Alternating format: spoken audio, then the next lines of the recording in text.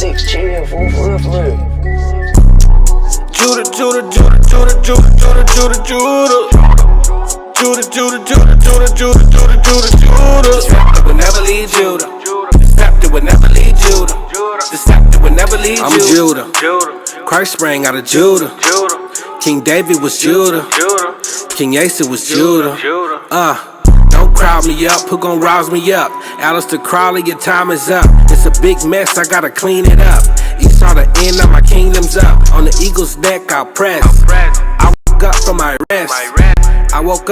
rest. Houston, Texas 77071. Our class times are Mondays and Wednesdays from 7 to 9 p.m. and on Fridays, which is not online, is from 6 to 8.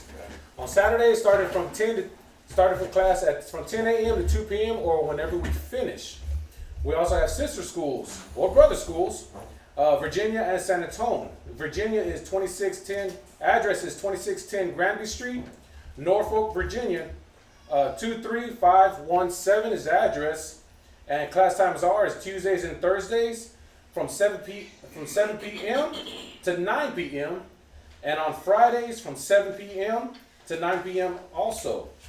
And they have also a class on Saturdays also, but it's not online. San Antonio is 444 Walsham Road, Site 201, San Antonio, Texas, 78218.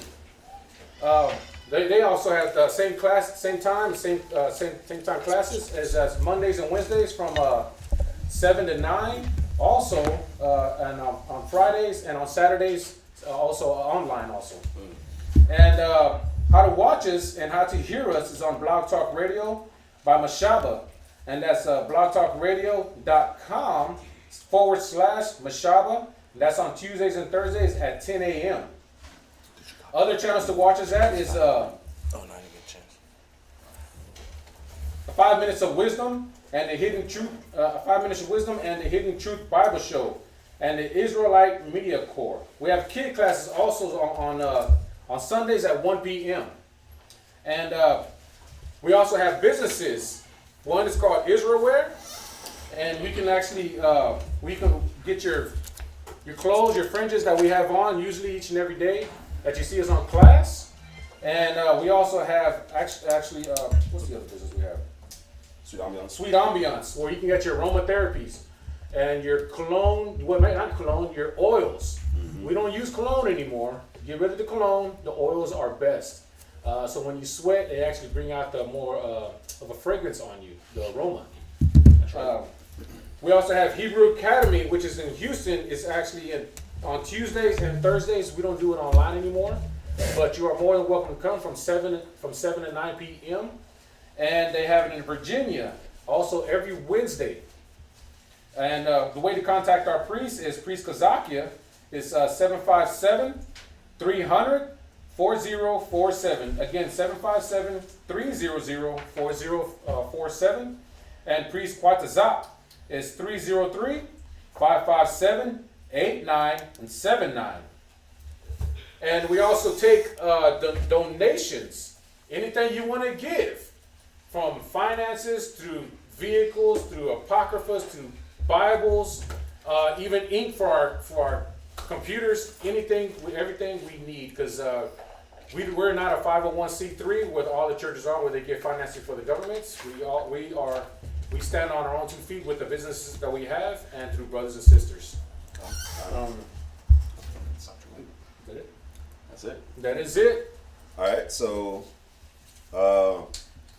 Imadium Wapanya Yerushalayim, let's rise and face Jerusalem. Let's rise and face Jerusalem.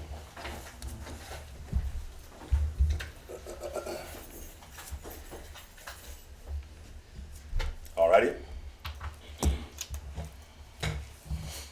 Barakatah Yahweh. Barakatah Yahweh. Hashem Yahushai. Hashem Yahushai. Hawa'ah. Telanawa. Award. Zayawam. Wada. Aman. That's bless you, Yahweh, in the name of Yahushai, that gives to us the light this day. Thanks so be it. The light represents wisdom, knowledge, and understanding we attain through the scriptures. Matthew chapter 5 verse 16 says, "Let your light so shine before men, that they may see your good works and glorify your Father which is in heaven."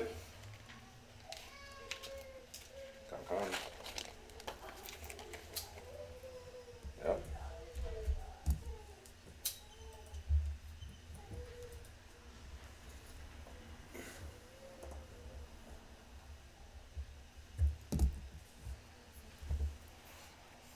All right, on to the next. Barakatah Yahweh. Barakatah Yahweh. Bahashem Yahushai. Bahashem Yahushai. Hawa'ah. Rayach. Nechacha. The water. Aman. Aman. Let's bless you, Yahweh, in the name Yahushai, that gives to us a sweet savor. Thanks so be it. The frankincense and myrrh represents our prayers going up to the Most High as a sweet savor. The scriptures say, "Let my prayer be set before thee as incense." All right.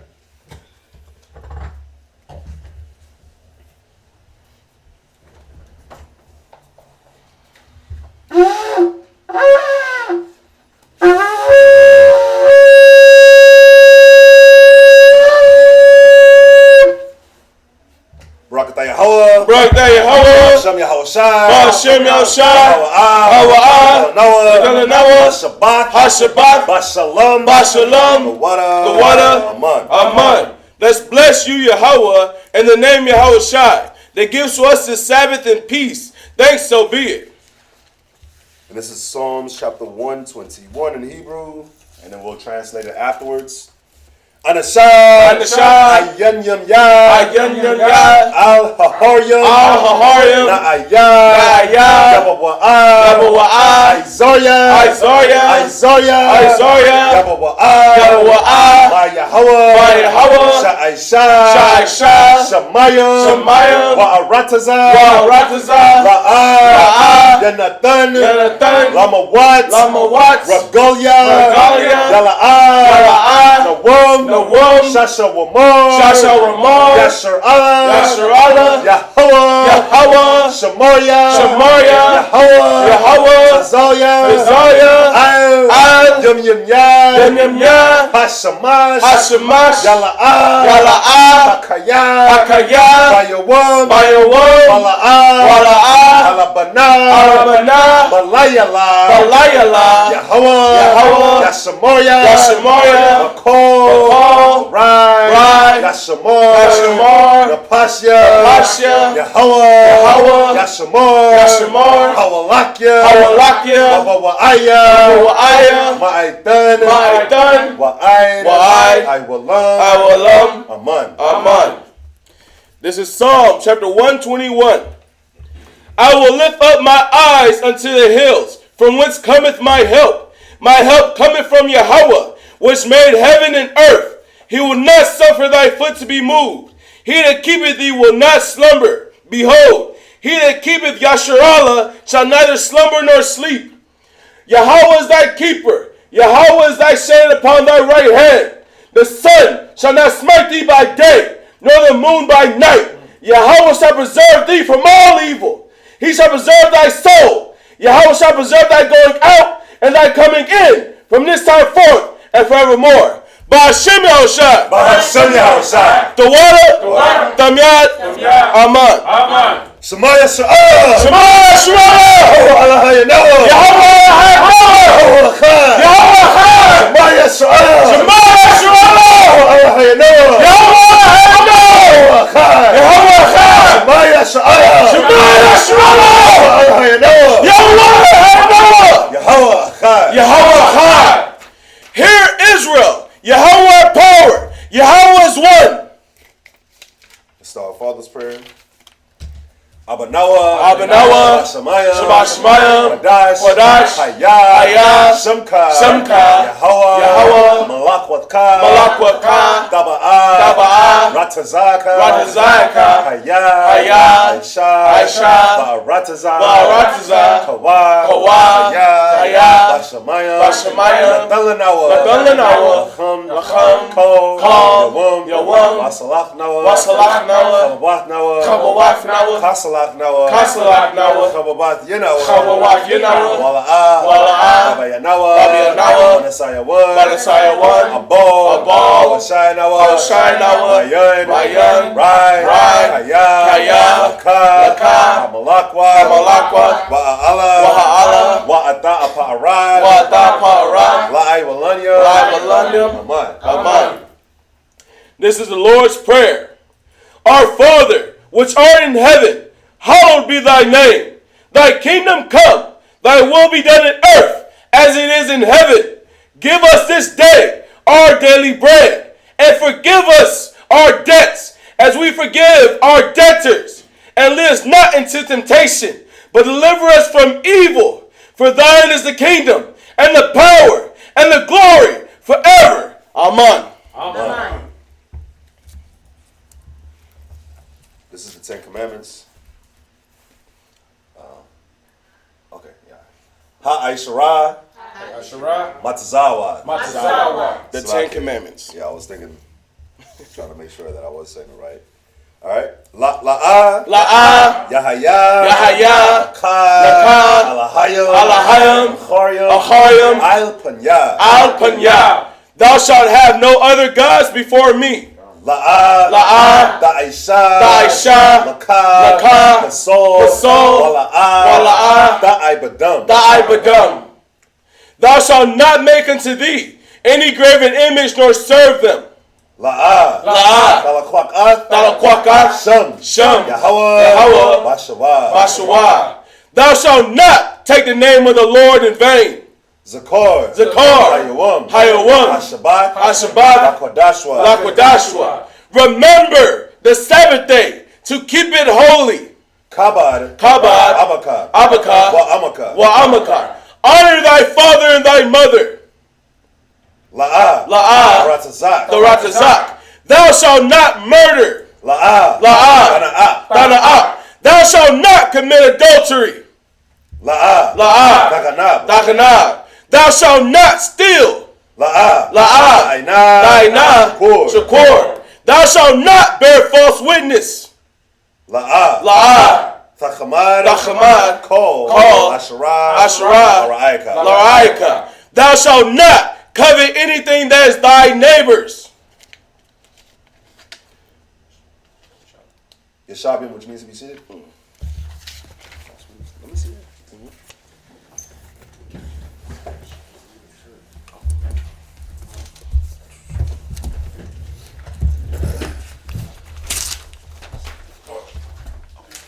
Shalom, y'all. Welcome to another Shabbat class here with ISBHUK. Welcome to another Shabbat class here with ISBHUK. We'll be reading over Leviticus chapter 12. Yeah, Leviticus chapter 12, verse 1. Yeah, we'll be starting at Leviticus chapter 12, verse 1 today. So it's going to be a great reading. Let us salute up the first brother. The water. So we'll be reading in Leviticus chapter 12, ending in chapter 15. Reading 1 Kings, reading Luke, reading Mark, and of course reading Tobit. Was this Tobit? That's Tobit. And 2 Kings. Okay, I thought we were already in Tobit. Tobit 6? No, we did Tobit 5. Oh, Tobit 6. Okay, alrighty. Yeah, so with that, let's salute the first brother. All right.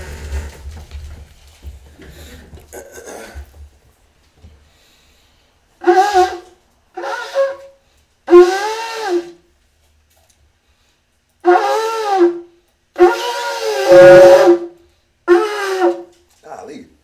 It's been like 2 weeks, y'all.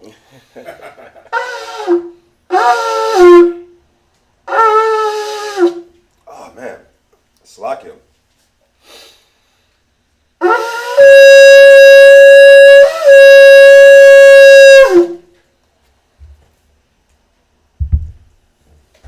Shama'ala, Shabbat Yahawada, Ban Yashawala.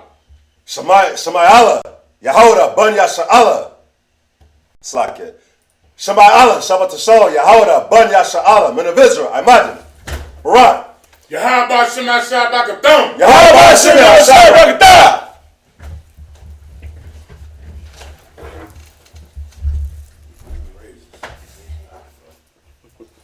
All right, so we'll be starting in Leviticus chapter 12 and verse 1.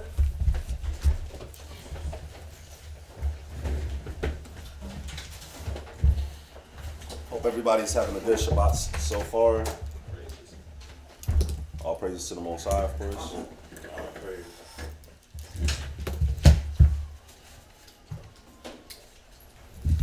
my eyes out.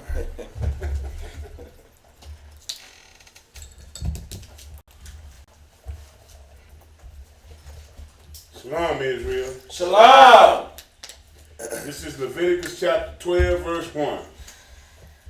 And the Lord spake unto Moses, saying, Speak unto the children of Israel, saying, If a woman have conceived seed, and born a man child, then she shall be unclean 7 days.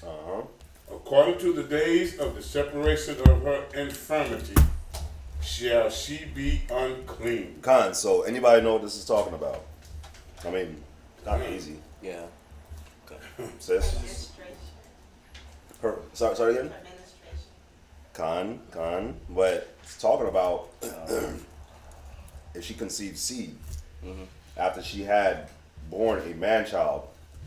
Verse 2 is talking about after she was born a man-child. Yeah, so like, say it again, the M word? The menstruation. Yeah, so the bleeding that she would have after conceiving the man-child, she's unclean. And of course, this is important because people in the world, they're not given the opportunity for the woman to heal. And how do I know this? Well, I actually had a brother in the mall. Of course, he doesn't work with us, but I actually had, Shatak can vouch for me on this, he was there. We had a brother that used to come to us in the mall in First Colony, right? And he had a baby girl.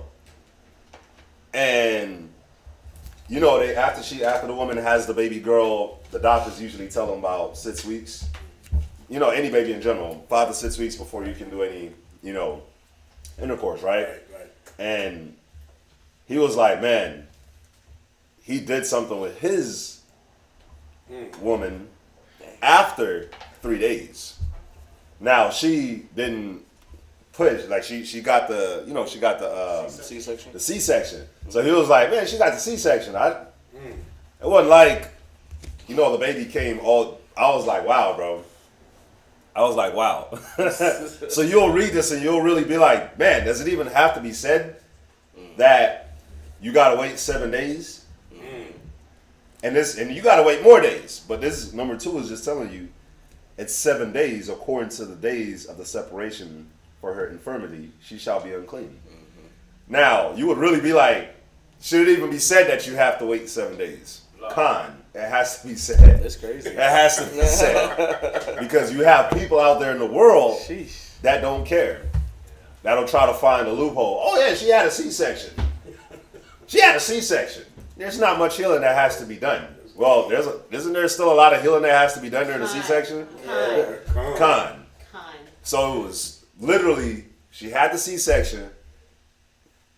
It was like literally the first night that she got home or something like that. Oh my God. But it shows the mentality of the people in the world. Now he was Jake, but she was actually like Moab or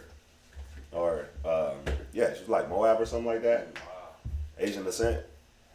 You still, if you have a C-section, you're still trying to heal on the first year of having the baby.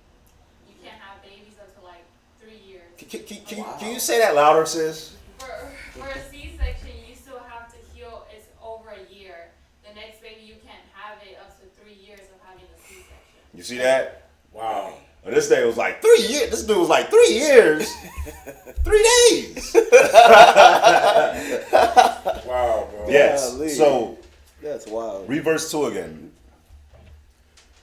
Leviticus chapter 12, verse 2. Uh-huh. Speak unto the children of Israel, saying, if a woman have conceived seed and born a man child, then she shall be unclean 7 days. So she's going to be unclean 7 days. Go ahead. According to the days of the separation for her infirmity shall she be unclean. Go on.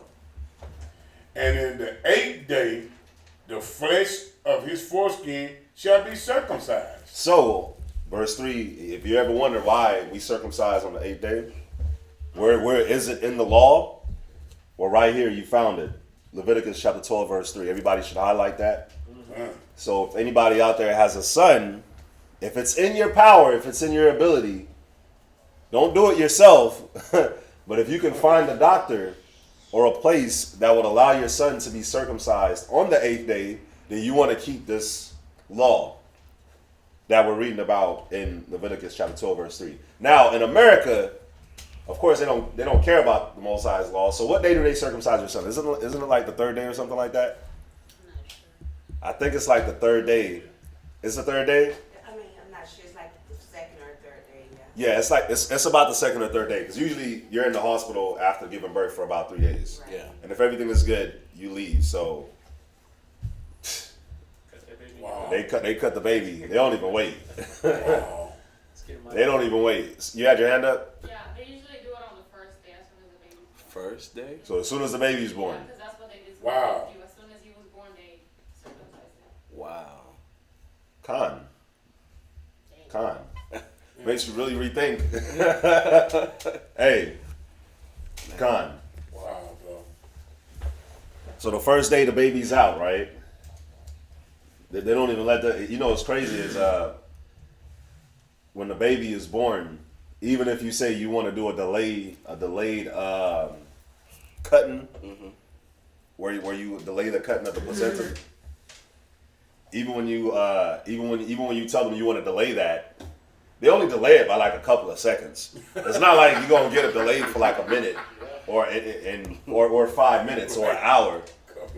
You let them know, yeah, I want to delay the cutting. I want it to beat into the baby. And then they're like, oh yeah, sure, we'll do it. And then baby comes out, and you know usually they cut it right then and there. Yeah. But then the baby comes out, they wait like a couple of seconds, and then they're like, yeah, go ahead and cut it. And as soon as you cut it, they lay the baby, they make the mom push again, and as soon as the mom pushes out the placenta, you see them there with the little cooler looking thing or the little bag looking thing. They push it, they put it in there, and then they're gone. Right. They're gone. Stem cells. And they take that sucker for stem cells. Wow, man. Right?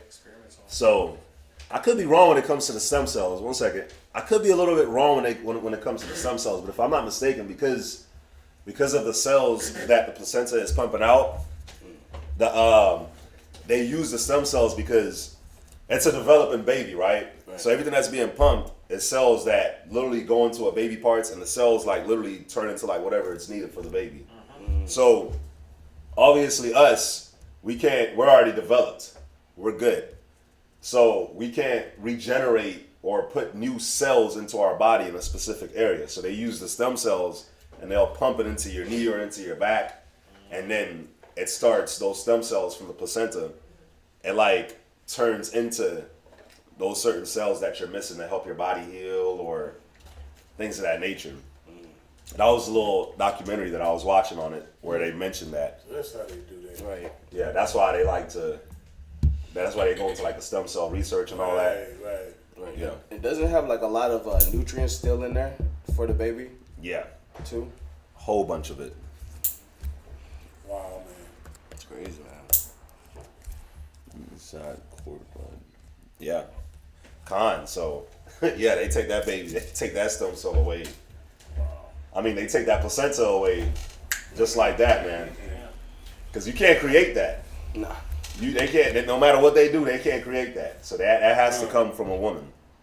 And you know they prefer the Israelite woman. So yeah. All right. What's up? So the umbilical cord should not be cut until after a little bit. Yeah, you're supposed to let it be Let out. it sit for a while. Let's clean them up and just let them sit for a while until everything is sucked up. Exactly. Wow, bro. Exactly. Esau, man. You know, it's so funny, man. Go to Proverbs real quick.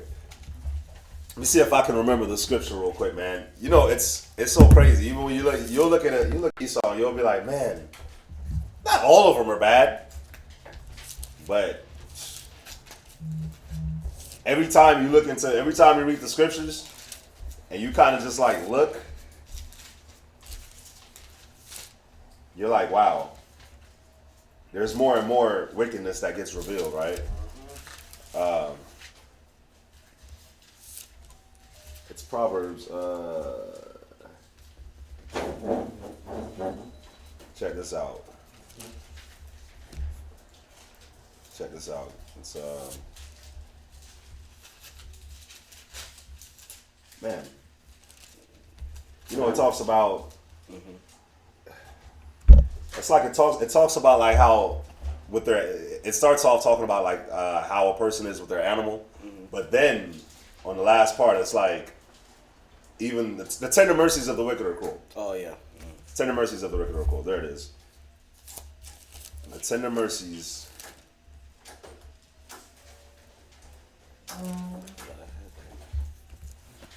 It's in Proverbs. Check this out. Go to Proverbs chapter 12, verse 10. Proverbs chapter 12 and verse 10. Go ahead. A righteous man regardeth the life of his beast. So, we want the second part. We want the second part of the scripture. Go ahead. But the tender mercies of the wicked are cruel. The tender mercies of the wicked are cruel, right? Why am I going here? Well, I'm going here because you would think, you know, you're getting your Medicaid, you don't have to pay for your childbirth, they're going to take care of you, all that, right? Wow. But even with all that, it's like, bruh, it's still cruel. You still going to circumcise my son on the first day. Why are you going to let him feel pain on the first day? You still not going to let the placenta be out all the way. You still going to let the woman lay on her back and not do it the natural way to deliver. Right? You still going to do all these things. So it's like, oh yeah, we still going to have mercy on you. We still going to deliver this child. But the way you deliver the child is still, it's still messed up. It's still messed up, man. So it's crazy, man. It's crazy when you look at Esau. It's another scripture I want to go to too. Check this out. Go to Isaiah chapter 26. You know what? Nah, let's not go there. Let's go back to the reading. We're going to take it off. Yeah. Leviticus chapter 12, verse 4. Uh-huh. And she shall then continue in the blood of her purifying 30 days. So after she has the baby, she's going to be unclean for 7 days, according to the days of the separation for her infirmity. She shall be unclean. So that's 7 days. Now, read verse 4 again. And she shall then continue in the blood of her purifying 30 days. So now she's going to continue, not start over, but she's going to continue in her separation for her purification for 30 days. So then you're going to add the 7 days that we read about in verse 2, and then you're going to add the 33 days that we read about in verse 4. You combine the 7, you add the 7 plus 33, that's how much? 40. That's 40. Wow. That's 40. So she's going to be unclean for 40 days. Read on. She shall touch no hallowed thing, nor come into the sanctuary until the days of her purifying be fulfilled. So that's 40 days. So for a man child, if you're born a son, you have 40 days where you're unclean, right? So that means no intercourse for 40 days after you're born a son. And if you want to take it a little bit longer, take it a little bit longer if you need to. But no intercourse for 40 days after you're born a son. So definitely highlight that. That's very important because that's something that affects brothers and sisters, obviously, to this day, still having kids, right? So let's read about the lady. Let's read about if you're born a female. Read verse 5. Verse 5. Uh-huh. But if she bear a maid child, Uh-huh. then she shall be unclean 2 weeks, as in her separation. So, if it was a boy back in verse 2, you will be unclean for 7 days, which is 1 week. But if you're born a female, a little girl, that's 2 weeks. That's 14 days. So for the boy it was 7 days plus 33. For the girl, 14 days. Go ahead. As in her separation. And she shall continue in the blood of her purifying 66 days. Verse 6. So she's going to continue for 66 days. How much is a score? A score? Score. How much is a score? How many? It says 3 score, but how much is 1 score? 1 score is 20. So if it's 3 score, that's how much? 60. 60. So it says 66 days. So that's 60 in 6 days. So you add 2 weeks, which is 14 days, to 66 days. 80. That's what? 80. So if you're born a little girl, that's 80 days. So a son is 40 days, a girl is 80 days. All right? Sorry? 2.5 months. 2.5 months. Wow. Go to verse 6. Leviticus chapter 12, verse 6. Uh-huh. And when the days of her purifying are fulfilled, Uh-huh. for a son or for a daughter, she shall bring a lamb of the first year for a burnt offering, and a young pigeon or a turtle dove for a sin offering unto the door of the tabernacle of the congregation unto the priests, who shall offer it before the Lord, and make an atonement for her, and she shall be cleansed from the issue of her blood. This is the law for her that had born a male or female. Uh-huh. Verse 8. And if she be not able to bring a lamb, then she shall bring 2 turtles or 2 young pigeons, the one for the burnt offering and the other for a sin offering. And the priest shall make an atonement for her, and she shall be clean. Con. All right? That's verse 12. That is verse 12. Yeah, wow, nice. What's up? I'm sorry. Yeah, that was chapter 12. Let's go to chapter 13. Any questions on number 12? Nah. La. All right, let's go to chapter 13. Leviticus chapter 13, verse 1. And the Lord spake unto Moses and Aaron, saying, Real quick. Bakar Gabar had said that's what probably kept Princess Philip alive. He looked like he should have been dead decades ago. You're absolutely right. You want to know something crazy? You know what's crazy, man? With that guy dying, you know, of course, the scripture says, "Rejoice not when your enemy falleth," right? Mm-hmm. But like nobody cared,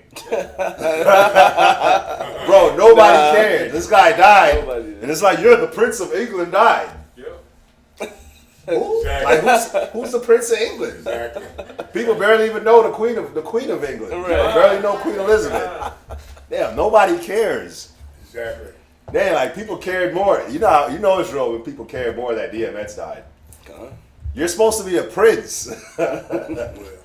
People cared more that DMX died. People cared more that who else died? What other celebrity died before DMX? People cared more that Pop Smoke died. Right. You know, God. Prince Philip, Princess Philip. Khan. Go to read verse 2. Leviticus chapter 13, verse 2. When a man shall have in the skin of his flesh a rising, a scab, a bright spot, and it be in the skin of his flesh like the plague of leprosy, then he shall be brought unto Aaron the priest, or unto one of his sons the priest. Con. You know how this is beautiful right here? This is so beautiful right here, right? Because this shows something else that we can't fathom. How many of us got pimples? How many of us got like a little bump? Got a little head bump? Yeah. See, back in the day, you get you a little pimple, little head bump. I've been wearing a little wave cap, so I'm saying that I can't wear this wave cap. It makes me break out. But you get you a little bump. You know, you moving and grooving through your land, Israel. Somebody's like, hey, bro, what's that? What's going on right here? Been doing something lately? Oh, what you mean? I don't know. What is that? Oh yeah, you got to go see the priest, bro. Yeah. You got to go see the priest. What you mean? I can just pop it. Oh boy. Sis? Whenever I'll get that, or whenever my husband will get that, we will tell each other, what kind of iniquity have you done? Yeah. What are you talking about? Like, have you done anything? Well, bruh, it's crazy. We can't even fathom that, man. Like, not having pimples. Not having a little, spot. That's how clean our diet was.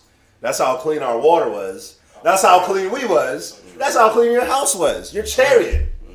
Everything was clean. Now, you had that little pimple. Yeah, bro. Go see the... Stay back. Yeah. 6 feet. 6 feet distance. Go see the priest. So, you'll go and you'll see the priest, right? Read verse 2 again. Leviticus chapter 13, verse 2. Go ahead. When a man shall have in the skin of his flesh a rising, a scab, or a bright spot, and it be in the skin of his flesh like the plague of leprosy, then he shall be brought unto Aaron the priest, or unto one of his sons the priest.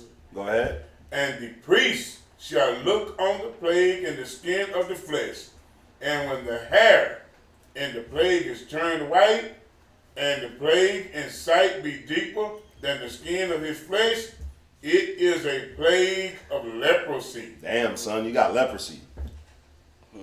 And the priest shall look on him and pronounce him unclean. You see that? Verse 4. So now you'll go to the priest. The priest will check you out, and if it's turning yellow, hold on. Does it say yellow? No, it says white, huh? Yeah, it says if it turns white, if it lost its pigmentation, yeah. Wow. You got you a curse. Wow. You got the curse of leprosy going on here. White in the skin of his flesh. And then the priest shall shut up a day, and behold, if the plague shall shut him up 7 days more. You know what? You gonna right? And in verse 5, let's not rush Just this. in case. We get pimples around here. So we gonna make sure you're good. And behold, if the plague 7 more days after that. 21 days. Yep. 3 weeks. right, That's what happens out here in Texas for real. Man, the priest, 21 weeks. 21 days, 3 weeks. Shut yourself up. Pray unto the Most High. And make sure that you're good. But the scripture says he's clean. It is but a scalp. Go ahead. and he shall wash his clothes and be clean. Yeah, he's still gonna wash your clothes and be clean. Read verse 7. But if the scab spread much abroad in the skin, after that he had been seen of the priest for his cleansing, he shall be seen of the priest again. And real quick, in verse 6, it said that even if he was clean, he was still supposed to do what? Wash his clothes. Done. Still gonna wash your clothes, bro. Go ahead, wash your clothes and be clean. Read verse 7 again.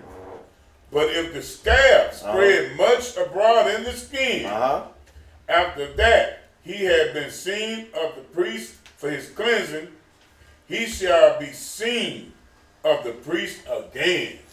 Go ahead. And if the priest see that, behold, the scab spread in the skin, then the priest shall pronounce him unclean. It is a leprosy. Wow. Verse 9. You see that? So if it's spreading, it's a leprosy. But see, the dope part is this, man. As soon as it starts, as soon as it breaks out, you would already go to the priest and check it out. So before it spreads and it starts contaminating stuff, and everything and everybody around you starts becoming unclean because they're coming into contact with you. Let's go ahead and separate you as soon as it's found out. Let's go ahead and separate you. 7 days, 7 days. That's why we were such a clean people, man. But what does Esau do? You know what? Go back home, come back in 7 days. We'll check you out. Go to work. You gotta go to work. You go to work. Go to work for a week. Come back. We'll check. You know they don't even do a week. Nah. They don't even do a week. Go for a month. We'll check on you in a month or two. Right. Absolutely. And then they'll be like, hey, make sure you have a support system around you. Yeah. they want people to get close to you and your uncleanness. Come on, bro. You know what's funny? You know what's funny about this whole pandemic or plandemic? That was a plan. You know what's funny about this whole plandemic is what you're reading right now. I know it's talking about leprosy, but you're seeing how if something really bad was to hit America, which hope something big does hit America. You're seeing that they're not prepared. Nah. You weren't even prepared for your plandemic. You already planned it out. You still wasn't prepared. Right. This sucker still spreads. Right? You still have people, essential workers, that you have to encounter, even though you're supposed to be quarantined. Like you're seeing it. This place, the way America is built, is you can't really avoid people like that. So you can't really be quarantined. They can't quarantine everybody in America. Because America can't shut down all of America can't really shut down for 2 to 3 days. If the whole 12 tribes, Kazaki used to always say it, if the whole 12 tribes will just unite and don't buy nothing for a whole day, this whole American economy will crash. If the whole 12 tribes united and said, we're not buying nothing or going to work, for 1 day, America would literally implode. Literally. Absolutely. Literally. So they can't stop everybody from working and just be like, listen, everybody go in your house for 7 days or whatever. You're seeing that they can't do that. They can't do that. Wow. So They wouldn't even prepare for just cold weather they can't do. Houston wasn't prepared for that. You're absolutely right. You're right. You know it's one of the dopest things? I'm going to show y'all how the Most High be working for us, man, and y'all don't even realize it. Our last stop yesterday was in his brother's house. Oh, yeah. He bought the house, and then the next day the winter storm hits. As soon as everything was finalized, the winter storm hits, his pipes busted in his house. Yeah. Oh, it's right. Because that's how you feel. Like, the whole process, you go through this whole process of buying the house. Wow. Everything gets finalized. You get the key. And as soon as you get the key, the winter storm hits in Texas. All your pipes bust. He literally moved into his house 2 days ago. Because of the pipes and the flooding and all that. All that was like what? The pipes busted like what, 2 or 3 months ago? February, sometime February 15, 16, 17 was the 2 months ago. He finally got to move in 2 months ago. Wow. 2 months later. Wow. But think about it, man. The Most High, the Most High has grace on you and you don't even realize it. That's true. He'll have mercy on you and you won't even realize it. Because that could have been any of us. Yeah. You see videos all the time, somebody buying a car, they peel out of the parking lot, yay, crash it. God, that could be any of y'all. You see what I'm saying? Absolutely. So, just wanted to point that out, man. But yeah, like we back to chapter 13. We see the way we dealt. We went ahead and quarantined. Quarantine ain't new. Quarantine is in the scriptures. It's what you were supposed to do. Right. You were already supposed to be washing your hands. Come on. You're supposed to wash your hands. Absolutely. Yeah, they got to tell Esau and these other nations don't wash their hands. You see what I'm saying? But we already washed our hands. We took showers. We took baths. I be watching these little cocoa melon for these little kids, and they'll be having these little nursery rhymes, and it's like, time to take a bath, time to take a bath, and the kid's like, I don't want to take a bath. I haven't met one Israelite child that doesn't like to take a bath, especially when they're young. They love playing in the water. But Esau, these nations try to put him in the tub, and he don't want no part of that. Like a cat. He don't want no part of that. Just like a cat. But see, we were a clean people, man, and we're coming back to that standard. Yeah, come on. Coming right back to that standard. Right. Listen, man, I hope y'all's house is clean. Delivering with this job in these trucks. Oh man. We've been in some houses, y'all. Yeah. I've been in a hoarder's house. I've been in a hoarder's house where everything is packed like this high, and it smells like crap. And the husband's actually there and everything, and the wife is there, and They don't care. bro, the house is just like crazy. Dishes everywhere, not just in the sink. Like, she was like, I don't throw away anything because she has said she doesn't throw away anything because Because she's nasty. can you say that again, sis? Because she's I'm nasty. gonna hit you with the Hulk Hogan. Because she's nasty. But no, this is her excuse. Because, see, to a non-Israelite, you would have been like, damn, that makes sense. But to an Israelite, she's what? Nasty. God. So her excuse was she comes from a family of 9, and she's the oldest. So she was like, I don't know if my Younger siblings. my younger siblings would ever need anything, so I just don't throw anything away. No, sir. No. Listen, nothing got thrown away in that house. Nothing. You saw empty wrappers, empty everything. But one dirty dishes, what's that got to do with when you don't throw away? Well, see, she had to move so much stuff just to get to her sink to wash the dishes. Oh my God. It was like all this stuff had to be moved. Dang. Yeah. Did you guys wear masks? Did you smell it? We did have a mask. Yeah, we did. Of course you smelled it. Definitely would. Come on, man. Mask. Son, that mask. Zion always says it. You can smell a fart through that mask. So yeah, man. Listen, we've been in these houses, but see, it's stuff like that where diseases and uncleanliness and all kinds of stuff just spreads. Yes. Why? Because you're in a house like that. Right. You see what I'm saying? So yeah, y'all.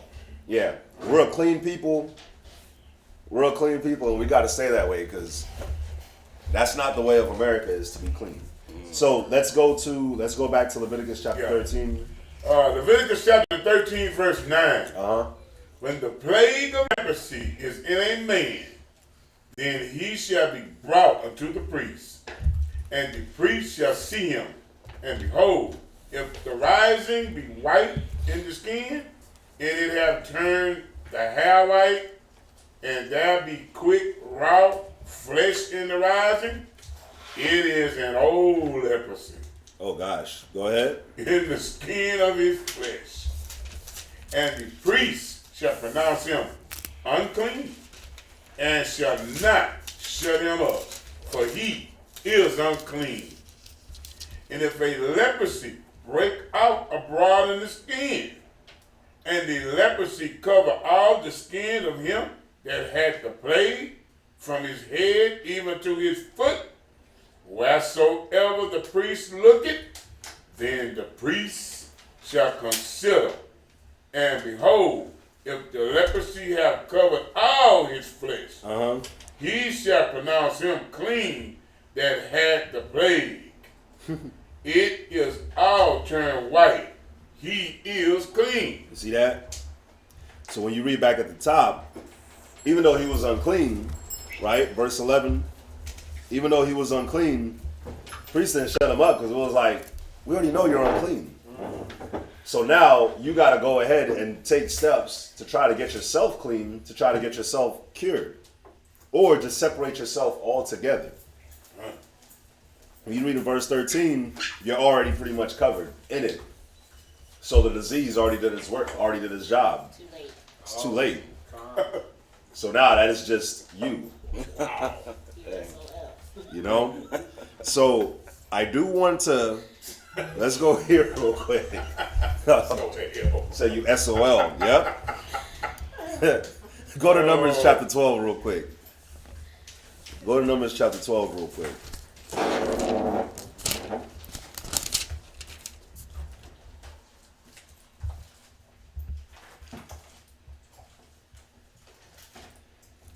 going to show y'all something. Start at verse 1 actually. Numbers chapter 12 and verse 1. Since we're reading about leprosy, right? Because right now, everybody in here is quite blessed, right? Everybody's quite blessed when it comes to the leprosy. Hopefully everybody online is, the Most High has that grace when it comes to that as well. Read verse 1. Numbers chapter 12 and verse 1. Uh-huh. And Miriam and Aaron You're going to read down. Go ahead. spake against Moses because of the Ethiopian woman whom he had married.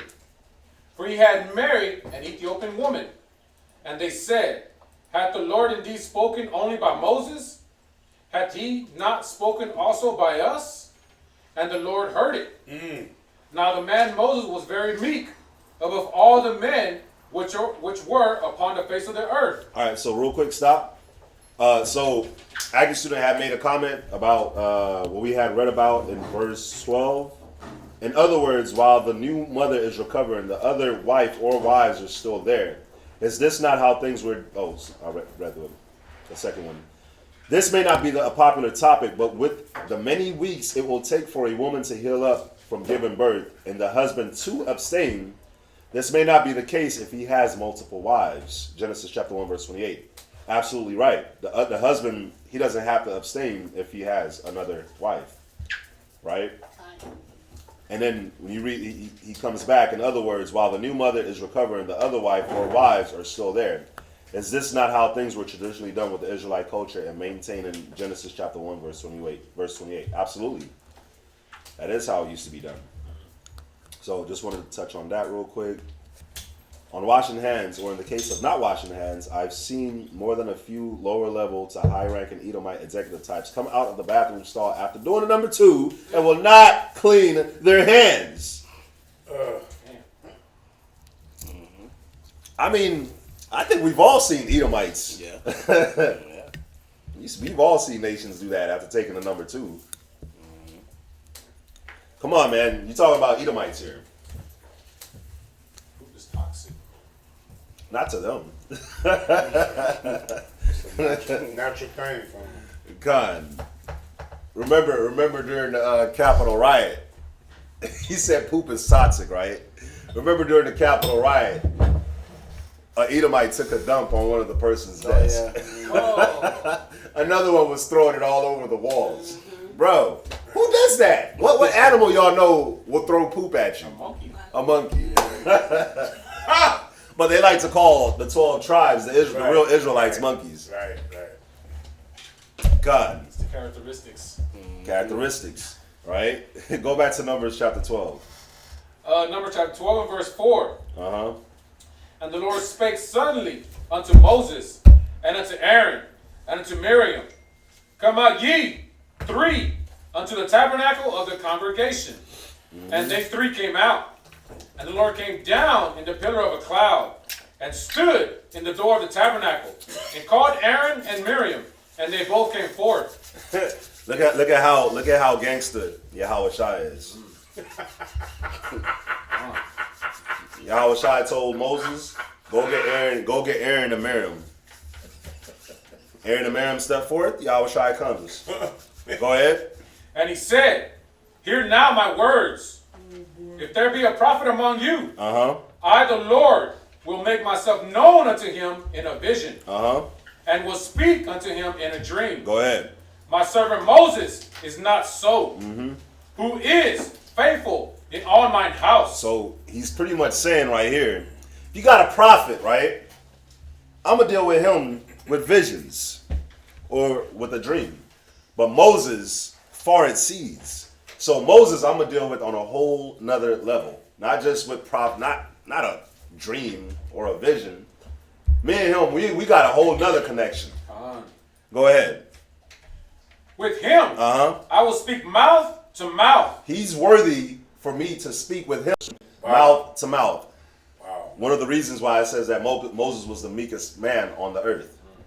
You want that connection with the Most High? You want to have that connection with Yahweh Shai? Well, Moses had a great connection with Yahweh Shai. And what did the scriptures say about Moses? He's the meekest man. He was the meekest man on the earth. So you want to strengthen your connection with Yahweh Shai and the Most High? What do you have to do?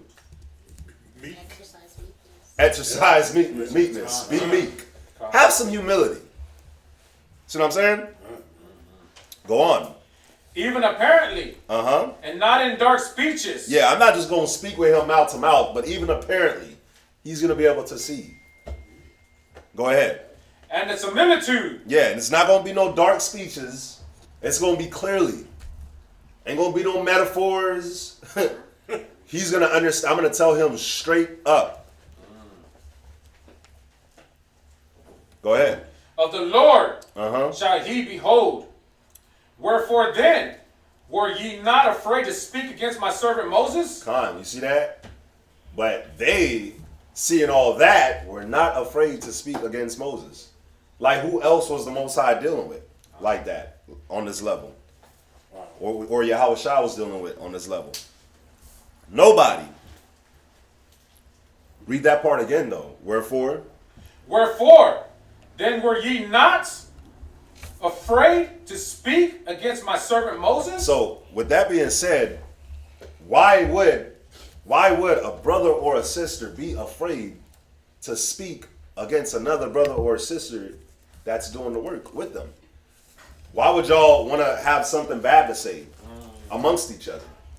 You're going to talk down on another brother or sister that's doing the same work that you're doing. Why? You're going to talk down on your elders, the brothers and sisters that you see that's studying to help you. Why?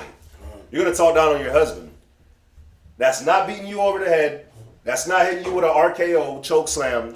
He's not doing any of that. What does he say? Get your Bible. Get your Bible.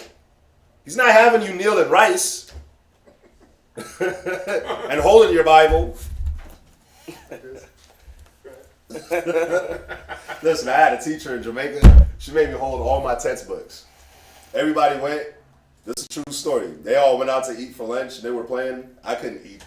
I had to stand there and eat and hold my textbooks because I wouldn't stop talking. So it was like, choose the belt. I could either whoop you or you could hold your textbooks. I was like, I'm holding the textbooks. Them arms got weak. But your husband is not making you do that. Your husband ain't making you hold the Bible and the Apocrypha and the Zondervan and the Torah Right. and the frankincense myrrh. Like, he's not letting you do this. He's like, get your Bible. Go to 1 Peter 3:1. No, don't go there. I'm just saying. Just in general. Go to these different scriptures. Go to Ecclesiasticus chapter 25. Go to Ecclesiasticus chapter 26. That's what your husband does. But you'll speak against your husband, right? Who is trying his best to be a man of the Lord. Trying his best to be a man of the Lord. Sacrificing, studying, going to class, using the Bible with you, using the Bible with his kids, calling for counsel. But you'll go against your husband. You read where it says, wherefore. Wherefore, then were ye not afraid to speak against my servant Moses? Why would you not be afraid to speak against the Most High servant? You see, sometimes, you know, we get in our feelings, we get into our emotions, and then we literally cast out, we forget that the Most High is always watching, and that the Most High is not unrighteous, right? And that the Most High sees what it is that we're doing, and we forget that the Most High is working with every brother and sister that's around you. He's working with your husband, he's working with you, he's working with your kids. So then, when you start speaking against somebody that the Most High is dealing with, and then bad things start happening to you, you wonder why. It don't got to be a plague of leprosy. The Most High still has a little bit of grace. I'm not going to say a little bit of grace. The Most High has a ton of grace, a ton of mercy. That's why when you read in Job, it tells you that our iniquity deserves much more than what we get. Absolutely. We get less than what we deserve. Because some of us deserve to have leprosy. But if it wasn't for the Most High's grace and mercy, we'll all be in here pale as hell right now. It's pale as hell, scabs everywhere. Well, this whole class would just be filled with everybody wearing masks. Not because it's COVID. We would just be wearing masks because we're unclean. All 6 feet away. Right? Go to, hold that and go to, what is it? Touch not my anointed. I have it linked in here. I don't want to go to touch not my anointed. I just have it linked. What scripture is the touch not my anointed?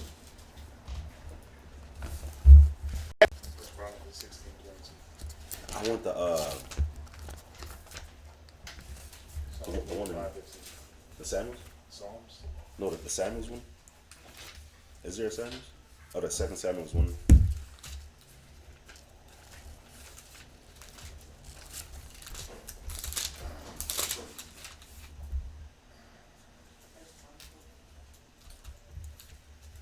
You said it was 1 Chronicles? 16:22. Let me see if that's where I have it linked at. It's this cold scripture, man, that I'm trying to go to. Forgive me, y'all. Dang, I don't have it linked. It's okay. Go back to that Numbers. 1 Samuel 24:6. Hold up. Before you go back, 1 Samuel 24:6. In a second.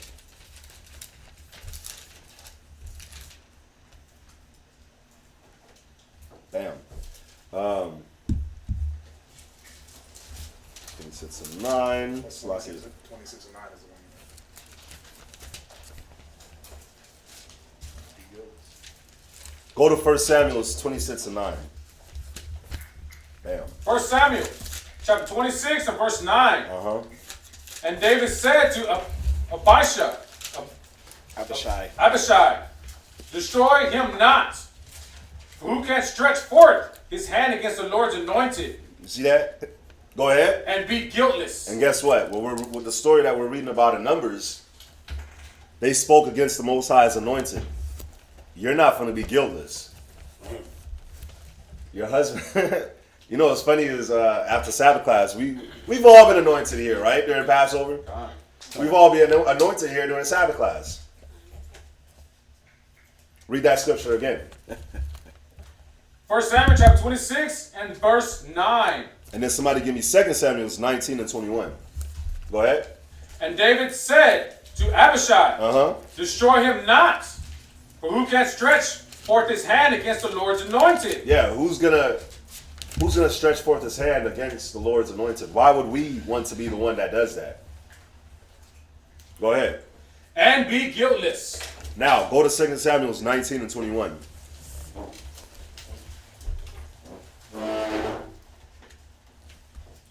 Samuel chapter 19 verse 21. Go ahead.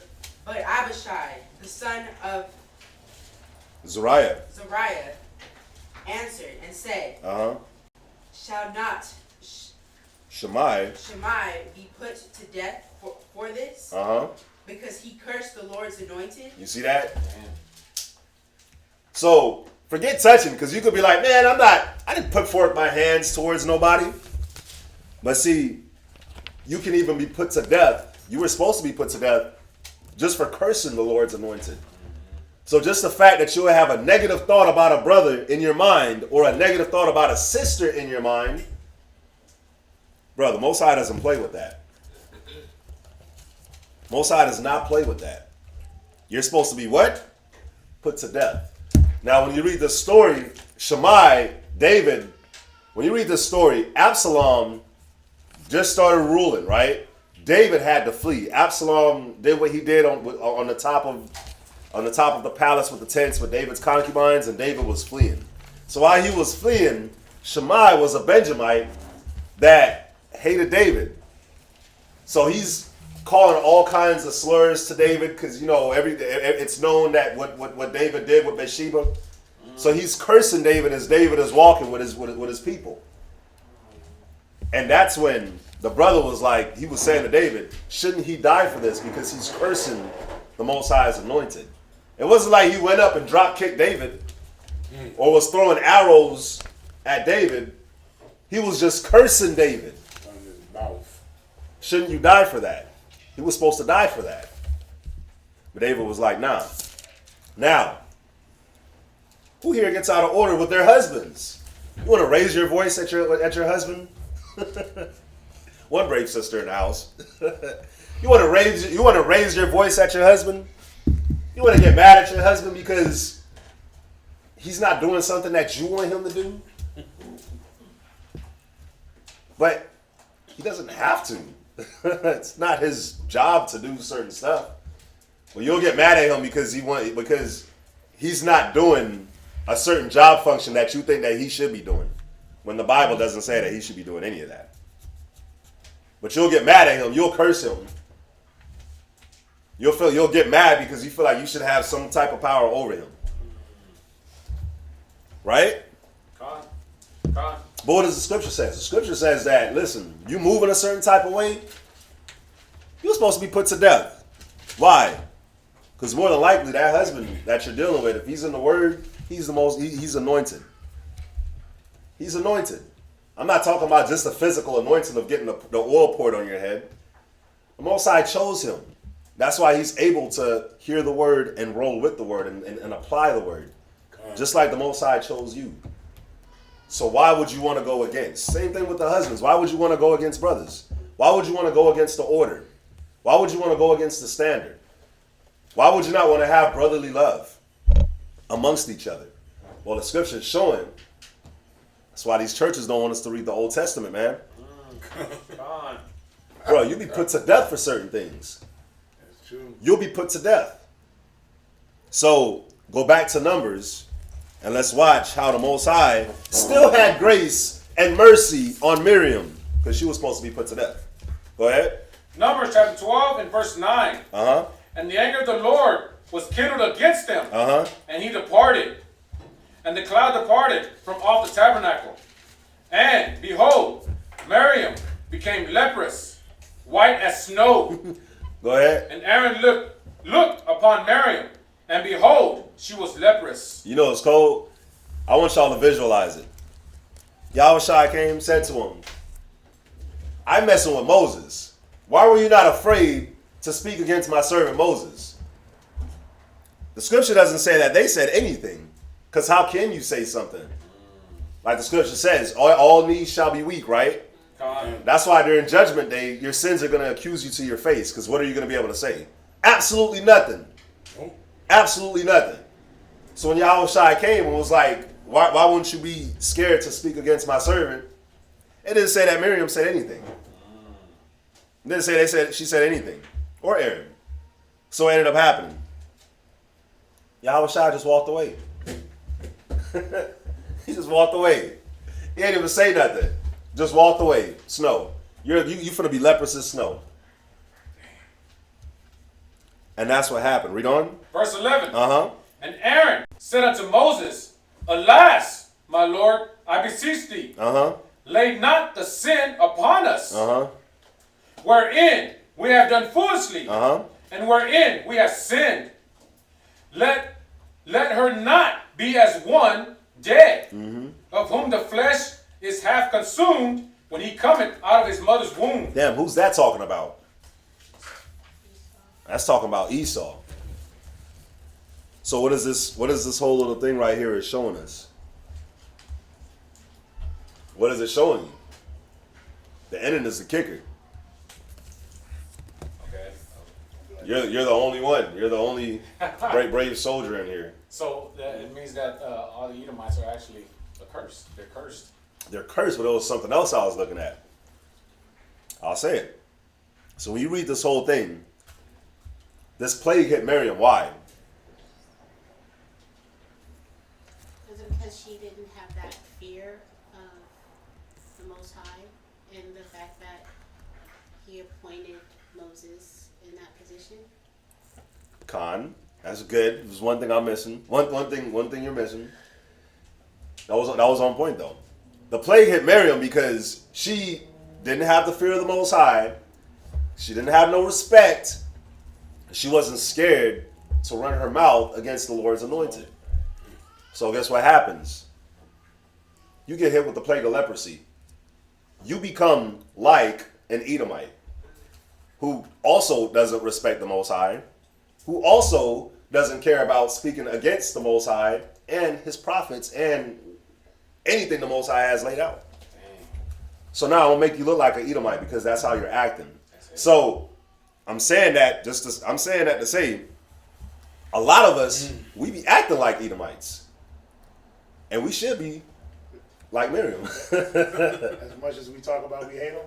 And that's what I was going to get at. As much as we talk about we hate them, filthy Edomites, man, throwing poop in the Capitol riots. Filthy Edomites hoarding the house. Like, the house don't even got a broom or a vacuum. Filthy house. Filthy Edomites, right? We like to do that, but what this is showing you is when we speak against our brothers and sisters, our fellow brothers and sisters, when we speak against the Lord's anointed, which we're all the Lord's anointed, and we have no respect unto the order that the Most High has laid down, whether that order is your husband, whether that leader, I should say, is your husband, whether it's your brothers, whoever it is, when you rebel, you're like an Edomite. You're like an Edomite. So, Wow. watch out for that, right? Let's go back to the reading. Leviticus chapter 13, verse 14. But when raw flesh appeared in him, he shall be unclean. And the priest shall see the raw flesh and pronounce him to be unclean. For the raw flesh is unclean. It is a leprosy. Or if the raw flesh turn again and be changed unto white, he shall come unto the priest. And the priest shall see him. And behold, if the plague be turned into white, then the priest shall pronounce him clean that had the plague. He is clean. The flesh also, in which even in the skin thereof was a ball, and is healed, and in the place of the ball there be a white rising, or a bright spot, white, and somewhat reddish, and it be showed to the priest, and if when the priest seeth it, behold, it be in sight, lower than the skin, and the hair thereof be turned white, the priest shall pronounce him unclean. It is a plague of leprosy broken out of the ball. But if the priest look on it, and behold, there be no white hairs therein, and if it be not lower than the skin, but be somewhat dark, then the priest shall shut him up 7 days. And if it spread much abroad in the skin, then the priest shall pronounce him unclean. It is a plague. But if the bright spot stayed in his place and spread not, it is a burning ball, and the priest shall pronounce him clean. Con. You know, one thing that Esau likes to say.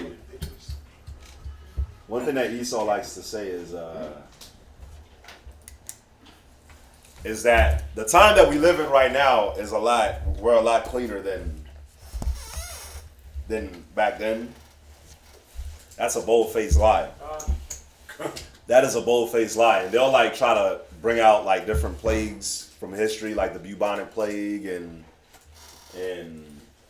the black plague, and that killed a lot of people. And they'll try to be like, yeah, none of that happens now because we're cleaner. We operate in a cleaner sense now than we did back then.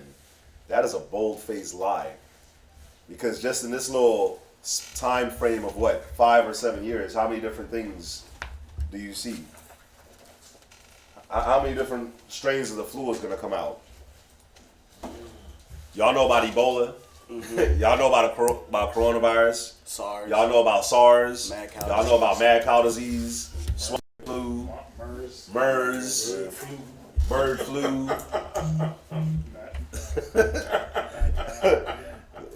Look how many we just rattled off. Just like that. E. coli. Like, I thought we were cleaner. You see? Yeah, man. It's because we are cleaner. That's the problem. You know what I mean by that? Nah. It's because we use so much antibacterials. Oh, it's like if you pump a person full of antibiotics and then they get sick, whatever disease is in them that's in them has already read their DNA, read their body, read the antibiotics in them, so it can beat it. Yeah. So now when you gotta come up with stronger antibiotics. Yeah. So now we gotta come up with stronger disinfectants. So it's like a never-ending cycle. Right. Yeah, like when you use a lot of hand sanitizer, Catch-22. you kill the good bacteria in your hands. It's like a baby. Like my son, I let him crawl around and he'll crawl on the floor with his hands. I watched him do it one day. He crawled on the floor the other day with his hand. Then he took that same hand and just wiped his face. Just wiped his feet, just licked his whole hand. And I was like, cool. Yeah. You know why? Because he's gonna build up all the microbiomes and antibodies to a lot more things. Right. And he won't get as sick. It's not about getting sick. As long as you get better, that's what people. That's the golden rule. There's nothing wrong with getting sick as long as you get better. Right. But the more you're exposed to, that's why children don't get as sick as adults, because we're so caught up in cleanliness. Right? Now, there's nothing wrong with being clean. I'm not saying go rub your hands on the floor and eat dirt and do all that, but we take it to such a level that we wonder why we can't heal quickly from certain things because we're so used to think about it, dial soap, that's an antibacterial. There's good and bad bacteria. Alcohol kills all bacteria, 99% out of your gut and wiping it out of your skin.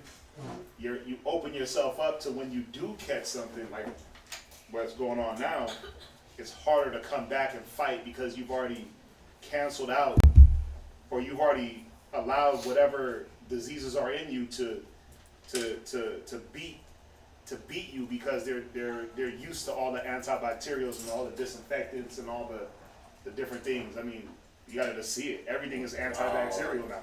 Right. Right? Now, I'm not saying we didn't use soap back in the days because we did. Right? The scriptures talk about though you wash me with nitrite and cleanse me. We use soap. Hyssop, that was a purger. Yeah. But we weren't just like immersing ourselves in antibacterials to the point that when we got sick, we couldn't. Because think about it, when you're reading this, these are like skin diseases, right? These are, remember, we're in the wilderness. So you had all different type of things that we would come into contact with. Poison ivy then was poison ivy now. Yeah. Right? And if it rubbed your skin, what did it do? It would rash you up, you would itch. But they weren't giving you a shot for poison ivy. Or they weren't giving you a shot or some cream. They just set you aside, right, in a room, make sure it didn't spread, on to the next guy. And whatever medications they had, natural medication, we took that. So, That's the point. Yeah, just like what you're saying, that whole that's why the quarantine that Esau did was so counterintuitive, because that whole separating 6 feet and staying at home and stuff like that, it didn't give you a chance to build up immunity, build up your immune system towards it. That's why they recommend that you be around people. Yes, be clean and stuff like that, but you be around people. That's what builds up that immunity. yeah, it's called herd immunity. They call it herd immunity, where where everybody that has whatever disease, they get together, they go around, and the notion is that we're going to build up this herd immunity through the community. That's why they got a herd spread, or they call it when it spreads from community to community. Angela, what's it called? When it goes from like communicable to be, no, it's something else. I know about that one. It's when I've never been to Africa, but I catch the African coronavirus. What do they call that? It's a passive immunity. No, that's not the word. I don't know. Yeah, they use it with this coronavirus because you got people that have never been to Africa, but they got the South African strain. It's like they call it something. No, not airborne. It's a word. It's like a medical word. Yeah, it's a specific word. Yeah, but the point is, we did quarantine. Because that's what we're reading. We quarantined, right, to make sure that things didn't spread, because that's how you stop the spread of anything, is to quarantine. Yeah. So they did get it right with the quarantine part, right? But with the masks and the social distancing, it's stupid. It's like we're gonna social distance in the airport 6 feet apart, but then we're gonna sit next to each other in a plane. Yeah. Does that make sense? Like we're gonna social distance all the way until we get into the airplane. Right. And that, you mean to tell me that even if you spread every other seat, you mean to tell me that's more than 6 feet apart? And that when I breathe, them germs, they just gonna go through the mask and spread? Right, stay in the air, stuff like that. Stay in the air. Come on, when a person sneezes, it goes 100 yards. One sneeze goes 100 yards in the air. A mask ain't doing it. Like the force of a sneeze, it blows right through a mask. You see that? So it is. Some of it is counterproductive, but that's why we got the wisdom to see what is it that we do. How do we gauge and treat? These are diseases. These are literal diseases that people caught. Leprosy was something that you can catch and that you can get rid of. Was leprosy contagious? Yeah. So that's why they quarantined. Because you had different forms of leprosy. That's why it talks about it. They call it a fretting leprosy or a spreading leprosy, because you had different diseases out in that wilderness that somebody could have got bit by something. Right? Right. That's why they go through and examine. Okay, was the patch lower than the skin? Did the hair turn white? Was there a raw, man, he just read about it, a raw flesh? Right. You have flesh-eating diseases. Those things spread depending on what it is. So if I'm rubbing against you, you rubbing against me. Yeah, so let's get him in a corner to make sure that if it's not spreading on his body, then it's not going to be a spreading disease. Makes sense. You see that? Yeah, so this is how we handle disease. Quarantine. Blood diseases. It's the same thing. Why do you think we separated? Come on, what do y'all think? Like when a woman was on her menstrual cycle, we didn't like them, so we put them in a separate house? No, it's because there was blood involved. Right. There was body fluid involved, so we got to separate that in case this woman has some disease or some issue in her blood. We're going to separate her from everyone else. No different than a man that it tells you if he had a running issue, right, in his flesh. He didn't just come into the congregation. If you had a shunt in your leg and you went to war and you got cut in the leg, and then they threw a shunt in your leg to drain fluid, You didn't just walk up in the temple just leaking, dripping damn pus and blood everywhere. Nah, go lay down. Go sit in the infirmary, because all it was an infirmary. Right.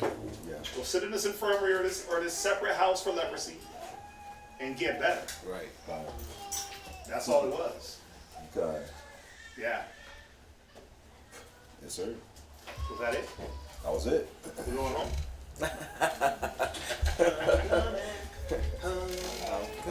Sweetheart.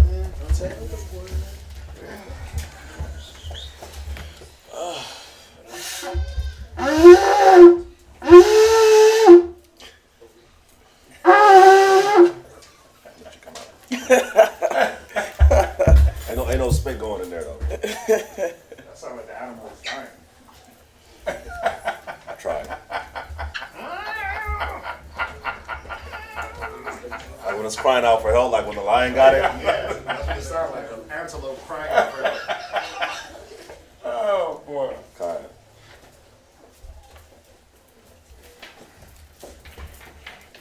I'm gonna whack too, because I got all this mustache.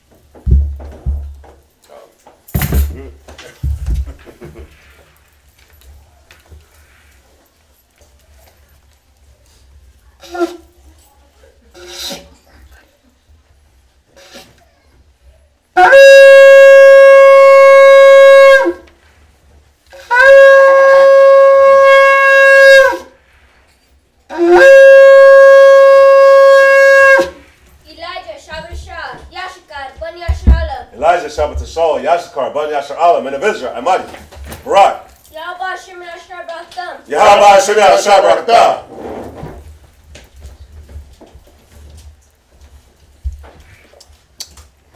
Hey, could you run this up to the microwave? Make it like a little hot. Do me a favor. Never mind. You can like put some more in there, fill it out. And y'all want water? Please. No. No. All right, so you'll be picking up at Leviticus chapter 13 and verse 24.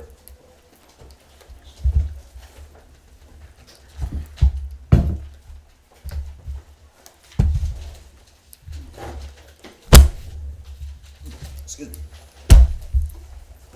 Leviticus chapter 13 and verse 24. Or if there be any flesh in the skin whereof there is a hot burning, and the quick flesh that burneth have a white bright spot, somewhat reddish or white, then the priest shall look upon it, and behold, if the hair in the bright spot be turned white, and it be in sight deeper than the skin, it is a leprosy broken out of the burning, whereof the priest shall pronounce him unclean. It is the plague of leprosy. But if the priest look on it, and behold, there be no white hair in the bright spot, and it be no lower than the other skin, but be somewhat dark, then the priest shall shut him up 7 days, and the priest shall look upon him the 7th day, and if it be spread much abroad in the skin, then the priest shall pronounce him unclean.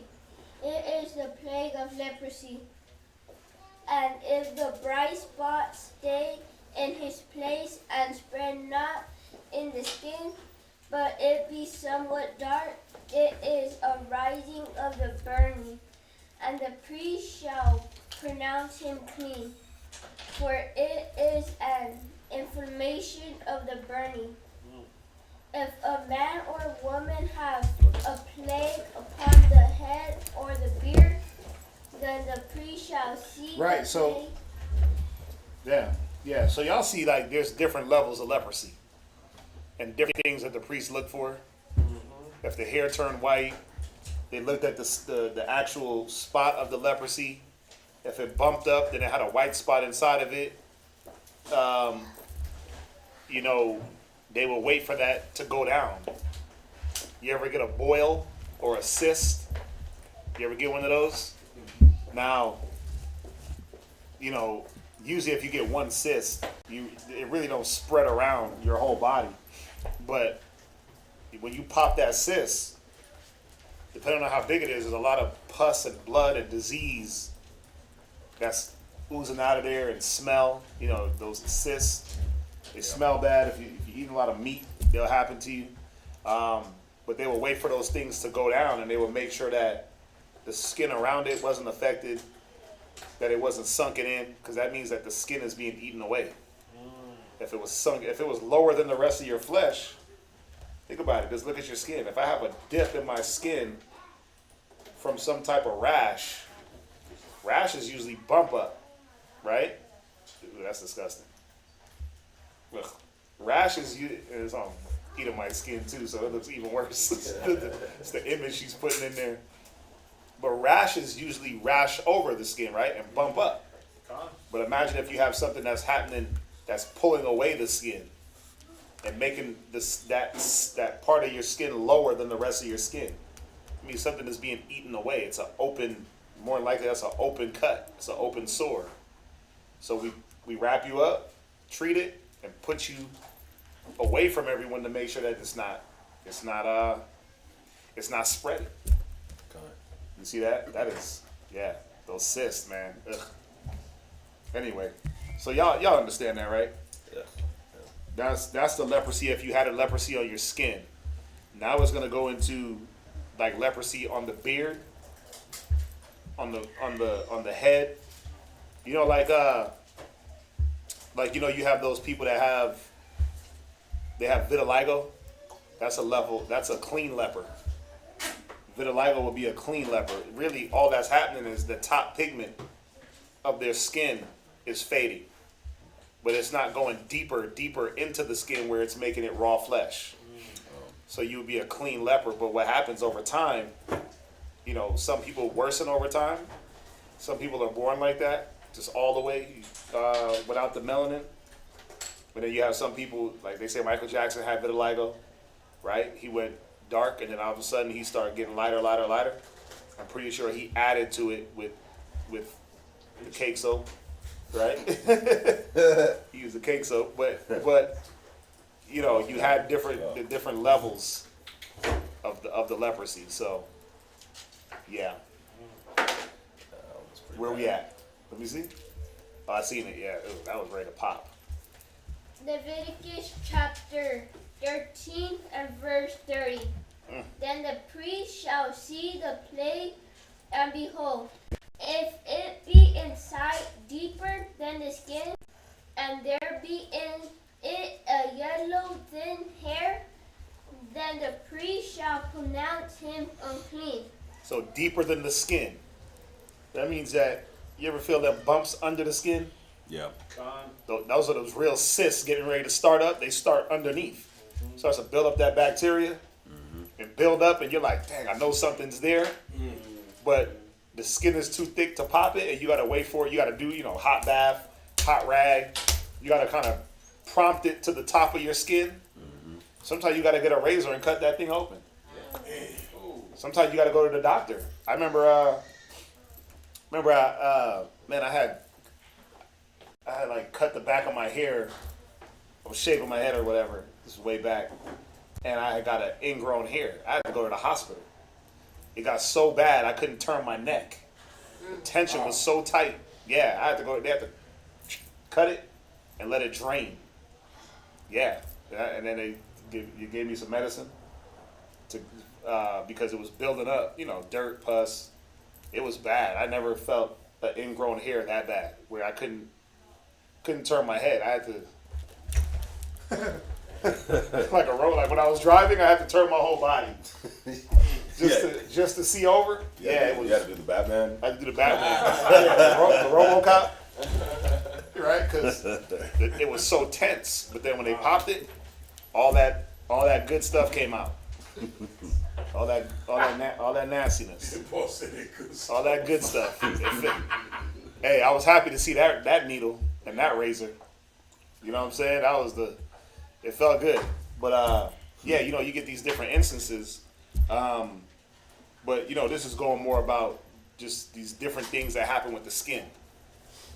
Y'all see that? You got things that'll start under the skin, and they're saying, you know, if the hair turned a different color, okay, we know what to deal with it. If it didn't turn a different color, we know what to do. If it started out as something raw, now it's brown, oh, that means it's healing. It's a scab. But if it's still raw, 7 days later, we got a problem, right? We got something that's going on. It could be internally or on top, so we got to figure it out. But we got to keep these people away. Go ahead. It is a dry scalp, even a leprosy upon the head or beard. And if the priest look on the plague of the scalp, and behold, it be not inside deeper than the skin, and that there is no black hair in it, then the priest shall shut up him that hath the plague of the scalp 7 days. And in the 7th day the priest shall look on the plague, and behold, if the scalp spread not, and there be in it no yellow hair, and the scalp be not inside deeper than the skin. What do they call it for babies? They call it something cap, cradle cap. Cradle cap. Yeah, babies will get it sometimes where they'll get that patchy, just blotches on their head. Sometimes it'll start out as a small spot, then it just starts to spread. That's what you're looking for. If something starts out small and then it starts to spread, that's what we look for. They called it a skull, but it wasn't cradle cap because grown men and women were getting it. Men were getting it in their beards. You see that? Yeah. So obviously it has something to do with your hygiene. That's one. But also it has something to do with your spirit. Remember when the priest separated you, they weren't just physically checking you out. They were spiritually assessing you. Yeah. Man, what you been eating? What you been thinking about? What you dealing with? You keeping the law? Yeah, what's going on? What's going on with you? Remember, a pimple indicated some type of uncleanness in us. A pimple. Yeah. You had a pimple, they were questioning you. Wait a minute, what's up with you? You got a blemish. So if you coming down with skin diseases all of a sudden, or mold on your body, because that's what it is, body mold. Yeah, they're gonna ask you, wait a minute, what's happening? They separated you to check you out physically to make sure you didn't spread, but also for you not to spread what was ever in your spirit. Right? Scripture says spirits jump like frogs. I see 3 unclean spirits. Just get something and knock it off the wall. Y'all scared? Come on, man. Yeah, I seen 3 unclean spirits leaping like frogs. So they separated you so that whatever was in your spirit and what was ever in your physical didn't spread to the congregation. You see that? So that's what that was about. I got one. Yeah, what you got? Somebody give me Proverbs chapter 26, verse 2. Proverbs chapter 26 and verse 2. Proverbs chapter 26 and verse 2. Go ahead. As the bird by wandering, as a swallow by flying, so the curse causeless shall not come. Yeah, man. So you're not just going to get a curse for no reason. So like he was saying, the priest will lock you up, check you out.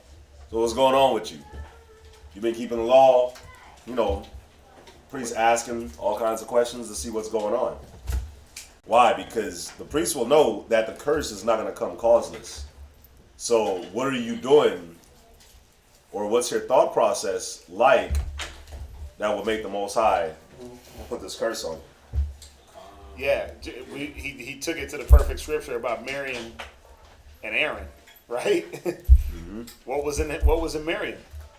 What was in Aaron? Right? Who was it? It was Miriam that got hit. Mm-hmm. What was in her thought process? And why did she get hit with that plague, with that curse? Because of what was in her mind towards Moses. You see that? It just manifested instantly. That's the thing. Back then, things would manifest instantly. Yeah. And the Most High didn't wait. There wasn't this long, gradual period of you eating bad food and living 50 years. Then in your 51st year, you drop dead. No. Things would hit instantly, and you knew instantly, I got to get right. You see that? So, very good scripture. Very good scripture. But yeah, the curses don't come just because. Or for no reason. I don't know why I'm going through this. I don't know why this is happening. You better find out why. Yeah, you gotta. No, go ahead. And then Angela. Yeah. So what was it that the Most High was trying to get out of Job? What was in Job? Well, there wasn't that anything was in Job. He was showing Satan that no matter what I put Job through, he wasn't going to lose his integrity. So there was still a cause. You see that? The cause was to prove Job's integrity, that he was going to hold fast to the man that he was, and that it wasn't about his kids, it wasn't about his money, it wasn't about his wife, it wasn't about his riches, it was about me, the Most High. I'm the reason that he has this mind state, not what I've given him, not that I've put a hedge around him. You see that? So even then, because well, I'm just suffering like Job. Huh? Well, what's the cause? Well, we're gonna test your integrity. We're gonna test your consistency. We're gonna test your diligence. Yeah. You see that? God. Yeah. Yeah. Yeah, I like how you said that, because even in the truth, you'll be like, we are suffering, right? But like you said, we want your integrity and all that is going to be tested. So you'll be able to tell if you're being tested like Job, or if you're actually messing up, just based off of how you move spiritually when you're going through what you're going through. Are you going to be holding your integrity? Are you going to be still doing things for the Most High? Or is your mindset still going to be pure and righteous towards the Most High? Or is it going to be negative? If it's negative, then obviously you're not holding on to your integrity and your standard. So then that is going to be a way where you could tell, oh, okay, yeah, you're not being tested like Job. It's not a Job thing. It's a you thing, you know? So The scriptures say, humble thyself before thou be sick. Yep. Right? And it also says, the heaviness of the heart causeth death. So,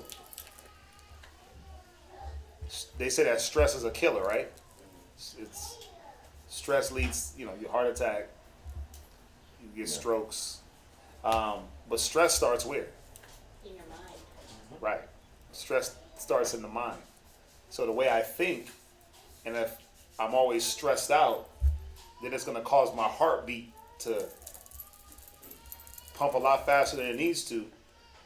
But if I'm already eating bad and I got thin artery walls, the heart is pumping overworking, trying to get blood to my frantic extremities. Because that's all the heart's trying to do, is get blood to the places that it needs, because your mind is going into fight or flight. And every instant shouldn't take you into fight or flight. Where, you know what I'm saying? Either you running or you about to fight somebody, and in every instance, that's not what you should be doing. But if you overwork your mind, it overworks the body, which in turns puts you in the grave. You see that? So these signs, these outward signs that would happen, they were like the beginning stages of, okay, let's make sure we keep an eye on this guy. Because if something's popping up on his skin, that means there's something trying to come out, right? Yeah. Through the flesh, but what's in him spiritually? Right. What's going on with him spiritually? Now, like, let's deal with, there's another king. There was King Uzziah. He ran into the temple, decided that he was going to run into the temple, burn some incense to the Most High, and he got hit with leprosy. Boom. Instantly. And he had to live his days alone for the rest of his life. Shut up. But what was in him? that the Most High said, okay, here's this plague of leprosy. Like, that's a huge plague. God, bro. And then, not even that you a clean leper, now you got to be the dirty leper. Nigga that got to be by himself, skin falling off. And you're a king. And you were the king? Come on, what was in him? That spirit of rebellion. Yeah. That spirit of rebellion was in him. That lack of obedience. He said obedience is better than sacrifice. Right? So that lack of obedience was in him even as a king. That's why he got hit so hard. But you wouldn't have really seen that until he did what he did, right? Because you don't really read about him doing too much as a king. But that's always stood out to me that, dang, he did, he was good up until a point. He was one of the youngest kings of Israel. He was good up until that point. Then that happened when he was 16. And from 16 all the way to the rest of his life, he just had to be plagued with leprosy. But what was in him as a young child, and then to have to take on this kingship, what was his mind like? Well, he might have not stuck to the ordinances. He might have been rebellious secretly. Yeah. He wasn't obedient, and it showed that the Most High hit him with what he showed the outward of him through the leprosy, what was inside of him, meaning he just flipped him inside out and showed his spirit on his skin. Think about that. Think about it. Y'all know that, right? Your spirit, your inwards are being shown on your outsides, man. The way you roll, the somber, sad, slothful, unmotivated look, or the always overly angry look, or whatever. It shows like your spirit is being, like they say, you wear your heart on your sleeve. Yeah, we wear our hearts on our sleeve. A lot of us don't have a good poker face. So even if you look one way and you're thinking another, it's hard for you to hide it. Yeah, but you're showing who you are outwardly. You just do it through the way you act, your emotions, but also the things that happen to us that come out of our bodies is showing what's going on with us here internally. So think about it. We don't have to read thoughts to really know that a person is catching hell or not. I can look at you. Damn, why is he limping? Damn, why is he, why is,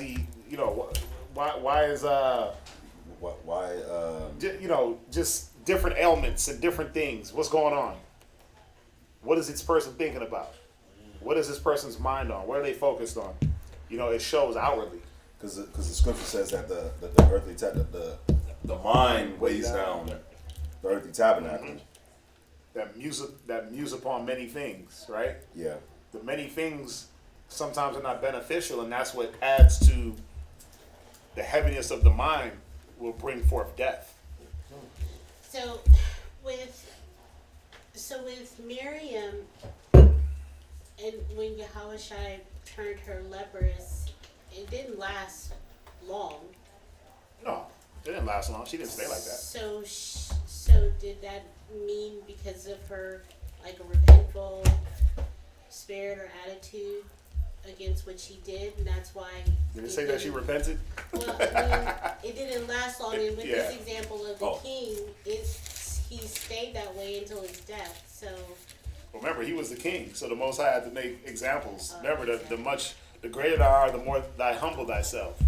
The much is given, the much is required. So, no, go ahead. I was going to say too, just off of this, when you read verse 13 in that Numbers, a lot of it had to do with Moses. So remember, the Most High dealt with Moses in a way that he didn't deal with other people, with nobody else. So in verse 13, right after it says, I'll read verse 12 and 13. It says, let her not be as one dead, of whom the flesh is half consumed when he cometh out of his mother's womb. Right? Verse 13, and Moses cried unto the Lord, saying, heal her now, O Yahweh, I beseech thee. And the Lord said unto Moses, if her father is going to go down, but spit in her face, should she not be ashamed 7 days? So it's Moses, the prayer of the the prayer of the prayer of the righteous availeth much.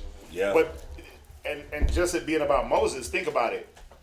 how many of us, and we kind of change the topics just a little bit, but how many of us, when somebody talks crap about you, you'll be ready right there to defend them right off the bat. Somebody done crapped on your name, and then in the next breath, you're ready to defend them? You didn't even defend yourself. Not many of us, right? Yeah, he didn't even defend himself. But that's why it said Moses was the meekest man, enduring injury without resentment. She tried to injure his reputation, and he didn't resent her for that. He came back and defended her, and his next words were, heal her. So it wasn't anything that she did. It was what Moses did. She could have stayed like that. And I'm pretty sure if it wasn't for Moses, she'd be leprous till this damn day. Yeah, she'd be white as snow till this day. Is that Miriam? Oh yeah, that's Miriam. That's Miriam's twin. Right? Yeah. So it wasn't anything that she did. It was Moses. So a very good point, a very good catch. Yeah. So what was in her? Cold, man.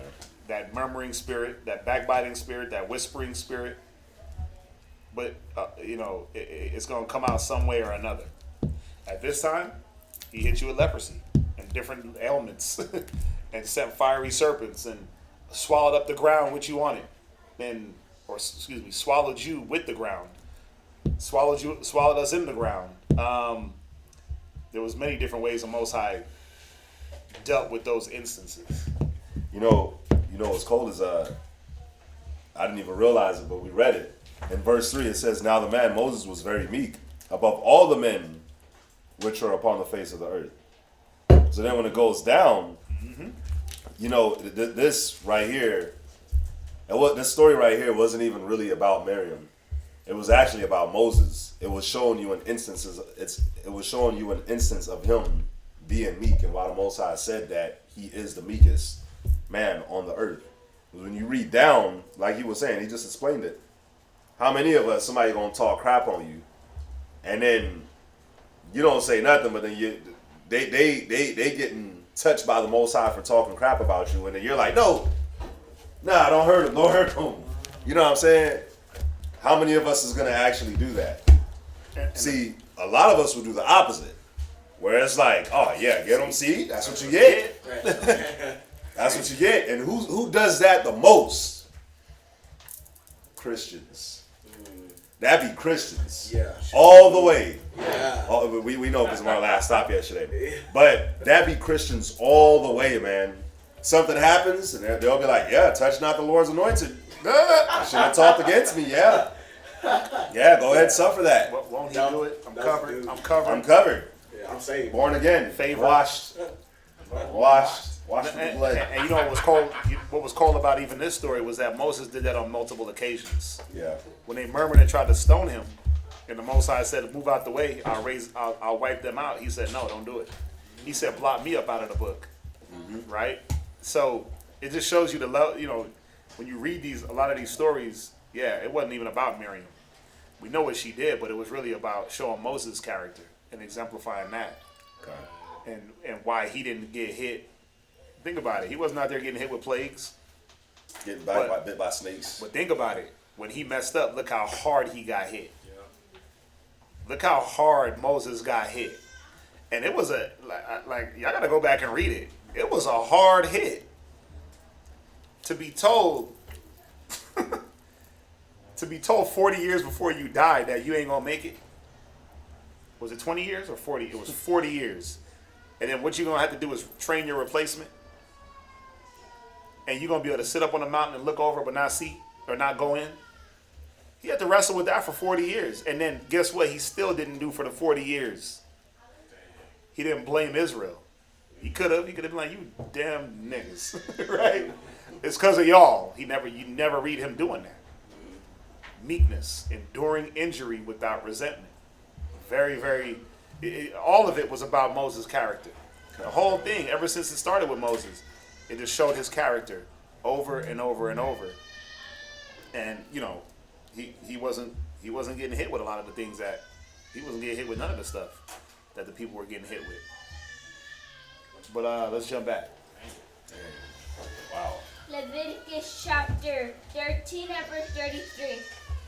He shall be shaven But the skull shall he not shave, and the priest shall shut up him that hath the skull 7 days more.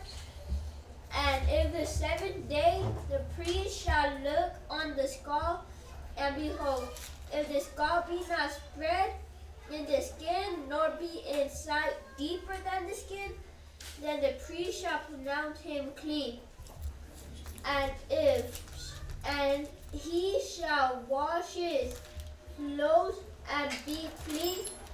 But if the skull spread much in the skin after his cleansing, then the priest shall look on him, and behold, if the skull be spread in the skin, the priest shall not seek for yellow hair, he is unclean. Right, that's why they shaved around it to see if the hairs were changing colors on the actual patch of skin that was affected. So they would shave around. So if I had a skull here, let's shave everything off, leave that patch. Let's see what happens. If it's changing colors, Houston, we have a problem. Right, we got to figure it out.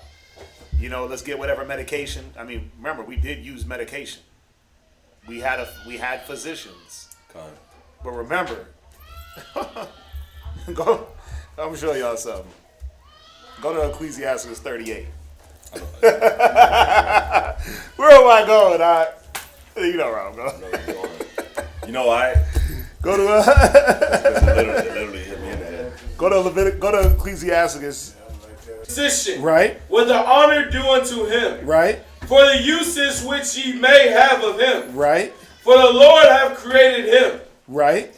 For of the Most High cometh healing. Right. And he shall receive honor of the king. Right. So basically, if you're sick, if you got to fall into the hands of the physician, give him that honor. God created him. Use him for what he's made for. But think about it. You got to think about this. Not everybody had to fall into the hands of the physician. When you read about Moses, you ever read about him getting sick? No. Like, oh, and then Moses, he climbed up Sinai that he had to go see the physician 5 times. You know, I got to go get a physical every other day, right? Not everybody had to deal with the physician. The physician was there because there was, again, something going on. Watch. Jump to verse 10. Verse 10. Uh-huh. Leave off from sin. Wait, he said do what? Leave off from sin. Go ahead. And order thine hands aright. Go ahead. And cleanse thy heart. Right. Get your mind right. And there won't be a need for the physician. Get your mind right. There won't be a need for a physician. Now, obviously, there's a lot of us that, even myself, I got ailments of the body that I don't have to go to a physician yet, right? Pray to the Most High I don't have to ever go to a physician. But I got knee problems. Everybody knows it. I got a bad knee. And I might have to at some point go to the physician and get that fixed. You see what I'm saying? Because it's just, what is it though? It's past residual. It's a residual problem from way back that maybe in my folly I was doing something wrong. And now I got to deal with it. You see what I'm saying? And a lot of us, that's what we're dealing with. We're dealing with old ailments from when we thought we were supermen back in our 20s. We didn't take care of our bodies. Like, one of my biggest regrets was when people would say, take care of yourself. Don't eat so much fast food. Don't do this, don't do that. And I'd be like, man, I ain't hearing that. It tastes good, right? I didn't know nothing about health. When I was young, health wasn't a question. Because as long as I could run up and down a basketball court, catch a football, catch a baseball, run down a track, and I felt good, I was good. I didn't realize the implications down the line. So now, you know what's wild? My body is so, if I sip a little alcohol, I start to instantly get tight and dry. I dry up. It doesn't, like, I could take a shot of alcohol and my body is like no water, depleted. So I wasn't used to, even as an athlete, I didn't drink a lot of water. I didn't stretch. I didn't drink water. I didn't lift weight. I didn't do anything. I just relied on natural talent, right? And sometimes if you don't do the things to keep that natural talent going, as you get older, you still think like, oh, I got natural talent. So when you get 40 and you try to run and you don't stretch, you bust your whole hamstring out. It was supposed to be listening to the good practices and following those things and keeping them throughout, right? But then what happens? We still think, it's pride. When you're young, you're prideful. You're a young bull. Nobody can tell you nothing. You're in tip-top shape. It's pride. And then what happens if you carry that pride into your latter days, you'll still try to move like you young. The body can't do what the mind wants it to do. You try to walk up some steps and end up on your face. You know how many times I'm running up my steps and my kids are like, Dad, you good? Because they hear, they'll tell you. And they come running out their room like, oh my God, he dies? Dead? Bro, because I'm walking up them steps. It's weird. Like every other day I'm falling up the steps. I'm like, dang, I'm like missing a whole step. Boom! And I'm like, oh, damn. So now I got to, because my mind is like, right? You know how you run up the steps and you skip 4? Yeah. Bro, I got to take it one at a time. 1 foot after the other now. I can't do every other step and just leap up the steps. I try to do that and you just hear, and they come running from all corners of the house. Is he okay? Yeah, sometimes I have water in my hand. I have my books. Oh, no. Water everywhere, books. I'm like, oh. So now I'm like, okay. The mind is trying to do what the body will not allow it to do. Right? But the pride is like, no, you can do it.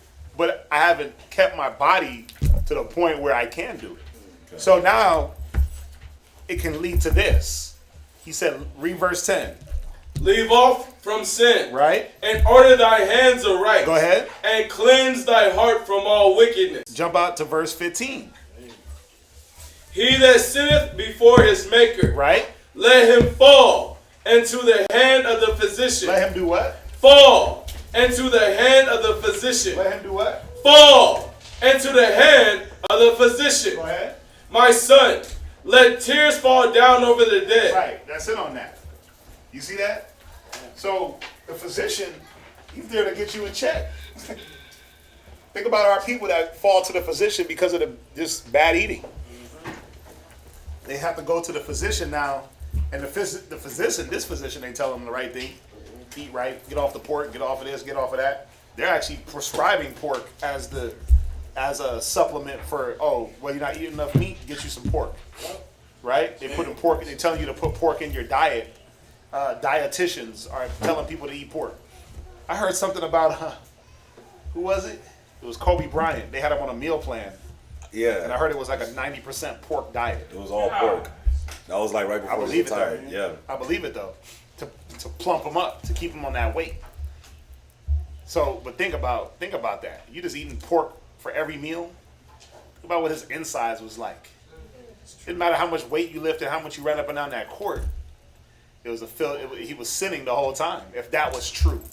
And I believe it because I've looked into some of the meal plans of these celebrities and like the sports, like a lot of the arenas, they start doing it. They'll have like a nutritionist. And if you just look at a nutritionist, pork is one of the staples. Bacon in the morning, ham sandwich during the day, pork chops at night. They keep you in sin.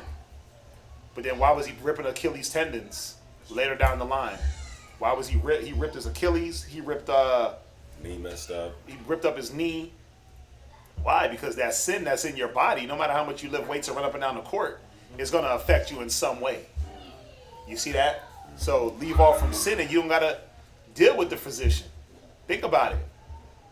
You won't have to. You won't have to if you... sometimes the sin is not what you're doing physically. Sometimes the sin is just the not wanting to hear that you're doing something wrong, or that you can do something different, or that you can push yourself, or that if you're able to do this, that means that you can do that. Sometimes that's all it is. Like I got a bad knee, right? So if I can get out on the court still with a bad knee, that means I can go street speed. If I can push myself and play ball and let big ass Yashikar foul me and beat me up, let this dude foul me, beat me up, let this dude foul me, they all weigh more than me, right? And they foul and they hit hard and they push my body and it weighs down the strength of my knee. If I can get in the gym and strengthen my knee and go to the gym and push myself, that means I can get out there and stand and walk around and do what I got to do for the Most High. So I can't allow myself to do one thing and then say, well, because I got a bad knee, I can't do the other. That's true. You see what I'm saying? And I have to put that in my own head because we'll tell ourselves, well, yeah, I got a bad knee, so you know I can't be out, I can't be on that podium too long, can't stand up too long.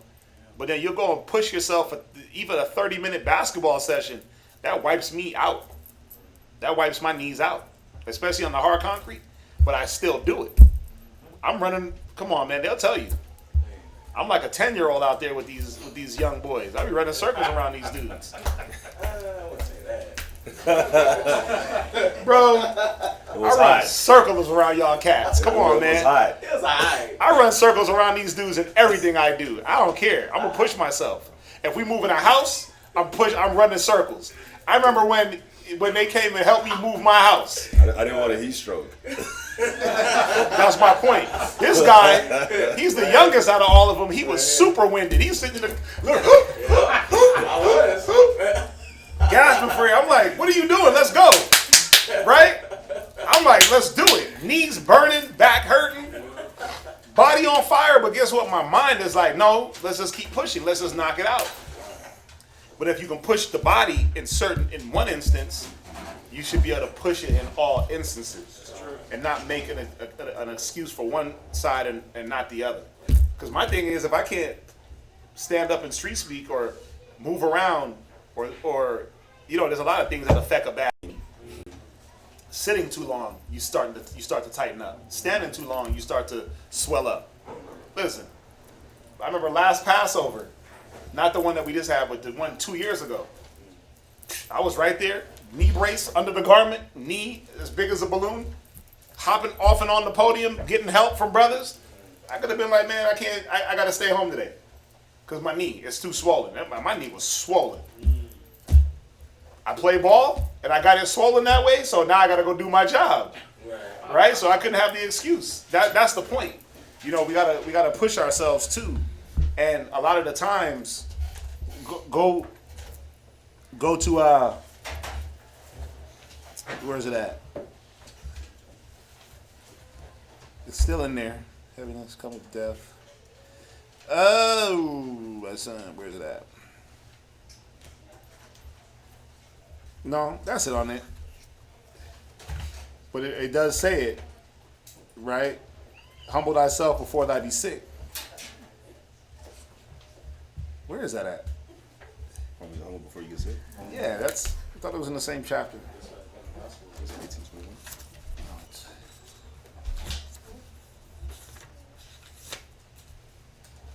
1821. Ecclesiasticus 1821. Oh, 1821, right. Yeah, read that one real quick. Ecclesiasticus chapter 18 verse 21. Humble thyself before thou be sick. Right. And in the time of sins, right, show repentance. Why does it put those two things in the same verse? Because sin has something to do with sickness. And repentance is when you go to James, is any amongst you sick? Yeah. Let him call for the elders. Right. Is any of you afflicted? Let him pray. Right? Because then it confess your faults one to another so that you may be healed. The fervent and effectual prayer of the righteous man availeth much. Right? A lot of our sicknesses come from our pride. Let's be honest. Yes, they come from the pride of life. They come from the pride of youth. They come from the pride of, well, I've been dealing with this, and y'all don't know what I'm dealing with. So I'm going to handle it in my way. A lot of it is I don't want to hear that I can do or push myself. Me, I refuse. Listen, I'm not that old, but I'm getting old. Right? Where's Shadak at? How are we gonna be? Where's my age? Where's my age guy? We about to be 40, right? But and it's funny because me and Kazaki talk about this all the time. Kazaki is 44.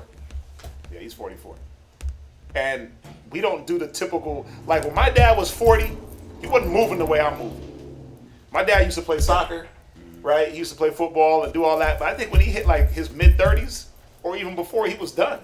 His body was all dried up, all the drinking, all the bad food. He was done. My pops is about to be 70, but he looks like he's 90.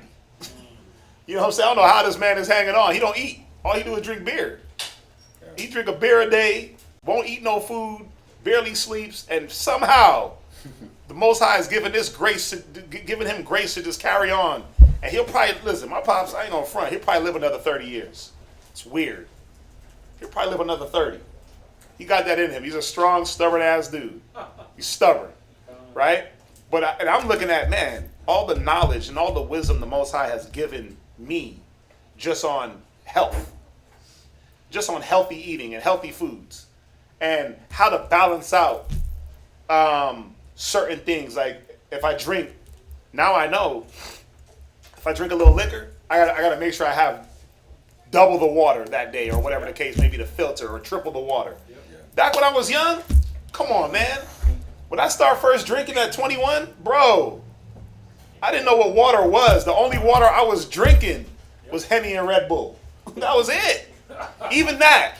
Even just the knowledge of drinking Hennessy and Red Bull together. Now I know you don't mix those two things. You don't mix an upper and a downer. Right. That should have killed you. But when you're young, you like, oh, Henny and Red Bull, that's the trend. And then you wonder why you have these catastrophic uppers, and in the next moment, you just crash. Boom. Or even drinking Red Bull. Or even drinking, dessert, like energy drinks.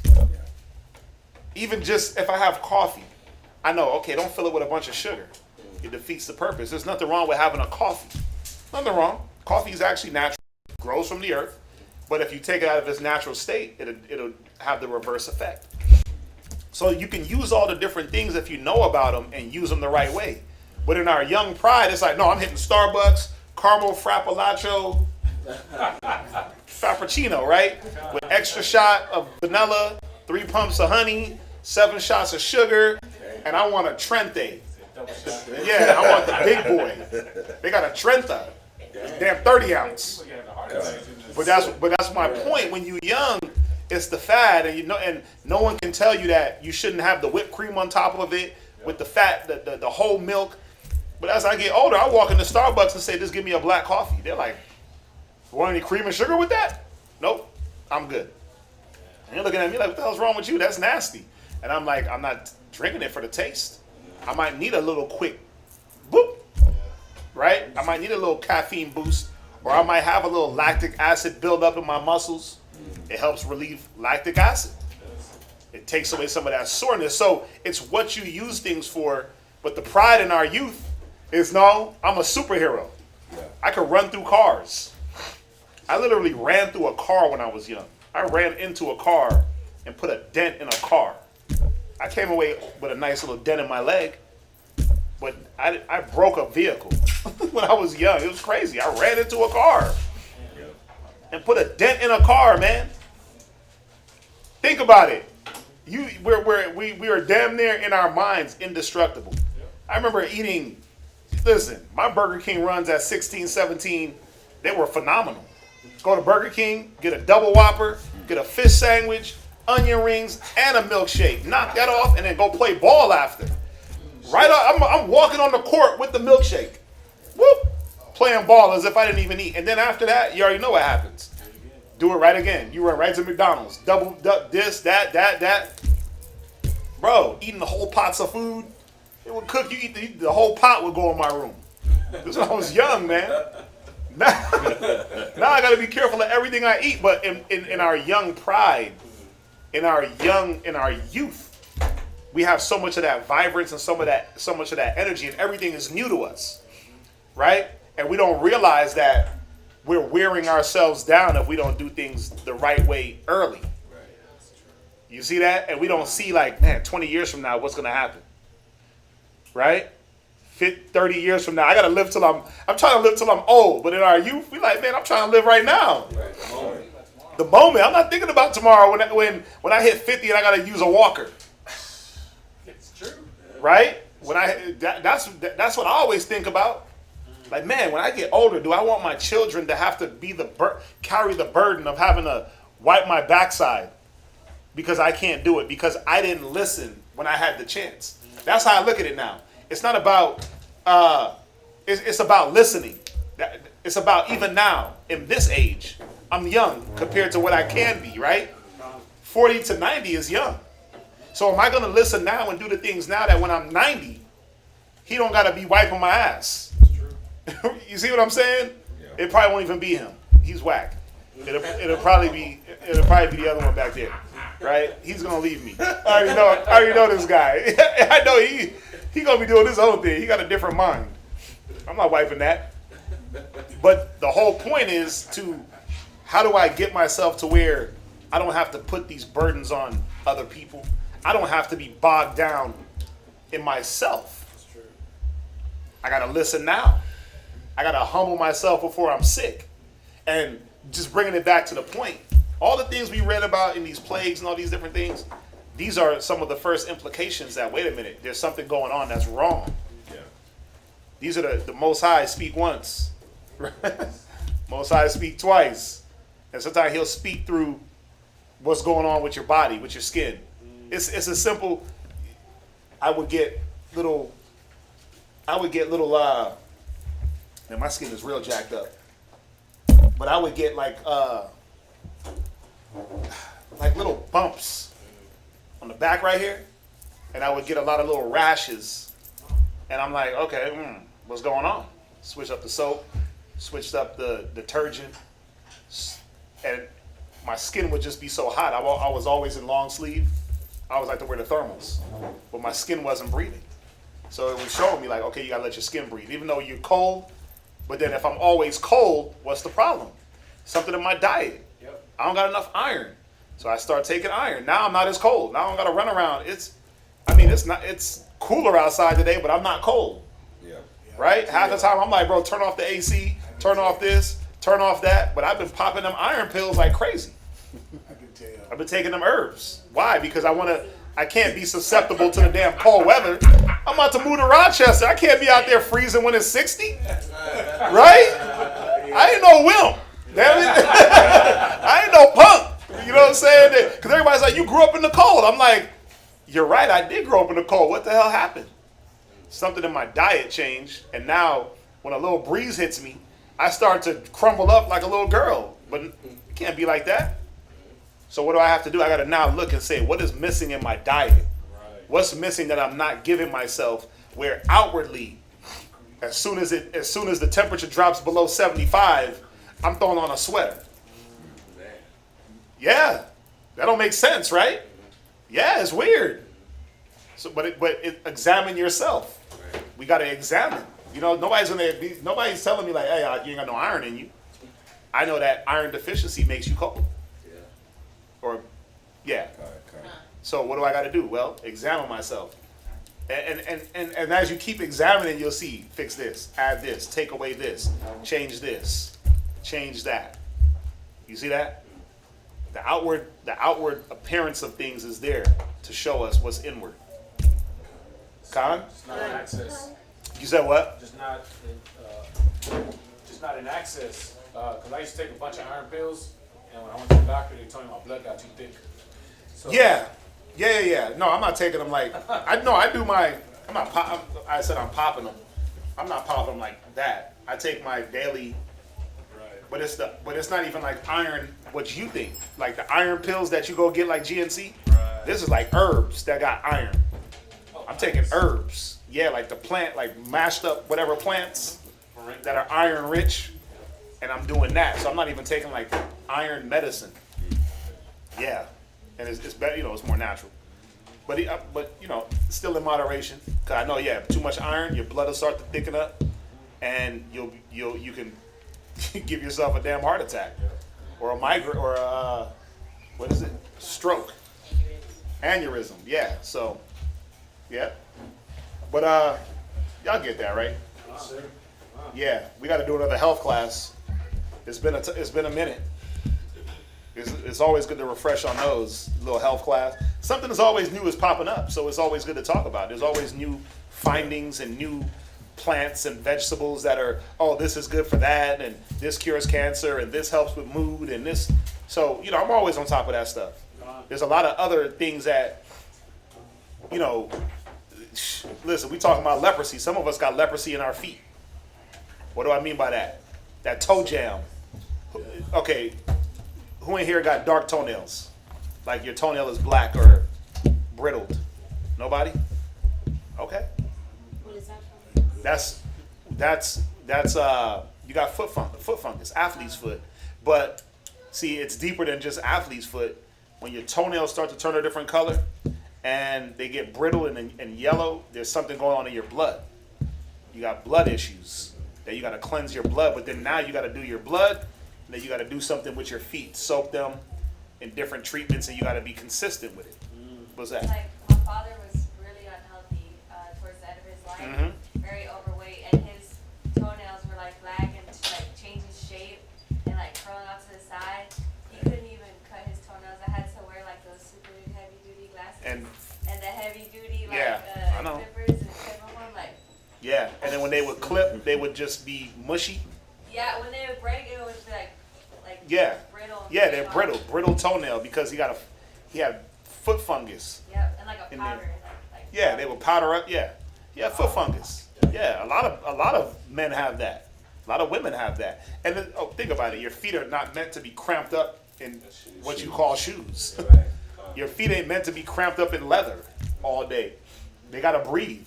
It's just like anything else. You gotta breathe. Some men have jock itch. Jock itch is just, especially when you come to these hot climates and you get the chafing in your what is this called? Your groin area. Yeah, it's why, because you got all that fabric bunched up right there. That's why we wore linen. But what do they give you? Fruit of the Looms is damn wool and cotton. So they gotta breathe down there. Same thing for a woman, right? Yeah, my dad had. I seen that when she told me. My dad had the Wolverine claws, man.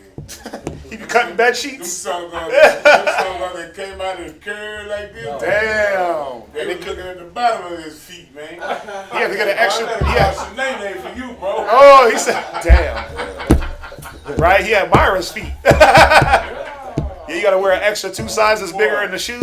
Yes. Yeah, but the thing is, they're painful too. It's painful. That toe foot, that foot thing is painful. But there's, like I said, we got to go through another little health class and just things that, we always talk about health with food and things like that, but there's a lot of things that go on with our bodies. And there's a lot of good remedies out there to help it. So, yeah, let's jump back. Leviticus chapter 13 and verse 34. And in the 7th day the priest shall look on the scab, and behold, if the scab be not spread in the skin, nor be in sight deeper than the skin, then the priest shall pronounce him clean, and he shall wash his clothes and be clean. But if the scab spread much in the skin after his cleansing, the priest shall look on him, and behold, if the scab be spread in the skin, the priest shall not seek for yellow hair, he is unclean. But if the scab be in his sight and at a state, and that there is black hair grown upon therein, the scab is healed, he is clean. And the priest shall pronounce him clean. If a man also or a woman have in the skin of the flesh bright spots, even white bright spots, then the priest shall look, and behold, if the bright spots in the skin or their flesh be darkish white, it is a freckled spot that grows in the skin, he is clean. Right. So you have you have a lot of our people that have freckles. They would be considered a clean leper. Simple as that. Some of them have freckles on their whole body, some just on the face. I knew one of my was a childhood friend.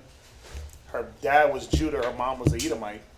She was very light skinned. She almost looked like an Edomite, but then she had freckles. Her whole body was just freckled with dark little spots. Like they were so small that it made her look darker than what she was. And then when you looked at her face, she really had like the freckles on her face. But imagine this happening on her whole body, her whole arms, and if she played soccer, she had the shorts. You could just see like it's like where every hair grew, there was a dark little small freckle spot. Yeah. It was crazy. I thought it was very interesting, but she would be considered what you would call a clean leper. She was born that way. You see that? Yeah. There's a lot out there, man. If you just look at people, a lot of us got freckles. A lot of us got freckles. A lot of our people got freckles. Even you could be dark with freckles. Yeah. Just darker pigmented skin. Yeah, she looked, not as freckled as her, but close. Yep. Go ahead. And the man whose hair is falling off his head, he is bald. Right. So we go here for a few reasons. Now, obviously, in the context of the chapter, it's talking about leprosy, right? But we also go here because to lose your hair just out of nowhere, it's like, wait a minute, there's something unclean about this man. But what is it showing us about hair loss? That for a man to lose his hair, it was a natural occurrence. It was just something that happened through age. So you weren't to be looked at as some anomaly because all of a sudden your hair started to fall off. It was long and illustrious when you were young, and then as you aged, it thinned out, it fell out of your head. It said you were clean. Go ahead. Yet is he clean, and he that hath his hair fallen off from the part of his head toward his face, he is forehead. Right, bald. so the part of his head, that could be here, that crown, that's what male pattern baldness, it goes like this, usually. Right, remember George Jefferson? He had he had a cul-de-sac, right? I mean, hey, that's what's going on with me. If I grow, y'all see me, I don't care. Yeah, I'll grow it out right now. Right? Hair growing contest. Right? And all this would just be nothing, and the sides are just in there. Right? I'll grow it out right now for you.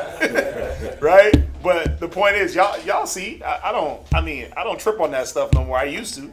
My hair I used to be ashamed to be bald or to be losing my hair. But man, listen. Some people say it's your diet. Some people say it's age. Some people say it's genetics. I think that it's all of them. I think that the things you do, the things that we eat young, again, humble thyself before thou be sick. The things that we do young, like all the starch and all the yeast, I think that what that does, it swallows up those follicles. Then it's hard to get blood flow to the very top up here. It's hard. You know why you don't go bald on the sides? Because when you sleep, your head is constantly doing this, and it's stimulating the follicles, and it's promoting the blood flow. They say do this to get blood flow, and blood flow is what stimulates the follicles, and it keeps them alive. But then you have men like him. He probably won't never go bald. Exactly, man. Shadak ain't gonna go bald. We're the same age. He got a full head of hair. He might he's getting a little thin. Don't tell him that because then he won't believe it. But up in here, you can see like them braids ain't as thick, right? But it's age. But think about it. Shadak got a full head of hair. He got a full head of hair. He ain't gonna go bald no time soon. Maybe even Noah, he might not catch it. Even Manashah, he might not get it, but he might. But I think it's a little bit of how you took care of yourself in the beginning, what you ate, genetics, diet, and also just, they say stress. My dad started losing his hair at 17. I'm like, what you stressed out about? He was 17. He had not a care in the world. So it couldn't have been stress. Stress added to it. Yeah. You see that? So I think it's a little bit of everything that contributes to that. Well, you also have to keep like what you're doing. So like I grew up with this Judite boy, and he always had braids. Like he would only take it out to wash it, get it straightened, and then braid it again. That he went bald by the time he was 20 because the constant Pulling of the follicle. Yeah, that's what started me out when I had my hair. And I remember I went to Benjamin, and she pulled my hair so tight. Let me see how your hair is done. My hair was kind of done like the same kind of style. It had the split in the middle, and she pulled it so tight it broke the hair, and I was just bleeding. I bled for days. Yeah, she ripped out my hair follicles. So even when I let my hair grow out a little bit, you'll see it's way gone right here because of the tightness that she braided it. That's why I never got my hair braided. Even the other day, they put rubber bands in the baby's hair. They braided his hair and they put rubber bands. I was like, don't put rubber bands in his hair. All you gotta do is look it up. When you put rubber bands in hair, it pulls it. It pulls. Hair is a fiber, and no, they say don't even dry your hair with a towel. Y'all ever hear that? Yeah. You shouldn't even dry your hair with a towel because you break the fibers of your hair. You're supposed to really let your hair air dry or blow dry. But if you use a towel and pull it, you'll damage the fibers of your hair, and through time, you're wondering why the hair is falling out. So there's many different techniques to preserve hair, but think about it. He got hair, he dries with a towel? No. You don't dry with a towel? You just let it air dry? Oh yeah, always let it air dry. Yeah, some people don't, and they got hair. You know what I'm saying? Some people let their hair just dry with a towel, and so I think it's a little bit of everything, and it's different for everybody. But think about it, the whole world is susceptible to male pattern baldness. There's not a country you go to where a nigga ain't bald. Yeah. The top of his skull ain't shiny. Where there's at least one man where he only got the sides. His cul-de-sac is in there. Put a basketball goal right here, right? Park both cars on the side, and we play a full court. I couldn't escape because my dad, he in the backyard, and my grandpa, Con! the neighbor's backyard. So, you know what's crazy? My dad is worse than my grandpa. Wow. My grandpa just got to about right here, and he had all this. And then my dad, his thing, man, it's so smooth up there. He don't cut it. There is nothing. I'm like, whoa, nothing. So when he grows it out, it's just all this on the sides. Wow. Yeah, man, it's crazy, but it's different for everybody. You know, so I think it's a little bit of everything, man. It's what you eat. Listen, when I was thinning way back, I think I was like 30, I think I was 30, and I started to see it was going away. I stopped drinking beer for 3 months. I stopped eating bread for 3 months. I went on a regime, started putting oils, and I took a before and an after. My hair grew back. It filled out. It was thinning. It came back, but then I can't drink beer. It's like beer or hair. And I'm like, man, I want my hair, but good beer. Sometimes, man. I used to get teased so bad. He used to tell me, talking about the reason why your hair ain't going back is there's too much real estate.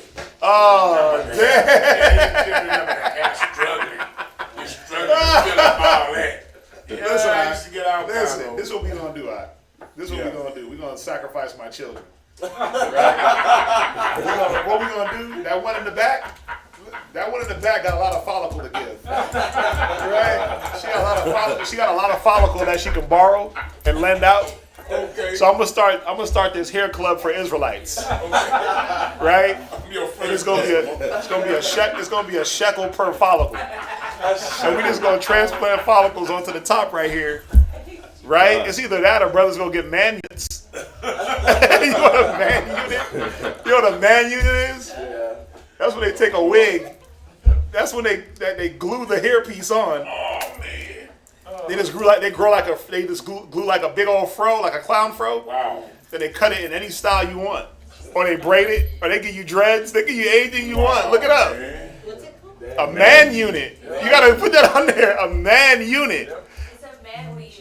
It's the a guy that I knew from Minnesota, Harvard, he actually moved down to Dallas and he got like famous and went to like God. everything because he was doing the man weave and he does whatever you want and then he goes Listen. there and blends it into your hair that you have. Listen, I was in the mall one day. I remember when I was in First Colony Mall one day, and you know sometimes I don't care. I just let my hair grow, let the beard grow out. Like right now, my mustache hair is going down into my throat. I don't care, right? boy. It's just long. I don't care. I mean, I don't care, bruh. Whatever. You know what I'm saying? And sometimes I just let my hair grow, right? So I was in the mall one day, and this sodomite, he rolls up, selling them some oils, and he he did one of these. He kept looking at the top of my head, and he was a little bit taller than me. And he kept looking. I'm like, okay, I'm doing one of these. Like, why you looking at the top of my head? Why you looking at the top of my head, right? I start getting self-conscious. And then he looked at me, looking at him, and he's like, you know I can take care of that for you, right? I was like, what the hell are you talking about? He's like, I do man units. I was like, what the hell are you talking about? So then he explained it to me. He's like, yeah, so what I'll do is, I'll get the hair, I'll glue it on, I'll shave everything, I'll glue it on the top, and then I could cut it into any style you want. If you want a fade, if you want dreads, if you want a flat top, he said I'll make it. He started showing me pictures, so I had to hop on the Google and Google it to watch the process. I was like, damn. But now they got beards. You get a man beard. They'll give you a whole Rick Ross. Yeah, that's true. You can have a Shatak beard, right? Just the boom and mustache and no sides. They'll give you sides. They glue it onto your face and they shave it however you want. The man unit, right? So Very interesting. very, very deceptive. When he said that, so the funny part is he would come back to the cart and he'd be looking. He's like, okay, so you ain't gonna come see me. I'm like, hell no, I ain't gonna come see you. I would make sure I cut my hair so he wouldn't have nothing to say. I'm like, hell no, I ain't coming to see you. I'm not messing with that. I said, I'm a grown man, dog. I ain't messing with that. I don't care about that. Yeah. You know, but that's what he was on. He had his own shop, and that's what he would do, man units. Like, I'm like, come on, what I look like with no hair one day, then I pop up on y'all with braids the next. Y'all gonna be like, man, what the hell? Like, this brother is deceptive as hell. Yeah, right? Like 1 minute, bro, I ain't got no hair. The next minute, I got a whole fro. Yeah. Like him, I'm competing with him.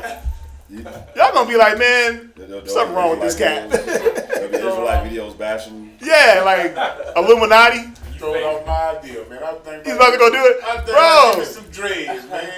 But there's no way. Like, I'm gonna be up here like, what the hell? Like, okay, but what's up? My 6th grade ELA teacher did that.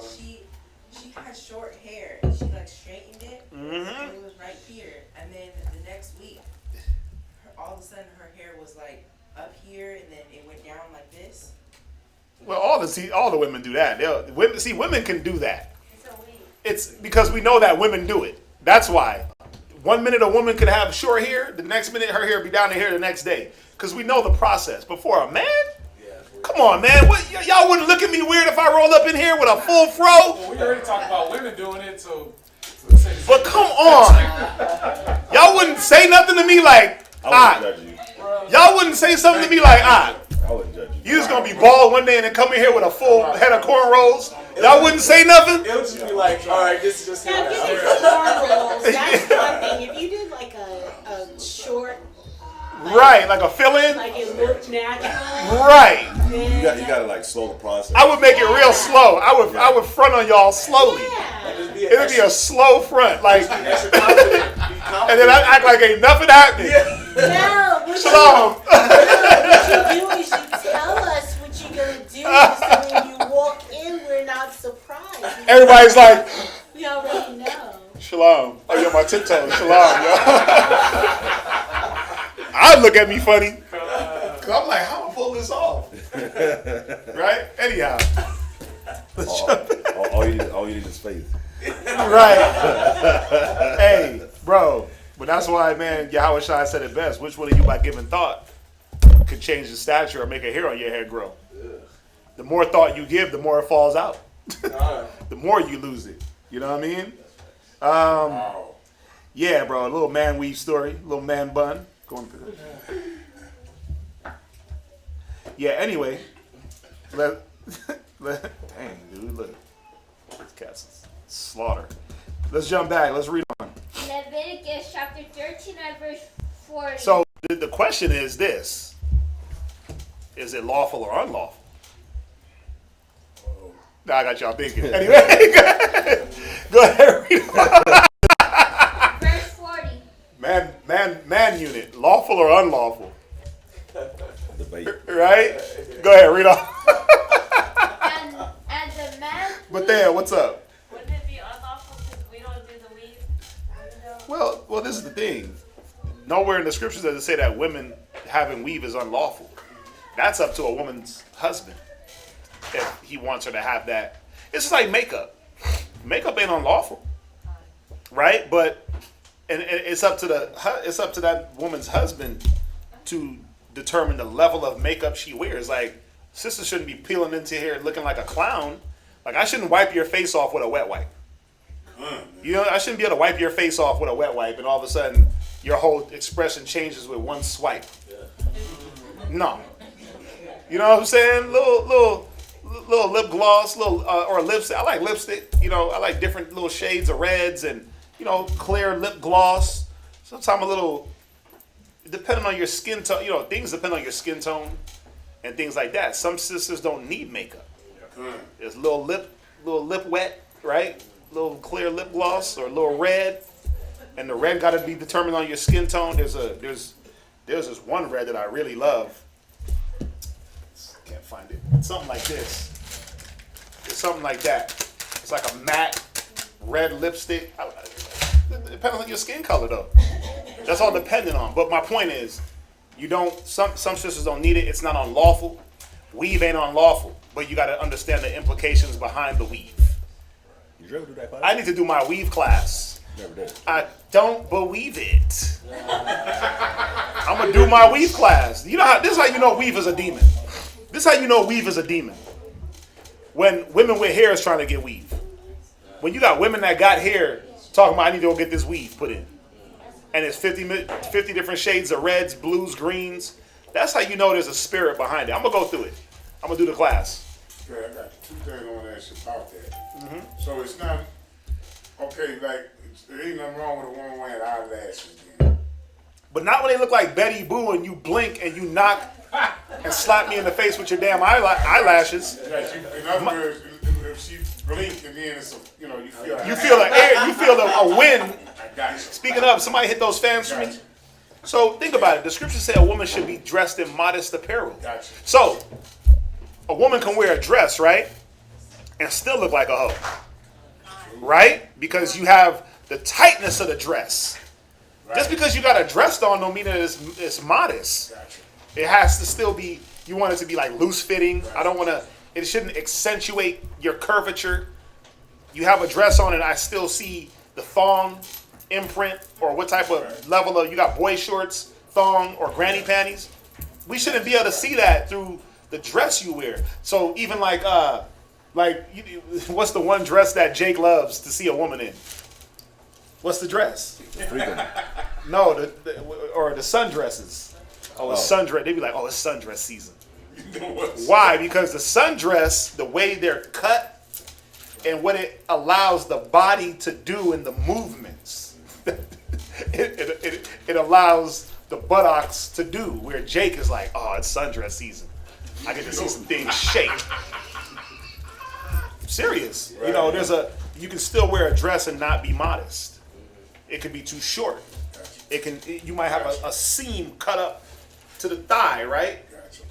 Right, mini skirts and all those are dresses.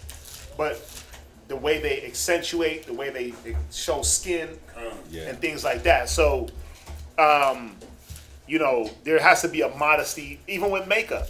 Right. It says, the haughtiness of a woman in her what?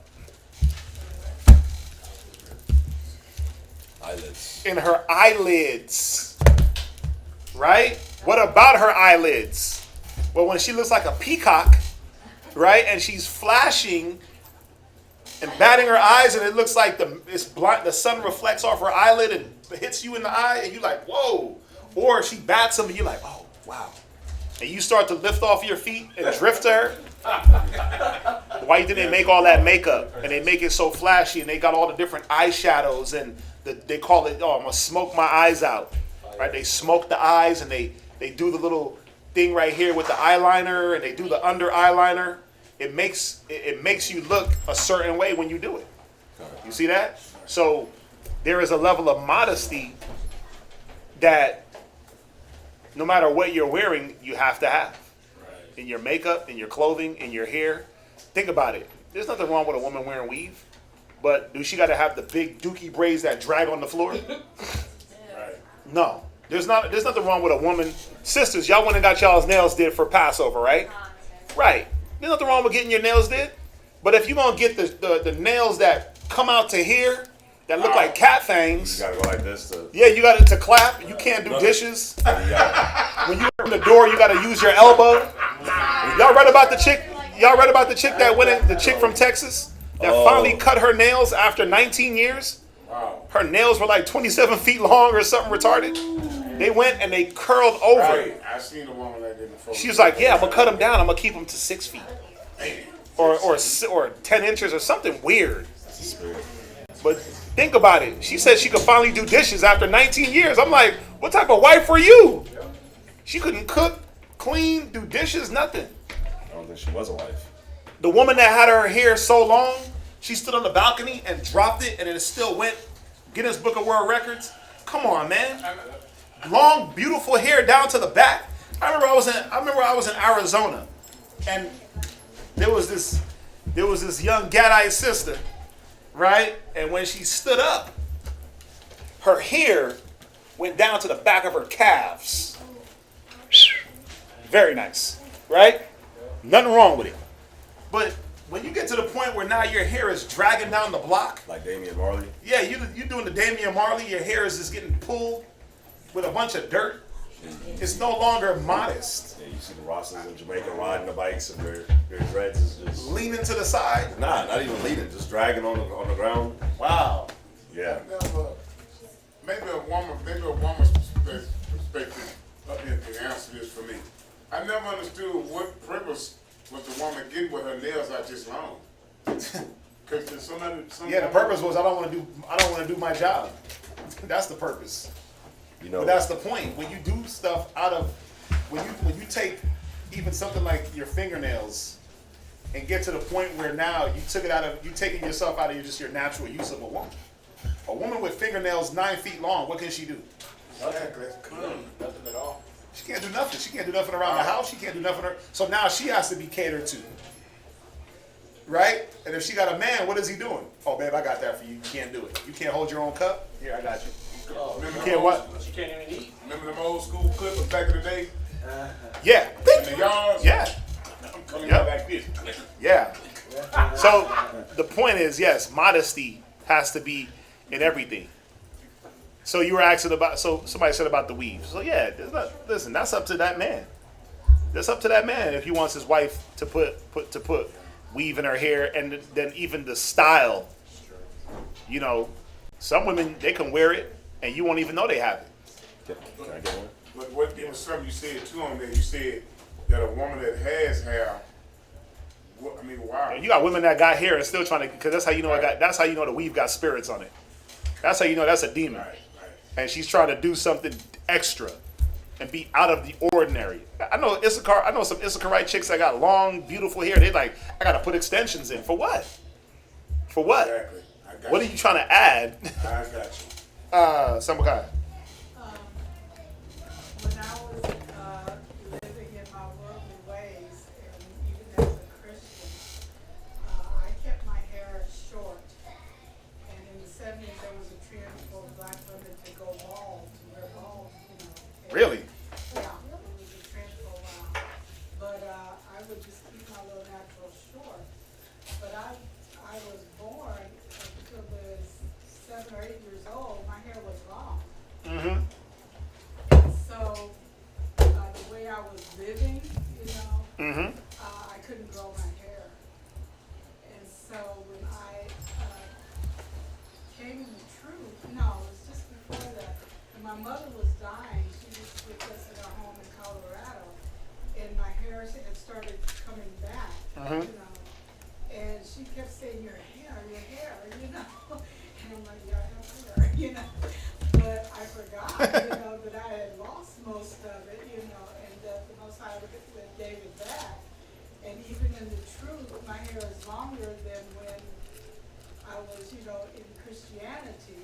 So that when I wore my hair down like a Passover, you know, people just kept touching it, you know. Yeah. Like, you know. I be wanting to touch it. You got that soft hair. I be wanting to touch that. I ain't gonna lie to you. It just looks so soft. So it's almost like a Tressie doll, you know. So you could Yeah. let the hair pop out and then it go back in. You know, but it was the most time getting back my hair, the more righteous I strove to be, and I'm not all the way there yet, you know. But he gave it back, you know. It goes back to what we've been talking about, where the outward things about our body, it shows our spirit. So go to Isaiah real quick. You want to go somewhere? Yeah. Can I go to Isaiah? Yeah. Read. That's great.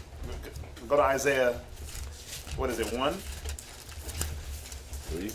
1 and go to Isaiah 1. No, not 1 and 3. Go to Isaiah. Oh, 3. Yeah. Go to Isaiah 3. 17. 16. Isaiah chapter 3, verse 16. Right. Moreover, the Lord saith, because the daughters of Zion are haughty. Right. Haughtiness is a spiritual defect, right? But it has an outward implication. Because what's in my spirit now, you know a woman by her haughty looks. So my haughtiness is going to be exemplified by the way I dress, by the way I walk, by the way I talk, by the way I eat food, by the way I breathe, by the way I examine things. There's going to be a haughtiness behind it. Go ahead. And walk with stretched forth necks. Right. And wanton eyes. Right. And wanton eyes. Go ahead. Walking and mincing as they go. Right. These are all the things that haughtiness brings forth. Read on. And making a tinkling with their feet. Right. So since you have this spiritual defect in you, and it does have a physical outpouring, I'm going to do something on the back end. Read on. Therefore, the Lord will smite with the scab. He will do what? Will smite with the scab. Go ahead. The crown of the head of the daughters of Zion. Right. So now if you go back and we're reading about leprosy in the beard and in the head, the skull, right? What does he hit the nation with? Because let's be real. You do got a lot of Issacharites and Gadites. They'll grow long hair, but then you look at the top and it's just thin. They thin out real quick. Or they won't, or a lot of our sisters, what's always a running joke around amongst Judite women? They can't grow hair. They gotta wear the weave. It's almost like now to keep up with everyone else, I gotta go to that extreme. But again, there's nothing wrong with doing it, but we shouldn't have to do it, is the point. Growing hair should be the least of your worries. Like, do you think about growing your hair? He don't think about it. I don't think about sitting there growing a beard. I just let it happen, right? I just go about my day, and all of a sudden, I need a haircut. You see my point? So something so easy the Most High stripped us from because of the spiritual defect. Because the things that are in our spirit, it weighs down even the simplest things, like growing hair. Something that your body just naturally does. That you can't control. You can't control your hair growth. Or he hit you with the alopecia. Y'all know about that one? Where you can't grow eyebrows or eyelashes or body hair, nothing. You can't grow anything. Armpit hair, nothing. Nothing grows. You just a smooth, that's a baby's bottom. Wow. Some people, they go all the way to their 30s and 40s and then all of a sudden, boom, hair loss. Why? What's going on in their spirit? Where the Most High got to hit you that hard, where now you have to wear a wig as a woman. Where as a man, you can't keep one of the most easiest laws, grow your beard. You got brothers that can't grow beards because they got hit with alopecia. What's in their spirit? Or what is the Most High trying to show? Where he commanded us as men to do what? Right. So he gave you a natural shave? Nah. Nah. He's not going to tell you to break the law to keep it. Something is going on within where I got to examine myself and clear that up. And he's giving me an outward showing. I want to be haughty. I want to deal in these negative spirits. Well, guess what? I'm going to hit you with more negative. Go ahead. And the Lord will discover their secret parts. Right. And all those secret parts, all that secrecy, all those different things will be discovered. So I don't want to go, I'm not going to read all the way down, but y'all get the point. Okay. But once again, is there a scripture that says weave is unlawful or makeup is unlawful? No. Scriptures do say envy not thy oppressor and choose none of their ways. Right? It does say that. So, why am I wearing the weave? Some women, back in the day, from what I understood about weave, was that it was worn because it helped to promote the hair growth. If I didn't have enough, I could throw the weave in there, get a good quick little style. It would grow. I'd take it out, and I'd have some new growth. The braids. The braids, yeah. But now it's getting to the point where, come on, what is our women doing with the weave? Right. Blonde, looking like white women. It's out of hand. It's the colors. But you know what's crazy about it is our women in the world, they'll get the blonde weaves, right? And look like Edomites. But then if an Edomite woman was to get braids, it'll be like, what is she doing? What is she doing? But it's like, how could you say that if you're going and getting, what is it called? Culture vulture, culture appropriation? Yeah, it's like Adele. She went to Jamaica and she got like some, I don't know. Yeah, she had like a little twist. Yeah. Everybody went crazy, but it's like, but y'all are wearing blonde weaves. Blonde weaves. So what get me is I be watching these brothers with blonde hair, but they not try. They color it blonde. Yeah, that's the whole thing. They done sold out. They're the temple whore. Not just the blonde weave, but like any color. Yep. True. No, I seen Pharrell. I was watching an interview with Pharrell the other day or last night. He blonded his hair out. Kanye, he blonded his hair out. All these dudes, they do it. Blonde tips. Come on, man. That's them selling out though.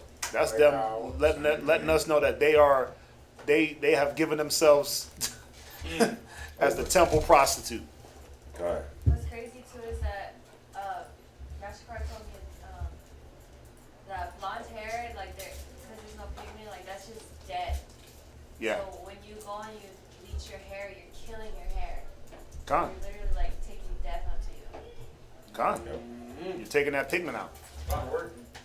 You're taking that pigment out. That blonde hair is dead. It ain't got no life in it. Right. That's why they gotta color it and add extensions and add. Think about it, man. All them white women that you watch on TV, like Britney Spears and all them actresses that have you're looking. It's like, man, she got a nice head of blonde hair. All you got to do is go through. They ain't got no hair. They thin. Yeah. You know what's crazy? Anybody in here watch King of the Hill? Nobody? I watch King of the Hill. King of the Hill. Part 2? I watch King of the Hill. They had the Dale's wife.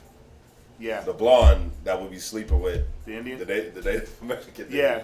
There was an episode where she lost hers. Yeah. I remember she had like this illustrious blonde hair. Yeah. But she lost hers, and I think she started wearing a wig or something like that. Yeah. But it was an episode where she actually lost hers. Yeah. Yep. So let's jump back. Can I get one scripture though? Oh yeah, my bad. Let me go. Somebody give me Leviticus 20 and 26, and then Leviticus 10 and 10, and then we can jump back. Leviticus 20 and 26, and then Leviticus 10 and 10. Leviticus chapter 20 and verse 26. Go ahead. And ye shall be holy unto me, For I, the Lord, am holy. So one thing that we got to remember is, for men and women, when it comes to like beautifying yourself, we understand that for a woman, you want to beautify yourself, but beautify yourself modestly, right? We always got to remember that it has to be holy. When you read in Judith, in the Apocrypha, it tells you that Judith, she beautified herself before she went, but then it tells you that she was a religious woman. So it's showing that even though she beautified herself, she still beautified herself in a way that was holy. Like how the scripture is saying. Read it from the top.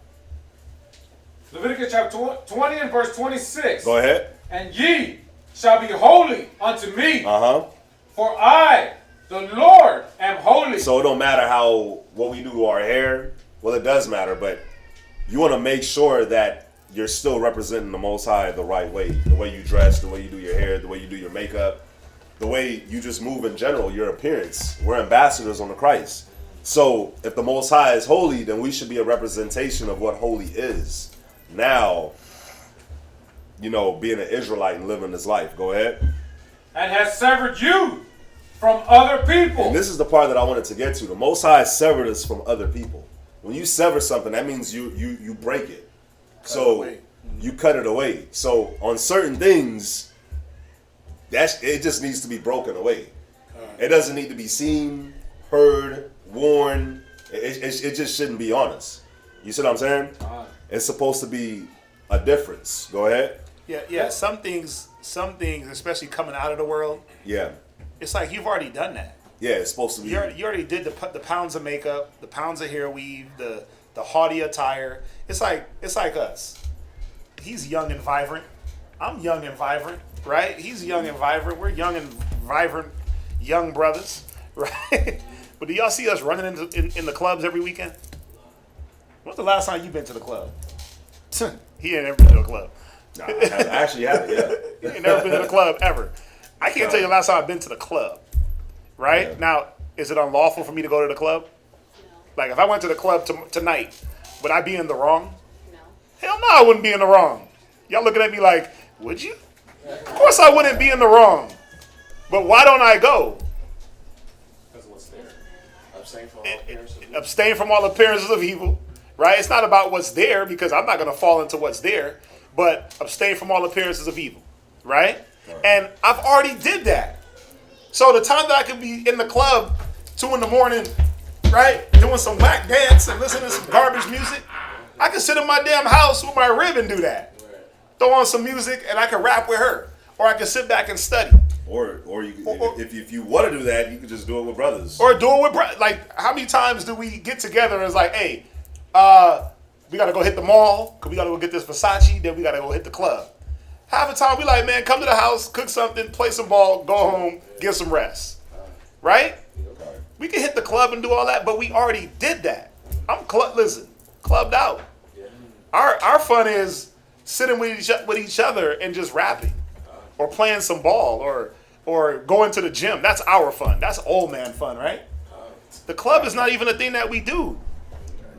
We wouldn't be wrong in doing it, but we did it already is the point. Even when we get together, it ain't a bunch of every time we get together, oh, alcohol. Our get-togethers is not predicated on what we gonna drink or what we gonna eat. Right? We already did that. We already did the drinking and the eating. Now it's more about the brotherhood and the unity. Yeah. You see that? So even in getting together, it's what are we getting together for? In the world, you got together with the homies because somebody had a bottle. Or somebody was cooking something, or somebody was doing this, or somebody was doing that. Now it's predicated on, wait a minute, what are we trying to build and promote? In the world, when you got together, you always got together for something involving the flesh. Yeah. If you weren't getting together to do some type of drug, you got together to drink, you got together to mess with some chick, you got together to hit the club. Watch this movie. It was always fleshly. But in the truth, when we get together, it's like, it's spiritual. So you'll be doing everything minus the chicks and minus the drugs, and minus the alcohol, but you still get together in some spiritual sense. You can get together hoop, but in the world you'll get together hoop, smoke, all kinds of stuff, right? But like the scripture is saying, man, you're severed. You're supposed to be holy. So even in getting together, it's supposed to be a holy convocation. You see what I'm saying? It's holy. Like everything that we do is supposed to be holy. We represent the Most High. So when somebody looks at you, it don't matter if you walked outside to check the mail. You're not gonna walk outside like how we was driving and we saw Esau walk outside to check her mail, and she just literally walked outside with a nipple here and a nipple here, and like the shorts is like, yeah. Or brothers on Instagram, like we not hopping on Instagram like with a shirt off. Yeah. Talking about we Israelites, but look at my muscles, and then I gotta flex my nipples, yeah, right, to show that I'm an Israelite. We ain't doing that. We did the shirt off, team shirt off, 10 years ago, right? When we actually had muscles. That's messed up, man. You got brothers that do that, though. Yeah. You got brothers that'll hop on their Instagram with in selfie mode with no shirt on. I'm like, I thought you were supposed to be an Israelite. Why you got your shirt off for the world to see your nakedness? We ain't supposed to see that. They're supposed to see your holiness. Yeah, there's supposed to be a difference between the clean and the unclean. Yeah. So whenever you look at like, back to like the appearance thing, right? If you look at the world and you always see Team shirt off. You see like the way a prostitute would dress, or you see the way a quote unquote ratchet chick would dress, right? And you see the way a woman that the white man wants our woman to be is dressed and how she carries herself, her appearance. You want to be the total opposite of that. Why? Because that's how they want us to look and how they want us to carry ourselves. So it's supposed to be a difference. You see what I'm saying? It's like drinking. In the world, you'll see a chick just downing drinks. Drinks is lawful, but now in the truth, it's like, okay, we're not gonna down drinks, especially out in public. You see what I'm saying? Right. It's supposed to be a difference. I seen I was like on Instagram and somebody was doing like a, what is it, TikTok, of this one chick. She was at the bar and she had like 50 drinks lined up. Yeah. And she was just like, yeah, boom, drop, boom, boom, boom, boom. She was not just knocking them back. And they showed the next clip of her. She was keeled over. She was drinking these red drinks. I don't know what shots she was, and she was just, and it was just a stream of liquor just coming out of her, and everybody was standing around looking like, damn. And she was so embarrassed, but she couldn't do nothing but vomit. Yeah. Boom, boom, boom. Now, sisters went out the other day, right? I ain't gonna see none of y'all on TikTok, right? Wow. Knocking back 50, right? Line them up, sis. Bam, bam, bam, right? No, because you sisters are pure, holy, righteous, right? And you have a standard, right? So y'all drank though, right? Right. But y'all kept it modest, y'all kept it lawful, you kept it in moderation. Right? Sisters had a good time with each other. But it shows that you can still drink, eat, party, kick it, hang out, and listen to music and still have a righteous level about it. Still have a standard. Still have fun. Still have fun. Because a lot of times, brothers and sisters come into the truth and they think that, oh, you just can't have fun no more. I can't do this no more. I can't do that no more. It's just not fun. Ain't that what Hakawa said, that the bro said about us? Yeah. Like, oh, I don't want to be around the brothers because they old and they ain't going to have no fun. During the past, I'm like, what? We had fun. All we needed was like paintball guns out there in that field. It would have been a wrap. So next year, paintball. But you know what it is? Like the world, we actually Men versus women and children. That should definitely happen. Monasha, get your gun, baby. Oh, even if we don't do paintball guns, we can do like water balloon fights. Something. That's all we needed. Was like all we were missing was like a man versus brothers versus sisters type of game. Bro, we had that whole open field. That's all we were missing. A little paintball, right? All right. A little manhunt. Nah, not manhunt. I'm just joking. I was reminded of a scripture, and I found it. It's in 1 Peter 2:9. About us being a peculiar people, and that we were chosen to be this peculiar people to show forth the praise of the Most High. All right. So we have fun, you know. We since I've been in this camp, you know, it's been meet at the park and barbecue, meet at somebody's house and make something, you know. We've always had fun, but it's a peculiar fun to the world, you know, because their fun is drinking and whatever, you know. Doing something crazy. Overdoing. Yeah, The peculiarness is, wait a minute. So you're not faded all the way to where you can't walk, but you're still having fun? Yeah, that's peculiar to me because in order for me to have fun, I got to fall on my face. Right. Drunk. I got to be white girl wasted. Right? I got to be chocolate drunk. I got to black out. That's fun to me. I got to wake up hurting, my body aching to feel like I had fun that night. Like, oh, that was an epic night. I crowd surfed. Yeah. I popped mollies. their little ex. That was an amazing night. Don't know how I got home that night. Listen. So how was it fun if you don't remember the night before? That's the point. How's that considered fun? Because that's a deception. And that's what it is. And I realize that the reason why the Most High wants us to be set apart, not looking like everyone else, so that we can stick out, so that when things do arise, the world will come to us to ask us for answers. And so that's why we have to wear the fringes and wear the things like that we are supposed to wear, so that when the world is crumbling or when people need answers, they look at the people who are different. You don't want to be really around the ones who look just like us because they're dealing with the same thing.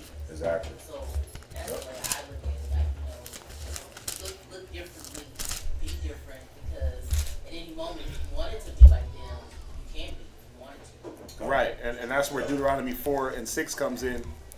I'll read it. Keep therefore and do them, for this is your wisdom and your understanding in the sight of the nations, which shall hear these statutes and say, surely this is a great and wise and understanding people.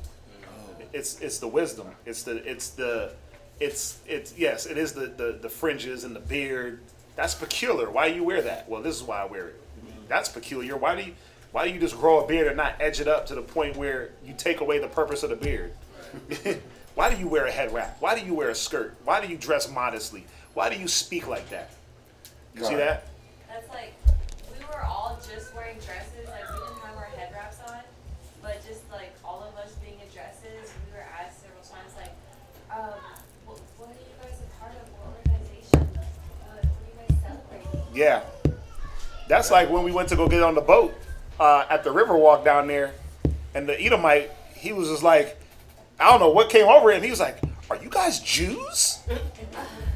I was like, gosh darling, we are. He's like, I've never seen black Jews before. He said, I've been across the world. I was stationed in Iraq, and I'm like, you wasn't looking hard enough. You wasn't looking hard enough because we're everywhere. I would have been like, man, I still haven't seen a white Jew yet. Right? Killed them. Killed them. I haven't seen a white Jew. Is that even possible? Right? But no, he was a cool little Edomite. He and his family. We had like a party of 30. He had like a party of 30, and we were just standing there waiting for this boat, and he was just like, man, amazed. The kids were well behaved. It was a spirit that, it was the spirit that we were all in, that, when he saw that, he was just like, damn. He saw everybody had their fringes on, sisters had head wraps, dresses, everything was just in order. He was like, are you guys Jews? He didn't even say Jewish. He said Jews. What's up? One time, this was at school, and we were at somebody else's Stand up when you talk. We were at somebody else's class, and so basically she said, are y'all Jews? And I said, yeah, we're black Jews. Nice. Yeah, you gotta tell them, yeah, I should have said the we're real the- Jews. we're the real Jews. They don't play no black Jews. Yeah, you tell them, yeah, we're the real Jews that the Bible speaks of. God. Yeah, let's jump back. Can I get this real quick? Oh, go ahead. This- Damn, I keep trying to. Leviticus 10 and 10. Last one. Last one. And Oh, you got it? go ahead, brother. Leviticus chapter 10, verse 10. Yes, sir. Swordsmith. And that ye may put difference between holy and unholy, See, there's supposed to be a difference. Go ahead. and between unclean and clean. And I'm gonna give y'all just what me and him encountered yesterday. We delivered to this guy. He was a preacher, right? Black preacher. And I'm gonna show y'all why it's very important to put a difference between holy and unholy, and clean and unclean. When I first approached this guy, I thought he was a dyke. The preacher? The preacher. He looked I like- thought he was a He dyke. looked like Young Jock. And then it didn't help that he had his mask on. Shit, man. The way he talked, the way he looked, his mannerisms, his voice tone, just all we all feminine. We thought he was a dyke. And Damn. while dealing with him, the way he acted was like, man, just a prototypical Christian, hypocritical Christian. self-righteous. Don't curse in my house, even though you said niggas in your own house. Yeah. Y'all ain't niggas, right? Like, but He asked y'all that? Yeah. And then he was like, don't curse in my house. I'm washed by the blood of Christ. I was born again. I've been born again for the last 40 years. I preach here, I preach there. Like, I'm saying all that to say that us being Israelites, there has to be a clear-cut difference between us and them. and the world and everything that we do, our appearance, the way we talk, the way we look, our mannerisms, everything. There's no way in hell that anybody should ever look at an Israelite man and be like, is this a dyke? Like, that thought shouldn't come to the mind. There's no way in hell that somebody out in the world should look at an Israelite woman and be like, Bro, and think that they can't come correct. you mean to tell me that you didn't even think that he was homosexual? Y'all thought that he was a dyke? I thought he was a dyke. And That's then, a whole nother level. And then I didn't believe he wasn't a dyke until he took his thing off. If you saw him, And I actually saw him. if you saw him, yeah. And then the way he talked, saw him. bro, wasn't no bass in the voice. Damn. It was just, it was very high pitched. It was like, it was just weird, bro. It was a very weird encounter. Dyke. You He know didn't even that. say homosexual. He said a dyke. If he had the little goatee shade, So, 'cause that's a woman that acts like a man. Right. yeah, Damn. You know that snappiness that women have? Yeah, his That- neck. bro. Wow. I was like, That man, is I was like, so this is the Christian church. insane. Yeah. I was like, this right here is the Christian church. I remember Derek was like, nobody goes to the Christian church anymore. Like, no kids. It's just really old folks, right? And I looked at him and I was like, this is why. He was like, do y'all believe in God? And he was like, yeah, we believe in God. Yeah. He was like, yeah, because y'all young folks don't believe in God anymore. And I was like, yeah, because if you represent it, there's no way in hell that I would have been down with it. Right. I still think it's a fact that he's homosexual. Yeah. It's a fact. There's no man that acts like that. Right. You see what I'm saying? It's too much. Now, I'm still 50-50 with the dyke thing. Because I already know. I don't think they get it. I already the hair thing that the dykes are doing now. Yeah, I don't bro. think they get it. That's why So- it's so funny to me. Like a man that you think that he's a dyke. That he's a woman trying to be a man. But It's cold. That's hilarious. I'm one. There's actually, if you pay attention, there's actually a lot of priests, pastors that are coming out saying they're gay now. Even in the Catholic Church, I haven't been paying attention. Well, I look at it, I'm like, because I have RT News on my phone. Right. Yeah. And a lot of these pastors are coming out saying that they're gay. And they're keeping their congregation. Well- Everything's going straight. Before they said it, we knew they were gay because they were touching the boys. Oh, there you go. Yeah. bro, he definitely seems like somebody that'll touch Touch on a your child, little. bro. Touch a little boy. I would die. So I was at the That is like hilarious. this, concert. It was the Essence Festival years ago, and it was here in Houston instead of in New Orleans. And this guy walked up to me and the two other ladies that I was with, and I guess he expected me to know who he was. Mm-hmm. I didn't know who he was. And he was like, you know who I am? And I was like, no. He was like, what do I look like to you? And I said, you look like a pusher. Like I said, you look like a drug dealer, right? Come to find out, he was the pastor of Damn. this Thought you was gonna say big Kurt Franklin. church. Thought you was gonna say Kurt Franklin. He was thin and Yeah. he was like young and all clean shaved and everything. And when he said he was a pastor of this something Horizons church or whatever, like a big church here in Houston, I was like, okay. Then I was right. You're a pusher. Right? Yeah, they they don't they're not set apart like we are. Yeah. Yeah. They don't look different. You look like a drug dealer to me. Look at Kurt Franklin. Y'all see him? First of all, he's addicted to porn. You know, behind closed doors, he's one thing. Did y'all hear the phone call between him and his son? Nigga, I'll kill you! And bro, he's like a straight nigga. I was like, wow, that's Kurt Franklin, God's property, right? Praising the Lord, like that little ass dude. But he was talking about how he gonna kill him and put him in the dirt and I'll F you up and this and that and mother effort if and I was like, whoa, that's Kurt Franklin? Yes. But that's how they roll. They're that's why they call them wolves in sheep clothing. They roll one way outwardly, just like the Pharisees. Outwardly, but inwardly they're full of men's dead bones. You know what's crazy? What's crazy is that towards the end of when we were dealing with the dyke, he was like, Oh my God. he got mad at me because he was a little bit mad at me because we were trying to get the stuff out of his house. Yeah. And I was like, damn. And then the other word I used was the S word. But I didn't say it out. I was just like, oh shit, you didn't get it right. You know what I mean? And he was like, oh, you cursed in my house twice, whatever. And he was like, man, he asked me. He was like, so are you saved in the blood of Christ? I was like, yeah.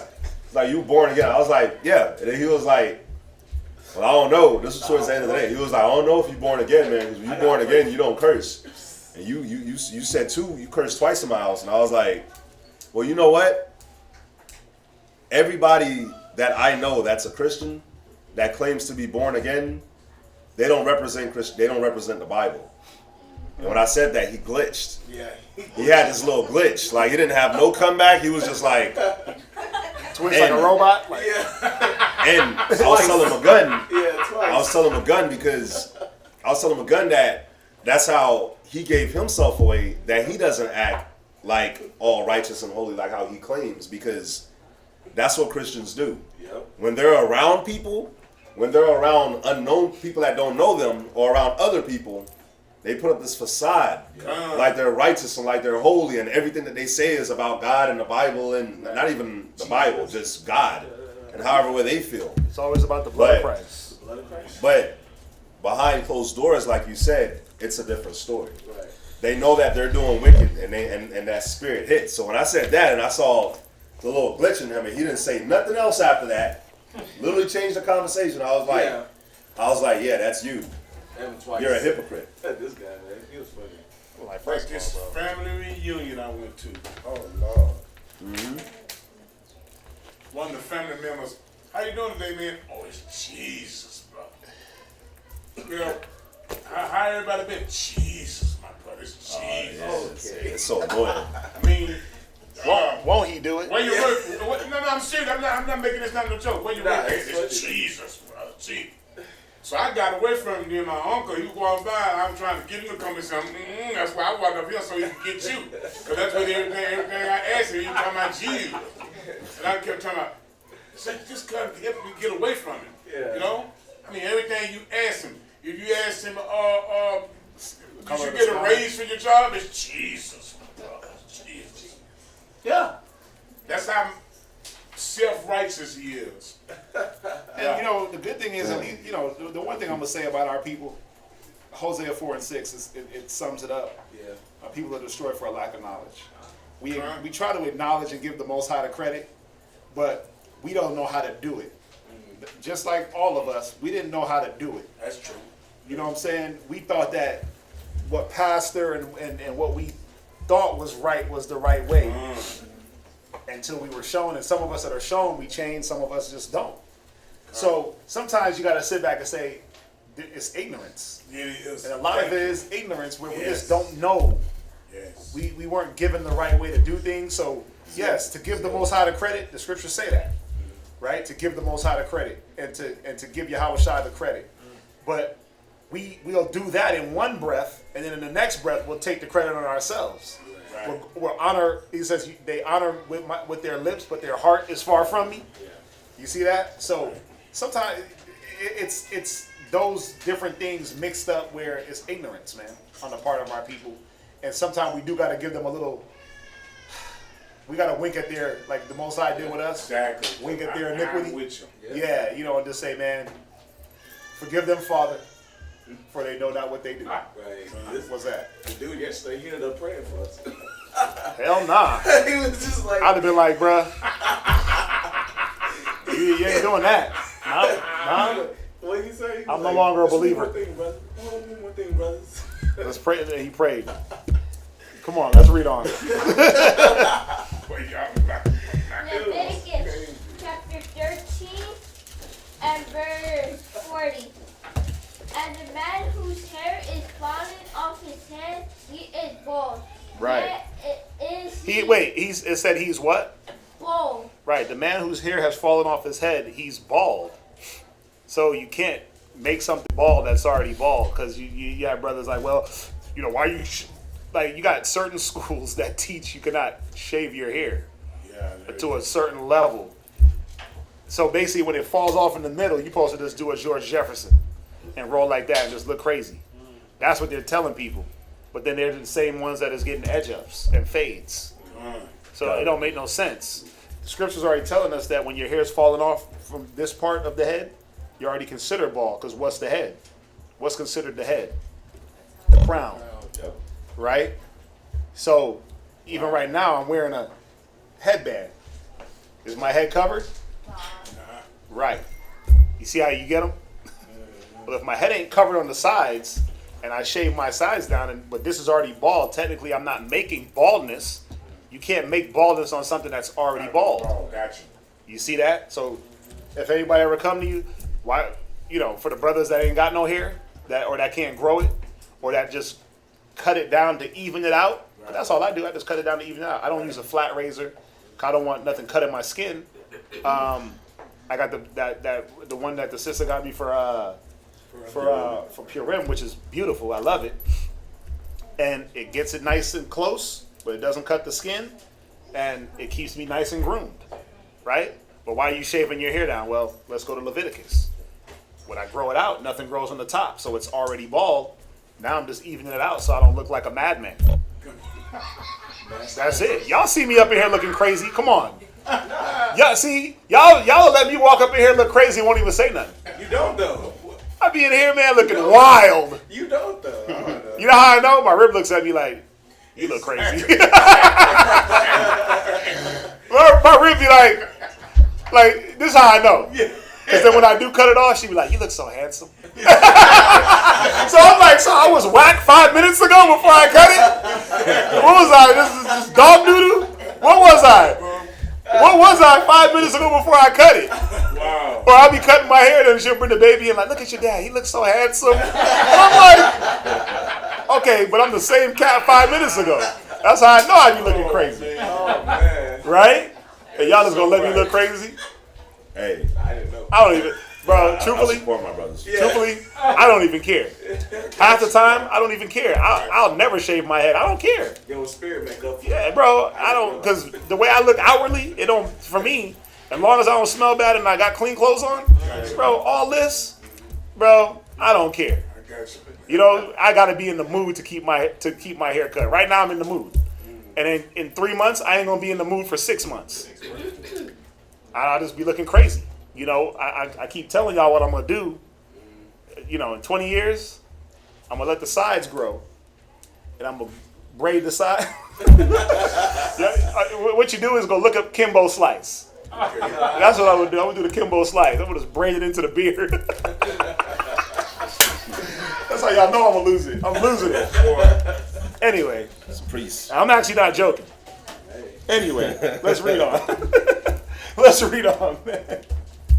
42. Yet is he clean. Right?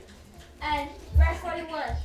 And he that had his hair fallen off from the part of his head toward his face, he is forehead bald. Right? Yet is he clean. Right? And if there be in bald, then the priest shall look upon No, it. read verse 42 one more time. You skipped the word. And if there be in the bald head Yeah. or a bald forehead, a white reddish sore, it is a leprosy sprung up in his bald head and his bald forehead. Right. So now if the hair starts to fall out and you start to get the reddish, whitish sore in the middle of the crown or anywhere in the forehead, now we got to examine and say, okay, what's going on with you? That's leprosy. So what if like a baby gets like cradle cap? She missed that one. She missed Is that Oh, yeah, we talked about that. That's like the skull. It's the same thing. You treat it. But it's not like a leprosy? Well, it is a form of leprosy. It is, because not just babies get it, but grown people get it. So all you do is you just treat it and make sure it doesn't spread. Like, I mean, you know about it, right? And they give you medication. But think about it. When a baby gets certain things in their body and they're drinking breast milk and doing all that, what is that an implication of? What mom is doing. Right. And when that baby is latching on and sucking that milk, let's look at everything spiritual. Whatever's going into that baby, It's spiritual. So if mom's spirit got some deficiencies in it, and we all got deficiencies, but if there's some real outward, some real spiritual problems going on, and that baby is, right? She's putting that spirit in her, and now it's coming out physically. What if, like, the dad has it like that, and then the baby has it too? It could be genetics too, also. Yeah, there's things that are genetic. But that's why we did what we did, which was separate, to make sure that things didn't spread. Things weren't communicable. You see that? So, yeah. Right. Go ahead. Verse 43. Then the priest shall look upon it, and behold, if the rising of the sore be white, reddish in his bald head, or in his bald forehead, as a leprosy appearing in the skin of the flesh. Mm-hmm. He is leprous man. He is a leprous man. He is a leprous man. He is unclean. The priest shall pronounce him utterly unclean. His plague is in his head, and the leper in whom the plague is, his clothes shall be red, and his head bare, and he shall put on a covering upon his upper lip, and shall cry, unclean, unclean. All the days wherein the plague shall be in him, he shall be defiled. He is unclean. He shall dwell alone without the camp. Shall his habitation be? Right, so like King Uzziah, when he got hit with the leprosy, and he was, he had to dwell alone the rest of his days. He got hit with something like this. You see that? Most High said, you're going to be by yourself. Same thing with this person. They would dwell alone, and without the camp would be his habitation. Go ahead. Verse 47. The garment also that the Right, so plague- now this is going to go into switching from the skin, the head, the hair. It's going to now go into your garments. Right? Because garments, anybody ever hang up or put something in your closet or have something just stored away, and then when you pull it out, it has a weird smell? Yeah. Like that fishy Almost smell? like a stale. Stale. Yeah. Some type of mold or bacteria got on that. Mm-hmm. And it'll disintegrate fabrics. Right? But it's going to go in and show us about this leprosy in garments. What's that, Dawo? So real quick, I was reading on this, it's basically like the Smith's dictionary on these leprosy and stuff like that. Not right now. But basically it's like a thing that, because when you read the scriptures, you don't really read about leprosy before Moses' time. You know what I mean? Before you got out of Egypt. Before Moses got hit? Yeah. Right. So it's saying that it's like a thing that, you know, we probably suffered from switching our lifestyle to living in Egypt. You know what I mean? They're saying about the bondage and all that, but our lifestyle when we were in Egypt for, remember, 400 and what? 30? Nah, 350 years. Sorry. 350? 350 years, our lifestyle was like the Egyptians. We were living high on the hog, man. We was being able to live like them. Mm-hmm. So we were able to get lazy.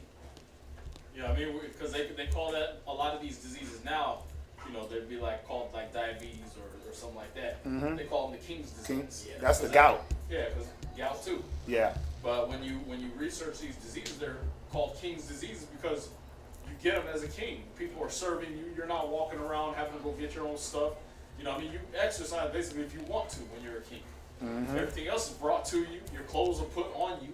You know what I mean? You barely got to move as a king. You gargle your own, they gargle you? Right. Like Hakeem in Coming to America?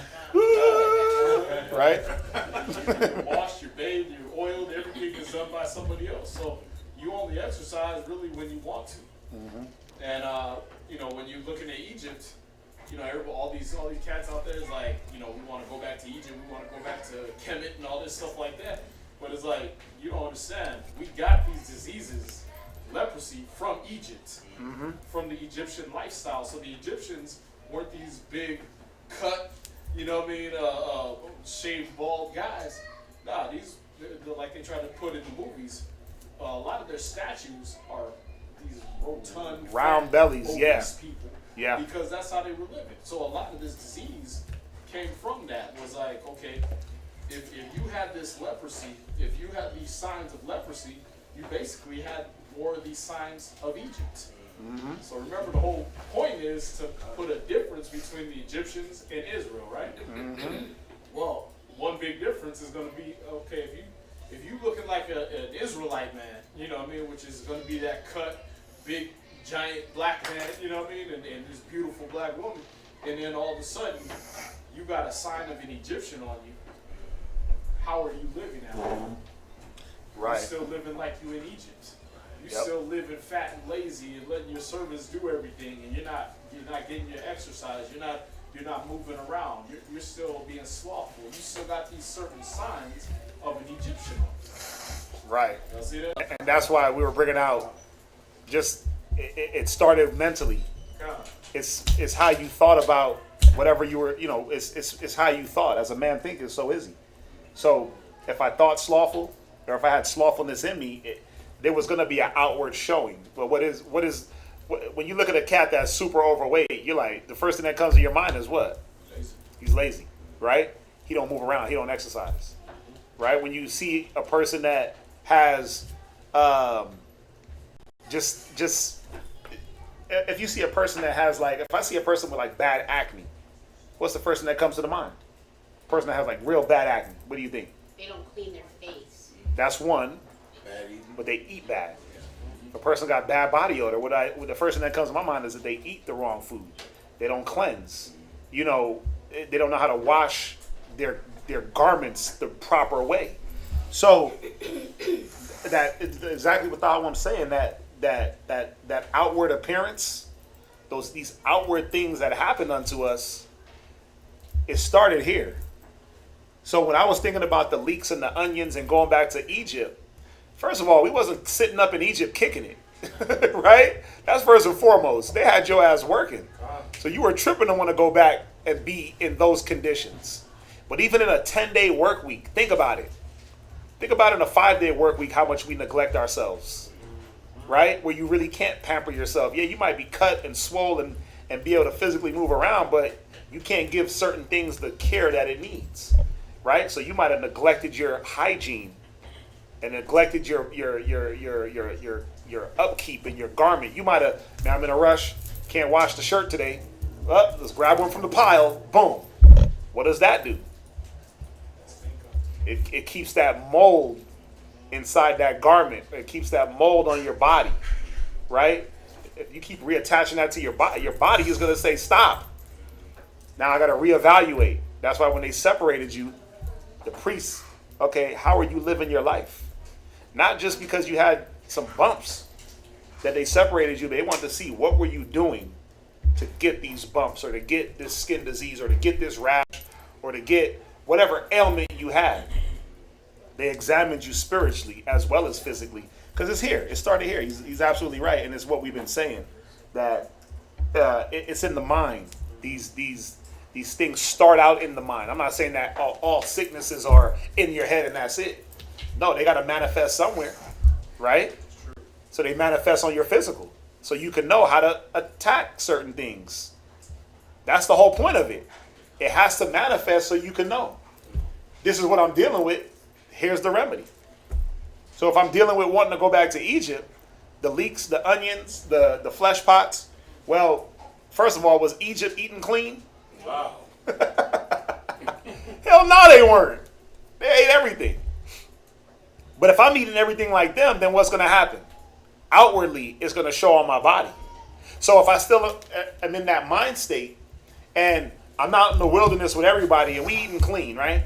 We eating according to the law. When I say clean, we eating according to the law, but I see a rodent that I'm used to eating in Egypt, and I'm like, you know what? I'm going to eat that on the low. Oh, man. Cool. And I start eating that, and then all of a sudden I start bumping up and flaring up and weird diseases, COVID, right? My cough gets real deep and dry. Right? It's like, wait a minute, let's separate this guy real quick. Let's go talk to him. So what you been eating? Oh, lamb. Lamb, right? Quail. I've been eating manna. Well, these ain't manna bumps, bro. What's going on here? Right? Your stool don't smell like the stool of a man eating manna. It's like you've been eating something defiled, like something died in you. What's going on here? We got to separate you so you don't teach the others, well, yeah, you could eat these rats. And then we got to make sure that what you're eating and it's coming out of you is not going to be spread. So, perfect point. Exactly what we've been saying. Go ahead, read on. Oh, it's Samuel. You know who done that? Adrach, Meshach, and Abednego. They did it. They done that. They said, let us eat like this, then when you come back to the game, y'all eat, we're going to eat, we're see y'all eat from the king's table. Right. We'll eat the legumes and the legumes and the vegetables, and it said they were more plump and healthy. Exactly. Why? Is it that meat was bad? Well, no, the king's table was defiled. So it wasn't that eating meat was bad, but eating the excessive meat. Right. Eating the defiled meat. Nebuchadnezzar wasn't on let me eat righteously. Right. At one point he believed, and the next point he was like, look, I'm God. Right. You see that? So that is a good story, a good point to show also. Right. That what I'm putting in my body is going to have an outward, it tells you a man, no, that's not where I want to go. But you can see it on people, man. You can see what you put in your body is going to outwardly, it's going to, certain foods you eat, it makes your skin glow. Start drinking olive oil and see what happens to you. Just start drinking olive oil and see what happens to your skin. Just drink olive oil. You can drink it by the bottle. It's peppery, but you drink it. It works inside. And then it makes your skin do something different on the outside. Your skin, you won't need lotion. You won't need lotion. You won't need hair oil because it starts to work on the inside out, but you got to keep it up. And it's good for your intestines. It helps things move around. It's a good cholesterol. Yeah, so it breaks up the bad cholesterol in your arteries. Well, you got LDL and HDL. Which one is bad? HCL. HDL is bad and LDL is good? I don't remember. Right? Right, okay. So yeah, that good cholesterol, that good omega-3 goes in them arteries and it breaks up that plaque. You see that? And you'll start to see outwardly when you drink this aloe vera, eat that. You'll feel it in your intestines, but you'll see it in your skin. You see what I'm saying? Well, it's how you deal with the aloe. You got to cut off that top skin and not let the mucus be on there. That's its defense mechanism. But it's how you fillet that. Right. Yeah, you fillet. Yeah, you gotta. Yeah, we used to eat that in Jamaica like nothing. We just go pick the aloe and just eat it. Put it on cuts. Put it on cut, but then if you eat enough of it, guess what? You get cut, that thing start healing up. Boom. You're like, whoa. Your blood clot's better. You see what I'm saying? A lot of us, our blood can clot is what we eat and don't eat. Not enough iron. That aloe is good for that. So, again, the things that we put in us, they're gonna come out of us. If I eat too much cold cuts, that's what I'm gonna smell like. I'm gonna see. That's true. What's that? When I was younger, we used to have a tree and I had a big old gray moss, whatever it is, used to hang. And when I cut myself, my mom would always take it off the tree, put on Band-Aids, and they'll just put it on me. What is it? It's hanging moss. Yeah. Hanging moss. Okay. They'll hang it. They used to use it for cuts and stuff like that. So these Yeah. natural remedies that you're coming out with, that's what they use a long time ago. Listen, I went to the y'all gonna laugh at me or tell me I'm crazy. I just went and spent $38 on 15 gallons of water. I wanted to try it out. It's seawater. Now, if you know anything about seawater, or if you just know about sea moss has about 100 minerals that the body needs. So this seawater is like deep seawater, where all that algae and all that stuff grows, and this water is supposed to be like highly mineralized. Why do you need these minerals? You need it for your bones.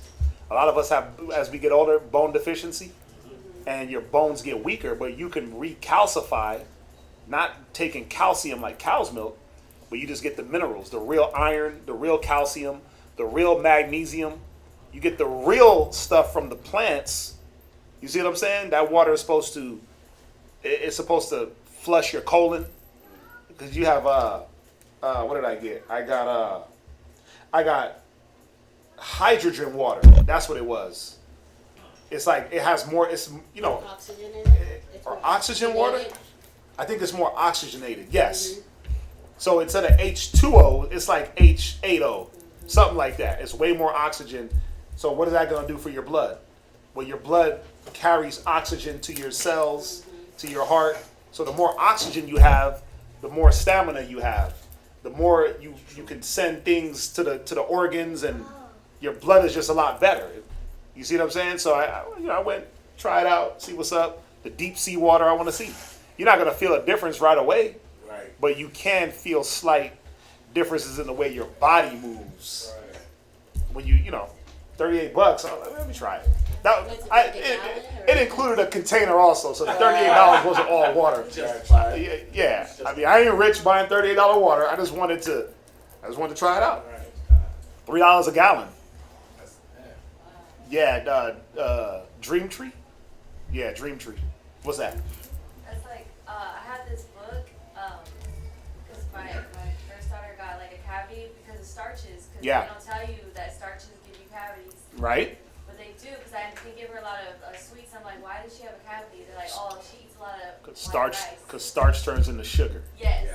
And then I got this book, and this book was like, they did a research on these people in like this one country where they had mountain people and they had city people. And they tell us here in the United States that like the structure of your mouth and your teeth is like hereditary, but it's not. It's actually according to your diet. So if you have like a jacked up jaw and teeth, it's all to your diet. And they were I believe that because what you're chewing on. Yeah, and Yeah. the people in the mountains, because they didn't have like the highly processed foods, didn't have no cavities, had perfect jaws, perfect teeth, all straight, and the people in the city were like just gross. Because they got to chew more. Yep. They got to grind more. You got to break down that processed food. You got to break down all that tough meat, all that extra meat you eat. Yeah, I believe that. That's why, I mean, what you eat, Yeah. your body is going to show. And the book was like, when you go to the dentist, what the dentist does is irreversible, because he's pretty much, it's like he takes a bone and he just like shaves it down. You can't come back from that. What are you talking about when they fill a cavity? Yeah, when they fill the cavity, or when they like shave down your tooth in any shape or form, and like do any of those like capping it just kills your tooth. Yeah, crownings and bridges, yeah, capping, all that yeah. kills it. But when you do that and they make bank off it, but really you just change your diet and you can rebuild that too. I know, it's called recalcifying. Your teeth are just bones. Yep. And collagen and all that stuff. If you can grow fingernails, you can regrow teeth. You can strengthen your teeth with just remineralizing. That's what remineralizing your body. Your teeth are just made up of minerals. Your nails, your hair is minerals. What's that?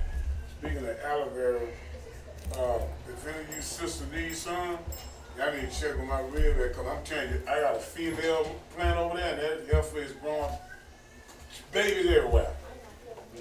Just everywhere. I got so many of them I can't handle all of them. So if y'all want some of them, you can come get some of them. Because I mean, she got babies everywhere. She do. I got 2 big old pots, and the pots can't hold them. They can't. So just let me real know if y'all want some of them. Wait, if you need what? Some aloe vera. I got a female one over there. She done drop children everywhere. I'm down. Like the whole plant? I got 3 big old. You got the plant? Yes. Yeah, I'm with that. 3 pots. I took 1 female that I got from this lady, and they everywhere now when I planted it. That's what I want. That's what I want one. My rib buys it all the time for her hair. Everywhere. But I'd rather have a plant. I'm a plant guy, you know that. Well. The aloe's good for you, man. Yeah. The aloe's I really like good them too, but I got too many children. Blend that up in a smoothie. Cut them things and blend them. Yeah, I remember one time. I remember one time, me and a brother, we went over right here by Sister Mary's house, and I think they planted like some huge aloe plants in her apartment. And me and the brother was eyeing the plant. Right. We was eyeing it, and the whole thing was, well, how are we gonna get it to the house? It was so big. But I'm like, man, you could live off of this for years. Yeah. Them aloe plant, I mean, the little whatever you call them, they were like this wide. I believe it. Damn. Yeah, if you go to her apartments right now, they're probably dead now because of that freeze. Right. This was years ago, but they were wide and just tall. And it's the difference in the male and the females. Because the females got those little horns at the end. Okay, And she just, I'm telling you, once you plant that one female one, she's in there. babies growing everywhere. I'm down. Let me get that female. Let's read on. Leviticus chapter 13 and verse 46. Right?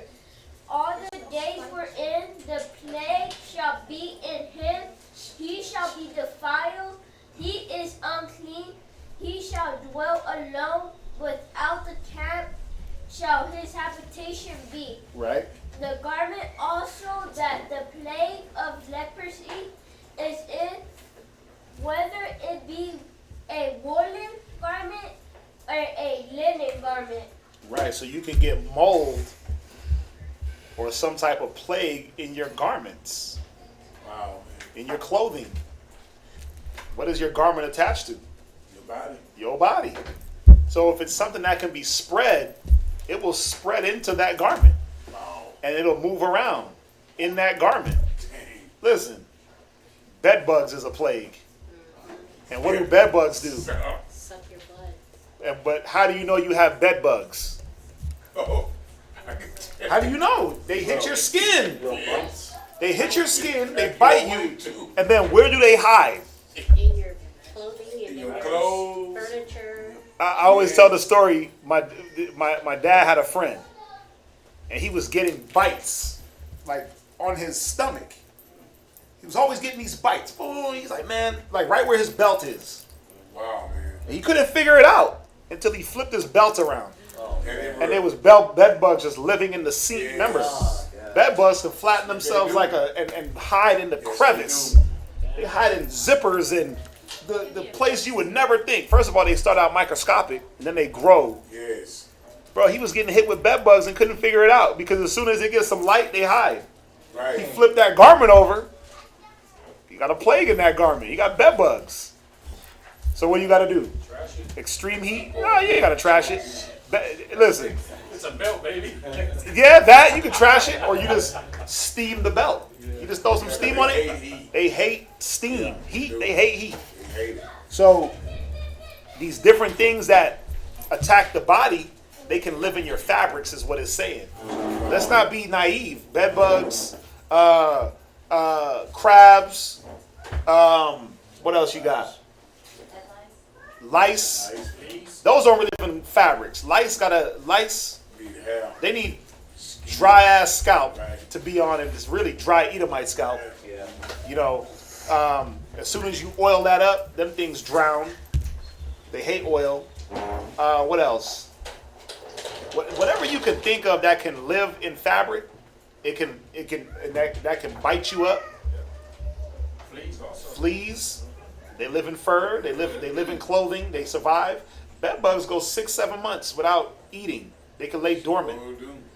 They can lay dormant 6-7 months. That's strong people. I watched one thing, bro. They were in like Great Britain, and they went through this apartment complex that was basically they had to knock down the complex. It was like a 100-room complex. They had to knock it down because the bed bugs. It was so bad that they were turning the walls black from the inside out. Because when bed bugs take a dump, they drop black poo. That's how you know you got bed bugs. When you bust the corner of that bed and you see a black stain, that means that there's a bed bug sitting there dropping droppings on your mattress or whatever it is. But they started turning the walls black from the inside out, the drywall, because they were. And then when they bust that drywall and flipped it, all you just seen was the drywall was moving. It was so bad. But you had people, Edomites was living there. Yes. They flipped that mattress, and the mattress just picked itself up and walked off. Oh, gosh. But then the way they were living too, I was like, how could you not have bed bugs? How could you not have a disease walking in your walls? It's hygiene. It's hygiene. Your hygiene. That's why I don't like clutter. And it's like every, you know how you do your spring cleaning and you go through your house, you're like, I gotta get rid of this. And I'm always trying to get rid of something, but I'm always getting stuff. And I'm always getting stuff to get rid of stuff. Like, let me get this to make it more just cleaner. I'm quick to trash something. Yeah, but man, you get stuff, you throw stuff away, then you get more stuff, and you're like, how did I get all this stuff? Like, my garage is full of stuff. I'm like, I just cleaned the garage. I just spring cleaned this garage in December. What the hell's going on? But it's all to keep down the clutter and the filth. Y'all seen hoarders? Come on, man. When they got the family dog that's been missing for 30 years and then they scrape and that nigga's pasted to the bottom of the floor under like 50 Pepsi cans and 50 boxes of Amazon, and come on. Imagine the disease from that dead carcass floating through that house. Wow. Anybody ever smell a dead rat that been just rotting? Come on. When they die in the walls, because rats die in your walls. You see that bed bug infestation? It's just black. I just looked up on Google. It's Bruh, crazy. it's nasty. Oh, right? They'll have like their toilets will break, and then they'll just get collections of poo. Yeah, they just poo in bags and leave it. And containers too, like water. Yeah, water bottles. Bucket. If you got a bad stomach, don't watch hoarders. Con. It'll and usually though, people that hoard, what do they bring in? Besides a cleaning crew, what else do they bring in? Psychiatrists. Yeah. Why? Because it's here. Yeah. Spirit is off. Spirit is destroyed. Nasty, man. Right. So read on where we at. Leviticus chapter 13 at verse 47. The garment also that the plague of leprosy is in, whether it be a woolen garment or a linen garment, whether it be in the rat or wolf, or of linen or of woolen, whether in a skin or in anything made of skin, and if the plague be greenish of reddish in the garment or in the skin, either in the rat or in the wolf or in anything of skin. Right, the seams, the folds. Think about it. It said if it was red or green. These are molds. Yeah. Mold, you got white mold, you got green mold. Listen, blood. If somebody bled on a garment and that blood wasn't cleaned up and there was something in that blood, what would happen? It would spread that disease, that plague, that leprosy through the garment. You see what I'm saying? So if a man went to battle and died in a garment and they took that garment and didn't clean it up or disregarded it or whatever, and it sat around and then you piled other garments on top of it, and it festered that heat and that, all you need is a little bit of moisture and a little bit of heat. Perfect breeding ground for bacteria. Bacterium. Right? That's why your armpits and your feet and your crotch area, they get funky before everything. Why? They're covered. No air, no flow, no breathing. Right? So that's why you get those smells. Those body odors come from there first. The feet especially. Come on. They're always nestled in leather. Right? That's why sometimes you got to rock them chancletas, them chanclas, right? And just let your toes rock. There's nothing wrong with it. As bad as they might be, let them get some air. Take off the socks. Stop wearing the thong slippers with socks. It's terrible. Let your toes breathe, brothers. Right? Come on. Sweater. Brother's like, what the hell? Long sandals. That's why years ago, when Florence Nightingale, actually she was a nurse, and they said that during war they were losing more people, having more casualties because of unsanitary situations. So they had people that were like getting maybe a wound that they could heal from, but because they were laid in very unsanitary situations, that was killing them more than anything. Yeah. And so that's kind of like how they came with nurses and things like that. Yeah. It's like, what's going on here? Because they were living in very not being sanitized and cleaning the sheets and things like that. Right. You dying from bed sores. Dirt, like you said, dirty sheets, because I done patched the man up, but he's still leaking. But he's leaking into his fluid and laying in it. You keeping that disease going. So yeah, perfect point. Where unsanitary condition, but that's what I was going into about the unsanitary condition. Anybody ever been into the house of a hoarder? Yeah. They did the other day. They told us The smell alone dictates what has happened in that house. Yeah. Because you get all types of smells. Ain't none of them good. It's just the air. And now think about this. I think y'all all know this. When you can smell something, that means that the particles of that thing is in the air. So if you smell a dead animal, that means that the particles of that death is lingering. If you smell somebody's poop, you done really got doo-doo in your nose. Oh, that's cool. But that's why they tell you to wear a mask. It's supposed to block the particles. But if I can smell through the mask, I'm smelling the particles. That's just what it is. That's how your body reacts to smell. You got to actually get the particles of the poo or the food or whatever it is. It goes in the air, goes into your nostrils, it goes into your brain. That's how you know smell. So, if I, smell? Yeah. Well, when I walk into my house, let's say if my daughter would throw something in the trash and it'll stink, and if I'm gone all day, I could walk in and I can smell it instantly. The house. I said, get that damn trash out of here right now. Yeah. Because you can smell it. It hits you like bricks. I'm the same way. That's why you go to my house, as soon as you walk in, plug in by the door. Right? And then there's another plug in at the other wall. Then there's another plug in the living room. Then I got to plug it in my room, one in the bathroom. Burners. The sisters will tell you, I'm always burning oils. Like, the smell is important, but then you got to be able to, if you got all those smells going, you gotta smell something that's off. What the hell is that? And you're like, what? Because that's how I am. I'm like, no, I gotta find this. And you're and you're walking around, you're sniffing people. Is that you? No. And then you move the couch and there's a diaper.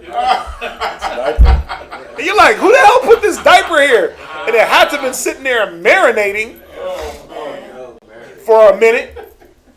Yeah, bro. I'm the same way. That's why I like dirty laundry. I'll make sure it all goes in one area, laundry room, and I'd rather the laundry room smell with a smell than the rooms. So I'm always walking through the rooms. Oh, you got one dirty garment in the laundry room. And I'm big there. Smell? Oh my God. I walked in here yesterday.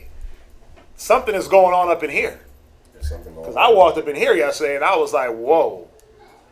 And I'm doing the bloodhound thing and I'm under everything. And I'm like, whoa. And somebody said it. They're like, damn, you like a bloodhound. Who said that?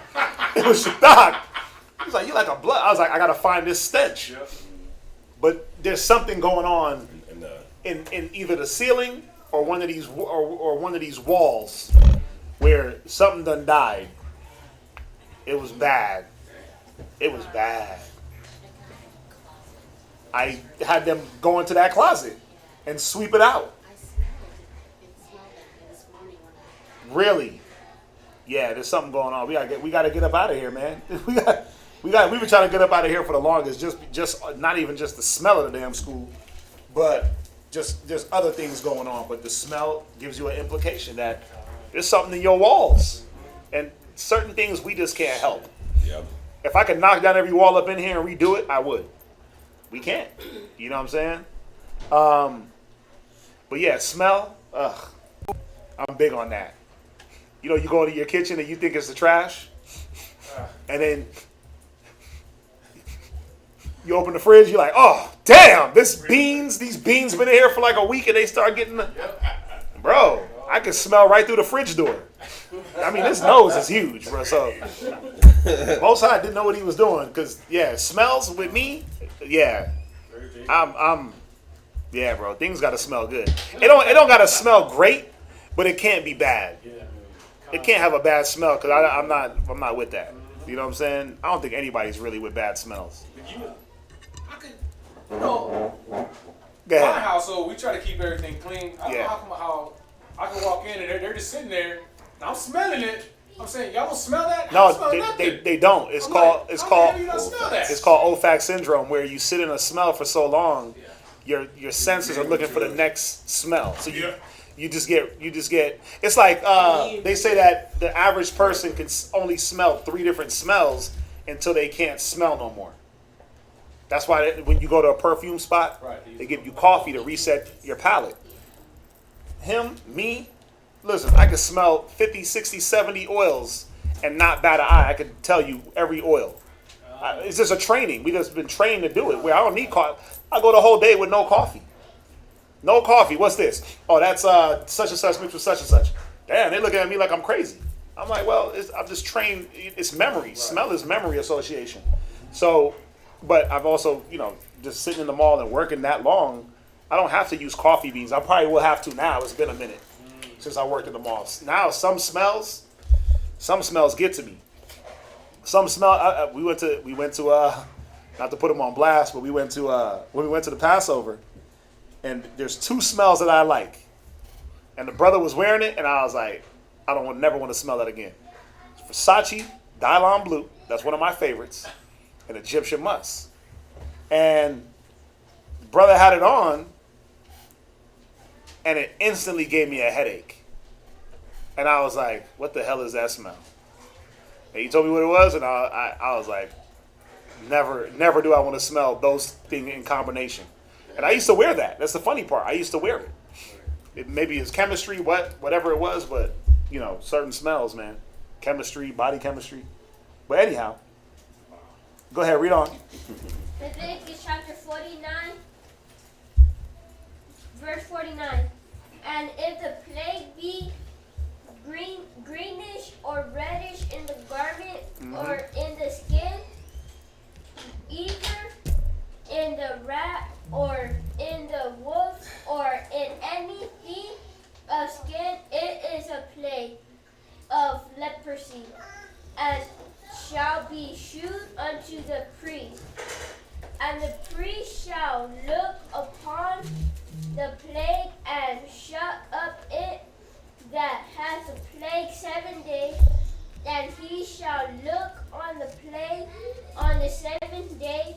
If the plague be spread in the garment, either in the rat mark or in the wolf or in the skin or in any work that is made of skin, the plague is a fretting leprosy, it is unclean. Fretting just means spreading. Fretting is a spreading leprosy. Yeah. You might have killed an animal that had a disease, didn't know it, made a garment. Damn. God, didn't clean it up well, right? Got you a tunic. Next thing you know, the tunic start turning green. Whoa. Okay, gotta go wash that tunic or burn it. Right? Go ahead. Verse 52. He shall thereof burn that garment, whether rat, wart, or wolf, in woolen, or in linen, or anything of skin, wherein the plague is, for it is threatening leprosy, it shall be burnt in the fire. And this also shows us that we wore garments of different textures. We wore skin, we wore linen, we wore wool, we wore those different textures, just not mixed together. Right. Verse 50, rat, or in the wolf, or in anything. Oh Yeah. Mm-hmm. Mighty leg workout, bro. Mighty.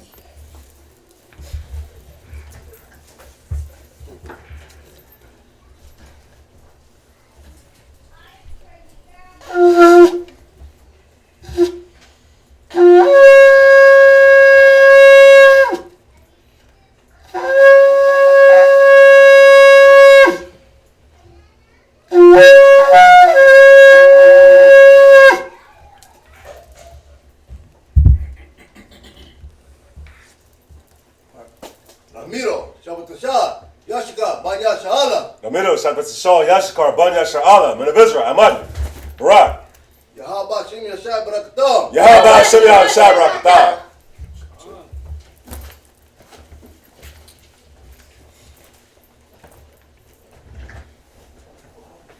You have the eyeglass cleaner? The cloth? You got one?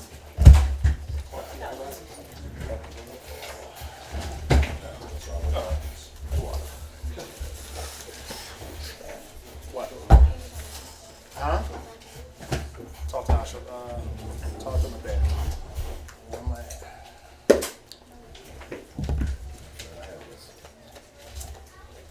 I left my glass here. My dad. Go ahead, bro. Talk to my dad. Say, make sure you say please.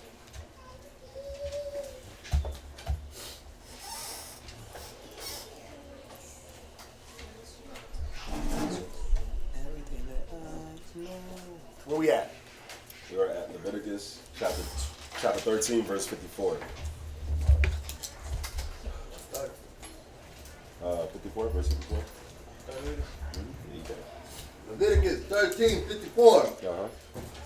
Then the priest shall command that they wash the thing wherein the plate is, and he shall shut it up 7 days more.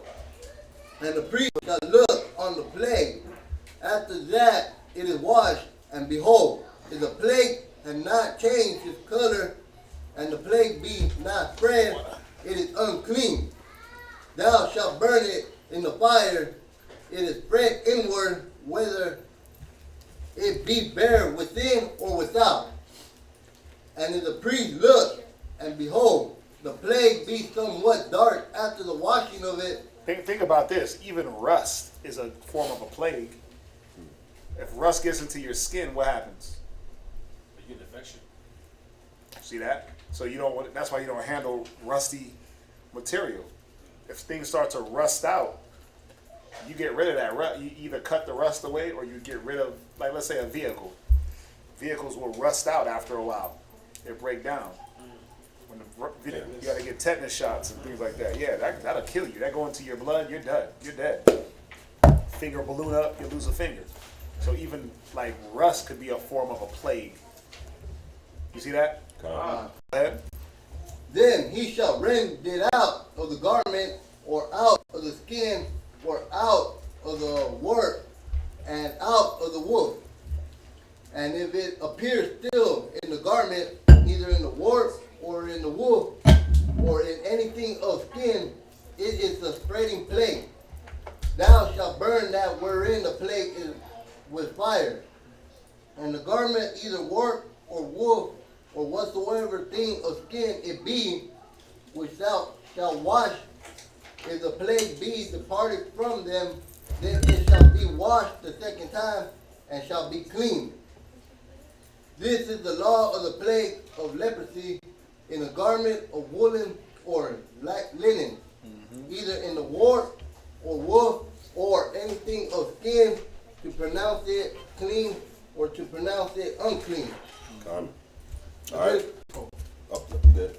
Going to chapter 14. Any questions on chapter 13? No? All right. So now it's going to go into how do you cleanse the leper. The law for cleansing. So we went into identifying the leprosy in different instances. Now how does one be clean from the leprosy? What steps? Well, it says all things are purged by what? By blood. It said for almost all things by the law are purged by blood. It tells you that in Hebrews. So What does a leper have to do? Well, it's going to tell us what he has to do. Go ahead. Leviticus 14:1. And the Lord spake unto Moses, saying, This shall be the law of the leper in the day of his cleansing. He shall be brought unto the priest, and the priest shall go forth out of the camp, and the priest shall look, and behold, if the plague of leprosy be healed in the leper, then shall the priest command to take for him that it to be cleansed 2 birds alive and clean, and cedar wood, and scarlet, and hyssop. Right. Is somebody in the restroom? Go ahead. Oh, okay. That's what hyssop, right? Yeah. Hyssop. And the priest shall command that one of the birds be killed in the nursing vessel over running water. And for the living bird, he shall take it, and the cedar wood, and the scarlet, and the hyssop, and shall dip them and the living bird in the blood of the bird that was killed over the running water. And he shall sprinkle upon him that is to be cleansed from the leprosy 7 times, and shall pronounce him clean, and shall let the living bird loose into the open field. And he that is to be cleansed shall wash his clothes, and shave off all his hair, and wash himself in water, that he may be clean. And after that he shall come into the camp, and shall tarry abroad out of his tent 7 days. But it shall be on the 7th day that he shall shave all his hair off his head, and his beard, and his eyebrows, even all his hair he shall shave off. And he shall wash his clothes, also he shall wash his flesh in water, and he shall be clean. And on the 8th day he shall take 2 he-lambs without blemish, and 1 ewe lamb of the first year without blemish, and 3/10 deals of fine flour for a meat offering, mingled with oil, and 1 log of oil. And the priest that makes him clean shall present the man that is to be made clean, and those things before the Most High, at the door of the tabernacle of the congregation. And the priest shall take 1 he-lamb, and offer him for a trespass offering, and the log of oil, and weigh them for a wave offering before the Most High.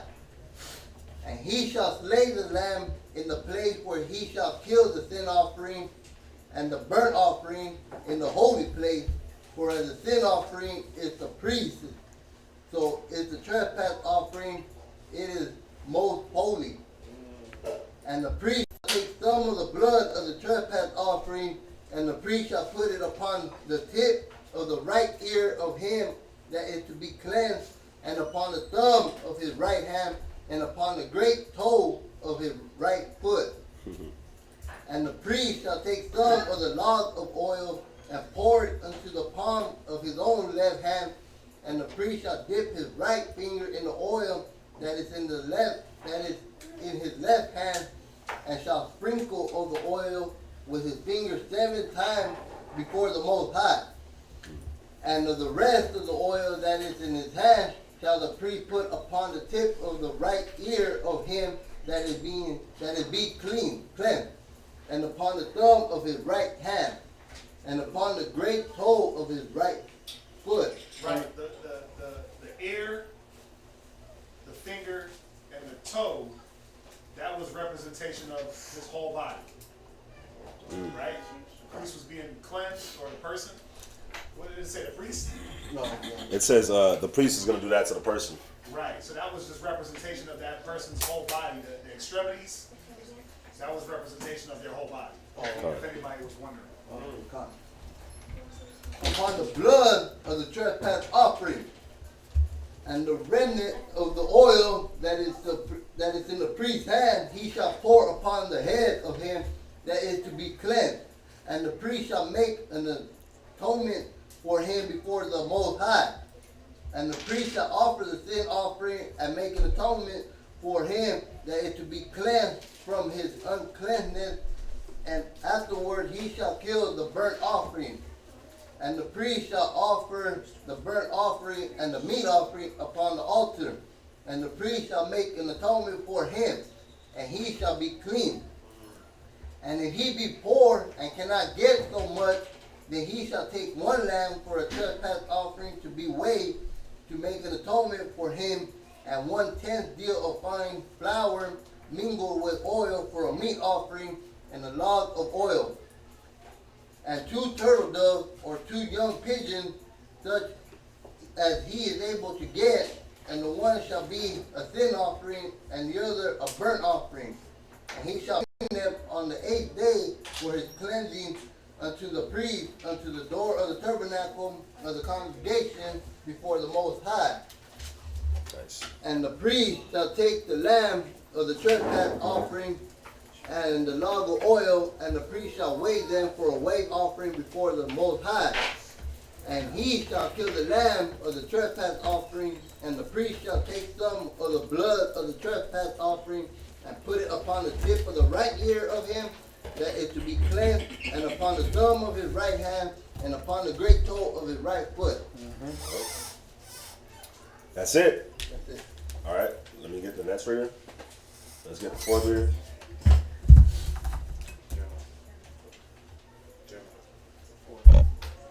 We're gonna, nah, you come up. Yeah, you come up, and then I'm gonna want to come up after you. That's the fourth reader. Jeremiah, you want to come up? Come on. We're gonna come up. Yeah, we're gonna come up. Who was up there first? Who was up there with you in the morning? Oh, that it was all 3 of them. Yeah, Yeah. it's all good. Yep.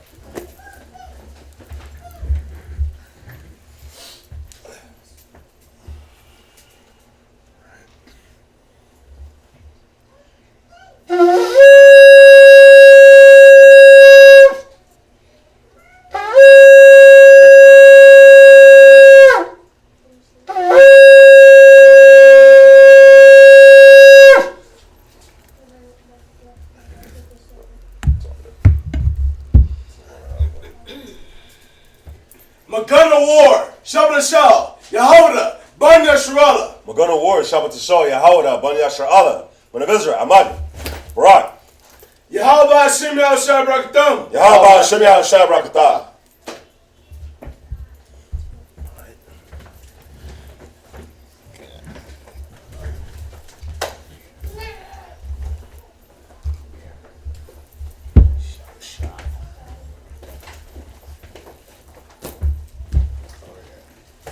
Oh, snap.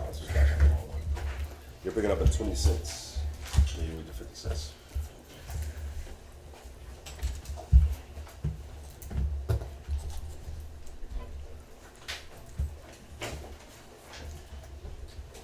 Leviticus chapter 14, verse 26. And the priest shall pour of the oil into the palm of his own left hand. And the priest shall sprinkle with his right finger some of the oil that is in his left hand 7 times before the Most High.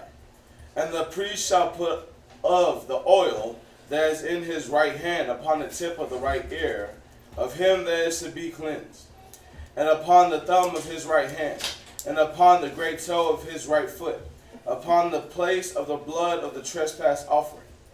And the rest of the oil that is in the priest's hand he shall put upon the head of him that is to be cleansed, to make an atonement for him before the Most High. And he shall offer the one of the turtle doves, or of the young pigeons, such as he can get, even such as he is able to get, the one for a sin offering, and the other for a burnt offering, with the meat offering. And the priest shall make an atonement for him that is to be cleansed before the Most High. This is the law of him in whom is the plague of leprosy, whose hand is not able to get that which pertaineth to his cleansing. And the Most High spake unto Moses and unto Aaron, saying, When ye be come into the land of Canaan, which I give to you for a possession, and I put the plague of leprosy in a house of the land of your possession. So he puts it in a what? In a house. So what would leprosy be in the house? What would we know that as? Mold. Mold. Yeah, black mold. Or just mold in general. Damn. Yep. So this is how we handled it. Go ahead. Of the land of your possession. And he that owneth the house shall come and tell the priest, saying, It seemeth to me there is, as it were, a plague in the house. Then the priest shall command that they empty the house before the priest go into it to see the plague, that all that is in the house be not made unclean.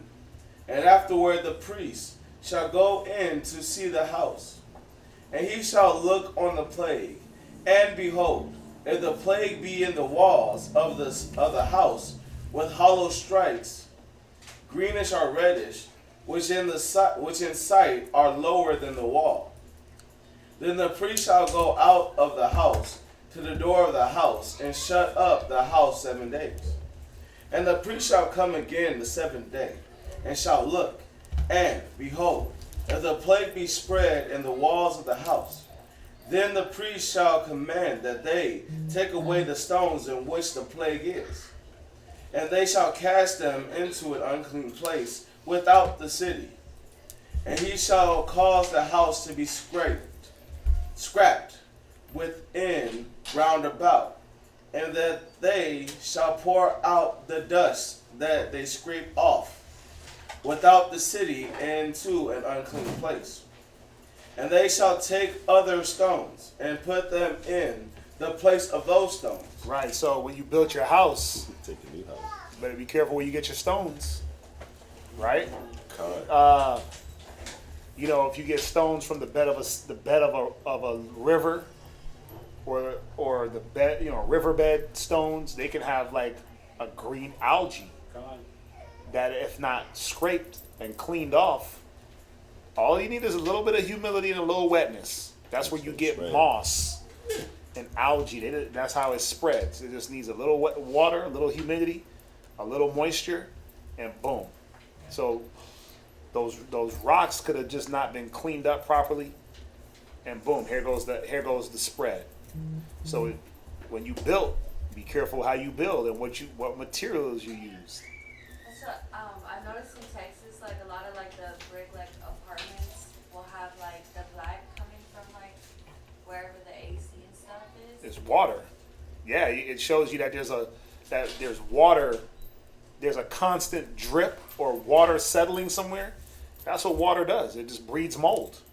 That's all mold needs is a little bit of water, and it starts with water, moisture. Like if they flooded right here, right now, and the water got to the drywall, as long as that drywall stays damp, it'll automatically just start to get mold. Yep. But you can treat it. If you get moisture in your drywall, all you do, you get some fans and you dry it up.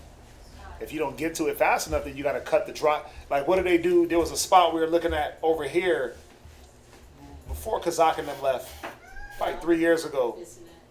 It was had a lot of mold on it. well, no. It was not that one. It was run on Fondren right here. What is this street? Braeswood. Braeswood and Fondren. But they had the whole bottom of the drywall cut out because it flooded and it started to mold. So all they did was just cut the drywall out. But then the problem with that is mold gets in the wood. So it's not just the drywall. If it sits long enough, it'll start to move over. You'll see it. It's black. Yeah, but they had it on the brick. Like I've never Yeah. seen it on brick before. Yeah, because water is one of the most powerful things in the world. Go look at the Grand Canyon. That was created by water, by the flood. So water, when it constantly drips somewhere, it'll carve its own path. So brick is just rock. It's been put together, right? That's all it is. Water will carve a path, and if there's enough water there constantly, it'll start to create that mold. So don't think, because I've seen the green mold on brick. Yeah, it's the same thing. It just creeps up on that brick. I've seen black mold on the outside of brick. There's mold right now, right here, outside, because they use indoor paint outside. It's retarded, the people here. They put indoor paint on the outside of the building. When it gets wet, it it looks like there's plants growing from the top of the ceiling Yep. outside. It's mold, and you can't. As soon as you get rid of it, it comes right back because humidity is where that breeds from. You see that? Yeah. So, and there's many different indoor plagues that can get up in your walls. Remember, bed bugs and all those different things. They live in the walls. Roaches. That's a plague. To be roach infested, that lives in your walls. And rodents and rats and mice. Yep. You gotta bust that house down. But in this case, the way we built things, you take those bricks out or those stones out, and you replace them with fresh stone, and hope that you got the mold out. In the case of here in America, they just replace drywall. You see that, and hope that That's good. they can cover it up. Go ahead. And he shall take other mortar, and shall plaster the house. And if the plague come again, and break out in the house, after that he have taken away the stones, and after he have scraped the house, and after it is plastered, then the priest shall come and look, and behold, if the plague be spread in the house, it is a fretting leprosy in the house. It is unclean. And he shall break down the house, the stones of it, and the timber thereof, and the house, and all the mortar of the house. And he shall carry them forth out of the city into an unclean place. Yeah, we're not gonna play with this. We just gonna bulldoze the house. What do they do in America? They cover it up. We ain't knocking down no building for no mold. And black mold is one of the worst things you can have. The mold spores, they get in your lungs, they affect your breathing, they can really damage you, but they don't take it seriously like that here. What was the one thing they put? Asbestos. Asbestos, right. Lead paint. Now when you move into any apartment, what do they give you? Any apartment that was built before a certain time, they give you the lead paint disclaimer. Like, this building was built in the 1950s or 1920s, and there's a possibility of lead paint or asbestos in the walls. Asbestos. Listen, growing up in New York, every building had that. All the public schools, that's all you would hear is like the paint chips. And when the paint chips, the asbestos would spread into the air, and kids were getting sick.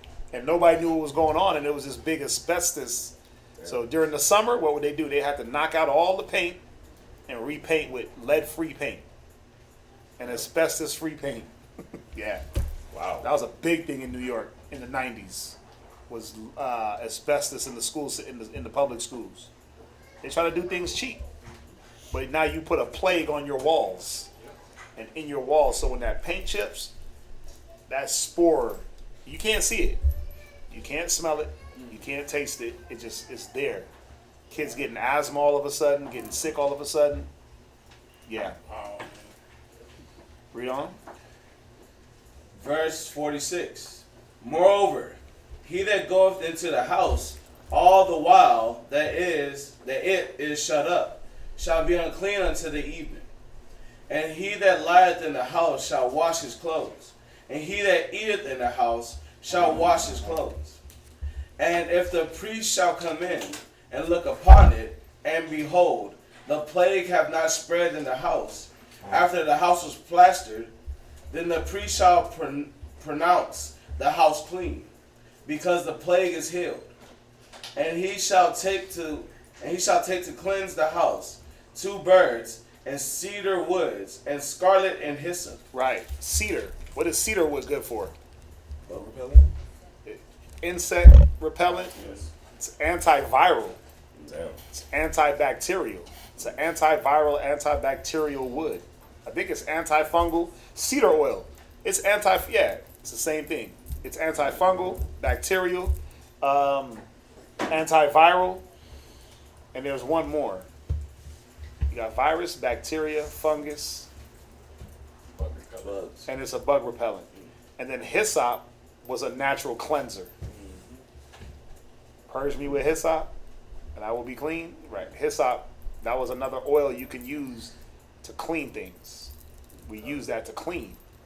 So you use the 2 birds, shed that blood, then you would go through that house and basically give it a good old cleaning, right? So hyssop and cedar oil was basically like our modern day Lysol. You see that? You go through and just clean the house up. Go ahead. Verse 50. And he shall kill the one of the birds in an earthen vessel over running water. And he shall take the cedar wood and the hyssop and the scarlet and the living bird and dip them in the blood of the slain bird and in the running water and sprinkle the house 7 times. Now, and think about it. We know that it couldn't be the blood that cleansed. It's blood. Right? So wouldn't that be counterproductive?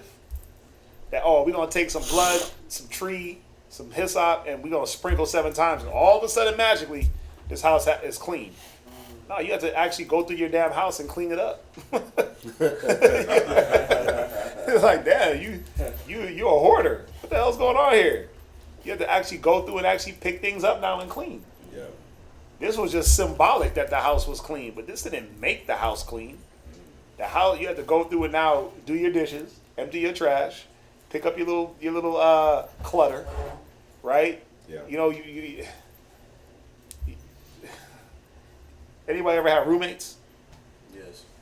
So, there was a time I had there was a brother. He was in the truth. You couldn't tell though. His brother was in the truth. But I roommated with him and it was weird. He never owned a bed. That's one. He never had a bed. But then when you go inside of his room, he would have like maybe a month, 2 months, 6 months worth of just like, you know, you get receipts for things, you buy things, receipts, they just be on the floor. So imagine like all his receipts just on the floor, boom, right? He always ate out, McDonald's and things like that. Yeah. So maybe 10 or 12 McDonald's bags sprinkled. Damn. You know how you leave the McDonald's cup with the drink in it? But it's been sitting so long, the cup starts to bubble and it starts to degrade. I've never So seen that. That's my point. You're not supposed to see that. That means that this cup's been sitting for 2-3 weeks. And at the bottom, it starts to, you can see the orange Fanta at the bottom of the cup start to bleed through. Oh, man. And these cups are coated so that they don't leak. They're leak-proof cups. But not when they've been sitting for 2, 3, 4 weeks. So imagine like 2 of those on the desk, right? You might have a chicken nugget in the corner somewhere. Half-eaten burger over here just sitting. And just, this is a grown-ass man. Like dirty clothes. Because he had no clothing hamper. So you take his dirty clothes, just toss them. Boom, dirty clothes.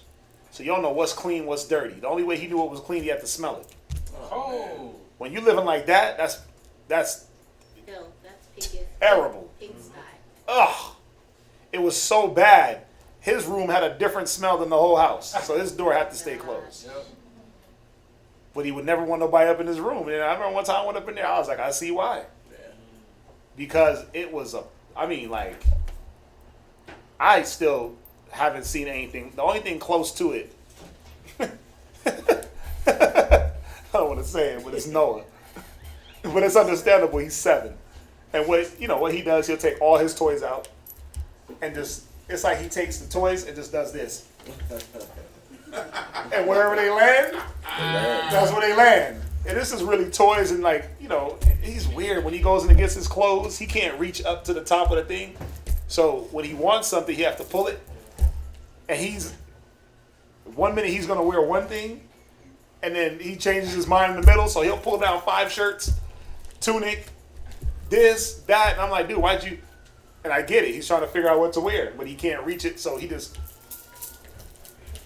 got it, right? So I go in the room and I'm like, whoa, we just cleaned the room yesterday, and it's just toys and shirts, no receipts and no McDonald's clubs.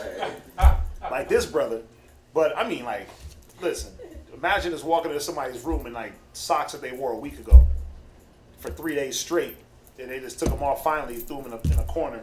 You got one sock over here, you got one sock over here, you got the one shoe in the closet, you got another shoe under a pile of clothes, you got just dirty clothes mixed in with clean clothes, you got things hanging halfway off the hanger. He got a closet, but in the closet floor, it's just full of just clothes. Oh, man. Yeah. Can you imagine what type of plague is going to run through that room? That's crazy. You can't like it's crazy when you go to vacuum that, you have to literally sweep it first. You got to sweep the carpet before you can vacuum it. That's wild, but that's a grown man. That's how some people do it. But you know, that's where you get all these, you know, the crazy thing, he would get very sick. He gets sick to the point where he had to go get IVs. He gets so dehydrated because he's living on McDonald's, living off of liquor. But the hygiene, bro, your hygiene, very important. It's very important. They give you the worldly say cleanliness is next to godliness. They don't say that in the Bible. But at least go wash your hands and your body. When you were unclean, he always said, do what? Go wash your clothing. Go wash yourself with water, right? Or take away the uncleanness from away from you. My dad was like that. After he came back from prison, you could just tell there was a depression about him. He just stopped, taking care of himself. The room was disgusting. Even my little brother, he had custody of him, and my little brother would sit in front of, dog doo-doo and play video games. Yeah, right there. My dad, to the point where he wouldn't leave his bedroom unless he was going to work. So he would just sit there. And even to the point where my little daughter, I had potty trained her, and I took her to his house one day, and the way he wouldn't clean anything, my daughter's like, nah, she was going 4. She's like, I'm not sitting on that toilet, a 4-year-old. It was just bad. Listen, if I can smell the dog, oh, you just the smell dog. The dog Listen, no. If I can smell the dog itself, it don't belong in the house. That's hot. But all the other smells that they had going on, the dog wasn't even an issue compared to all the other things that were going on in there. Because just his health he was in denial. He's like, I'm healthy. He was 450. He's like, nah, I'm healthy. I ain't got no diabetes. Give me 1 second. I don't have nothing. I'm good. Yeah, there's certain things I'm good. I'm good on. If there's a pile of dog poo, He would eat in front of it. It was right there. Whoa. Bro, you don't see this? And my dad wouldn't leave the room, so my dad wouldn't see it. And I'm like, bro, how do you, you're eating, how do you, it's right there next to you, bro. Oh, no. Ew.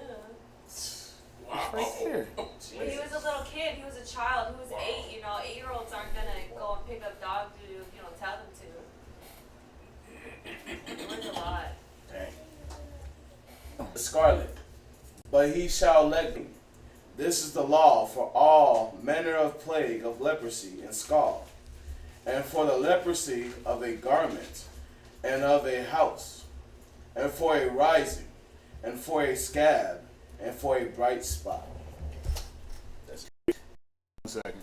Yes, sir. So 2 weeks. Somebody's asking about.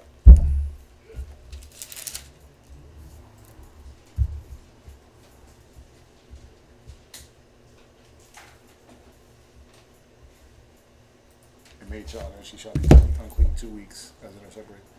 In the blood here. 36 and 14 is 50, right? Yeah, no, somebody and 50. No, 3 score and 6. Okay, 3 scores is 60, right? Continuing blood over 3 scores, so 66 plus 14 is 80. So it's 80 days for a girl. Right. 44 boy, 84 girl. 44 boy. Con. Okay, let's 5-second rule. 5-second rule. Depends on how tasty that first morsel was. Hey, some things still got a 5-second rule, man. Hey, come on, man. Think about it when you was a kid. All the time. And how many roly polies? Like this guy, he goes in the yard and grabs roly polies. And I'm just like, don't bring them in the house. You can go play with them. I don't care. But think about it, man. We play with worms. We lifted up rocks and was digging in dirt. was outside. You was outside. You know, if you didn't go bathe after, that's where you get like your wingworms and things like that. But man, all you had to do after you played in the dirt was go shower. That was it. But when you played in that dirt, you played in that mud, dirt, like think about like actual soil. Is soil actually dirty? No. No, it's not, right? Right. Dirt is not dirty like what we think, like, oh, that's dirty. Now, like dust, that's filthy. You know what dust is, right?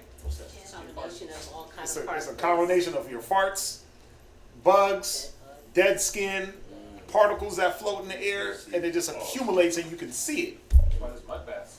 Huh? That's why we have mud baths. Right, we took mud baths.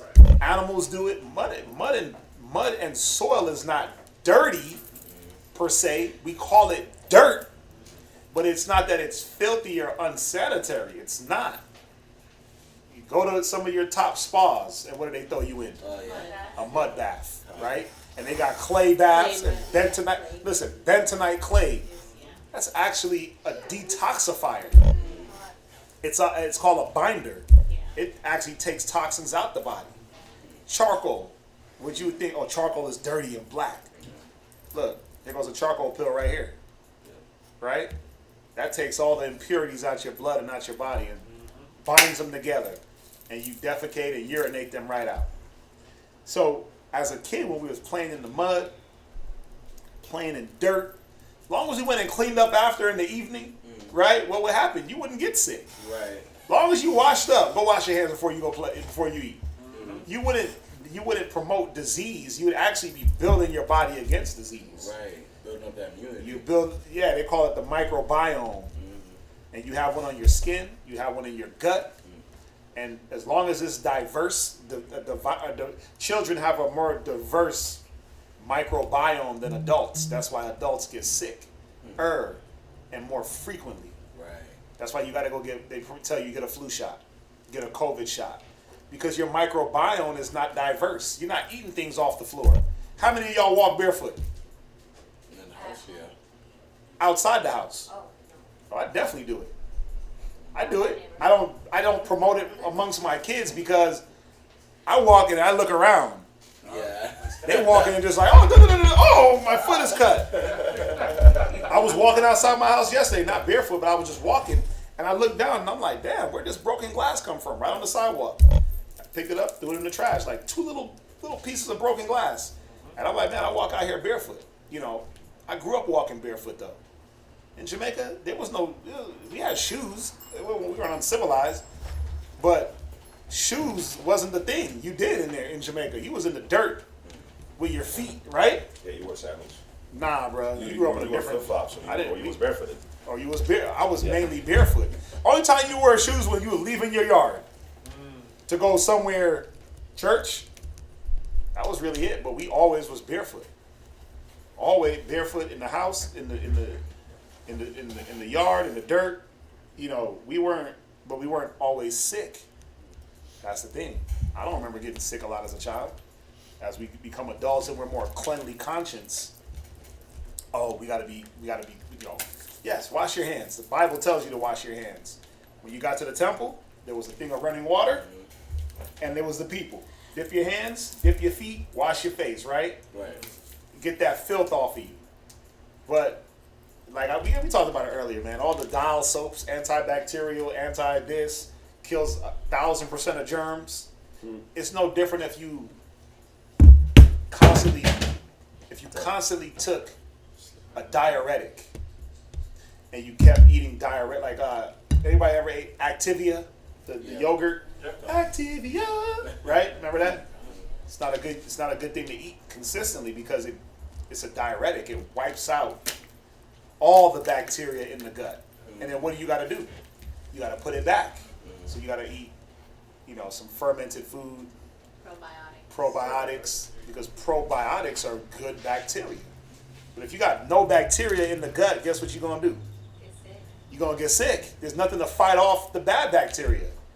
You see that? So in some things we're counterproductive in the way as we've aged as a society, we've actually gotten sicker. And they try to say, Esau tries to say, well, we take more baths.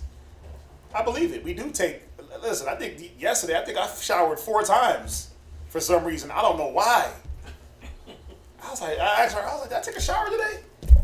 I asked my rib, I was like, did I shower today? She was like, I think you did. I was already on shower 2. And then I did something, and I was like, oh, let me take a shower. Then I did something else, let me take a shower. I went to the gym, I shower before the gym and after the gym. That's just me. I don't want to go to the gym stinking. The gym already stinks. But I don't want to be the part of the stink. I don't want to contribute to the funk. So I shower before the gym, shower after the gym.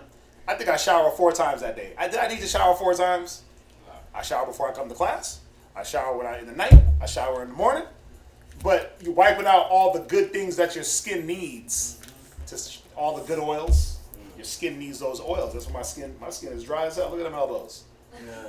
Look at them elbows, bro. They look like I'm kneeling in damn flour. Right? Because I'm wiping away all the good oil that your body needs. Back in the day, you probably showered, they say in the 50s, we showered 50s and 40s and 30s. You might have been lucky to get 2 showers in a week. Maybe Esau. I think Judah was still showering. I think he was still bathing on the regular. But even then, it was just get some water. Boom. Get the funk off you and keep it moving. Up barefoot. That's what. Come on, man. Shoe. Oh, y'all.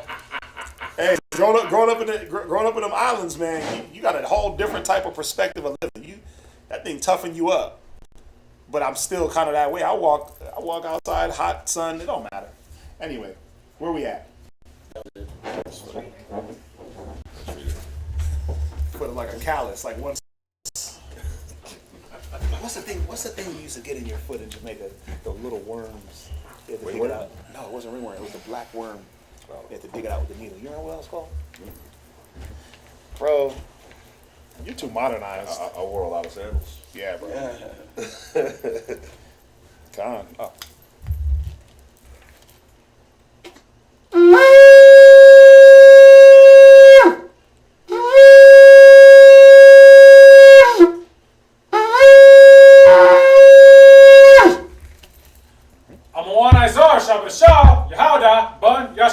Amon Izar, Shabbat Shah, Yahuda, Ban Yashar Allah, Men of Israel, Amadi, Barak.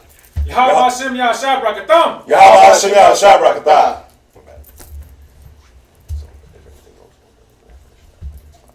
Good. Right there, Yahweh. A variable.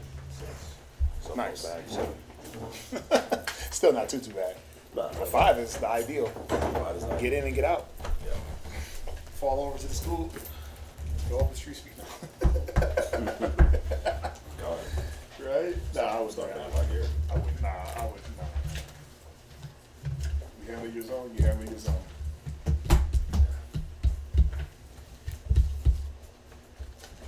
I'm not saying not to shower. I'm not saying not to take a lot of showers and be clean. But you balance. There's a reason why you got to get a bunch of moisturizers. There's a reason why they got to give you the extra oils and the extra this and the extra that, because you end up washing it all away. Your body has natural ways of preserving itself. So, yeah. Yep. Don't be like Esau. They don't. One cat was talking about he hasn't used soap in 30 years. I'm like, I mean, I don't know. I don't want to go that. I don't even want to give that 2 weeks just to even try it because I'm scared. I don't want to see what that smells like at first. I like soap, but you know what's crazy? You know what's funny though? I try to get soaps that don't sud up and don't have all that, because just because it suds up don't mean it's getting you clean. It has more chemicals. So, like the soap that I use now is like this Aveeno. It's like a natural, and one pump, and I just try to use minimal soap. You see what I'm saying? To keep my body, try to keep it in its natural state where I gotta put on a bunch of lotion to clog my pores. Cause it's all, think about it. Lotion got oils and different things in it. But your body has natural oil. But if you put oil on your skin, what does it do to the skin? clogs the pores. Now you got another problem. Now you got to go wash the pores out. So what do? Well, do the first thing. Just don't wash and dry out the skin so much. Then you won't have to use all the extra additives to keep the skin looking good. Eat the right foods and you won't have the bad body odor. Who can go without deodorant for a day or two? Yeah. For a day or two? Yeah. You can? I And not stink? Yeah. Yeah. Natural deodorant already? Well, what it is if you program your body to always rely on deodorant, then you're going to need it. So I used to, and then you got to switch away from the antiperspirant. You're supposed to perspire. But just because you perspire don't mean you got to be stink. So how do you, I call it righteous sweat. but you don't stink? No, How? because I don't eat the things I used to eat to make my body have to give off that funk. Oh, so it's like a lot of It's part of diet. It's part of your diet, and it's also you got to train your body away from those things. So, like, let's say tomorrow, and I'm not going nowhere, right? I'll take a shower and I won't put no deodorant on, Yeah. and I give my body a freedom from that crutch. 'Cause that's all it is. It's a crutch. I take away the crutch and let my body function without it. And then if I start to smell bad, I'm like, okay, shower, boom, no deodorant. See what I'm saying? And the more often you do it, the more your body gets acclimated. So you would need to detox though, so that like you would have to get all that stink out first, right? Yeah, but I mean, you know how many cleanses and things that I've done in life, just even in the last 6 months, how many fast and cleanse but if you balance your life daily, like I walked in here, y'all didn't see what I was drinking before I got here. Green juice, ginger, my regular little regimen. But if you do that daily, and then you cut away certain things from your body, you will cleanse naturally anyway. And then you won't have a bad smell. Right? I still put on my little oils, but I don't even have to use as much oil. Before it was like, right?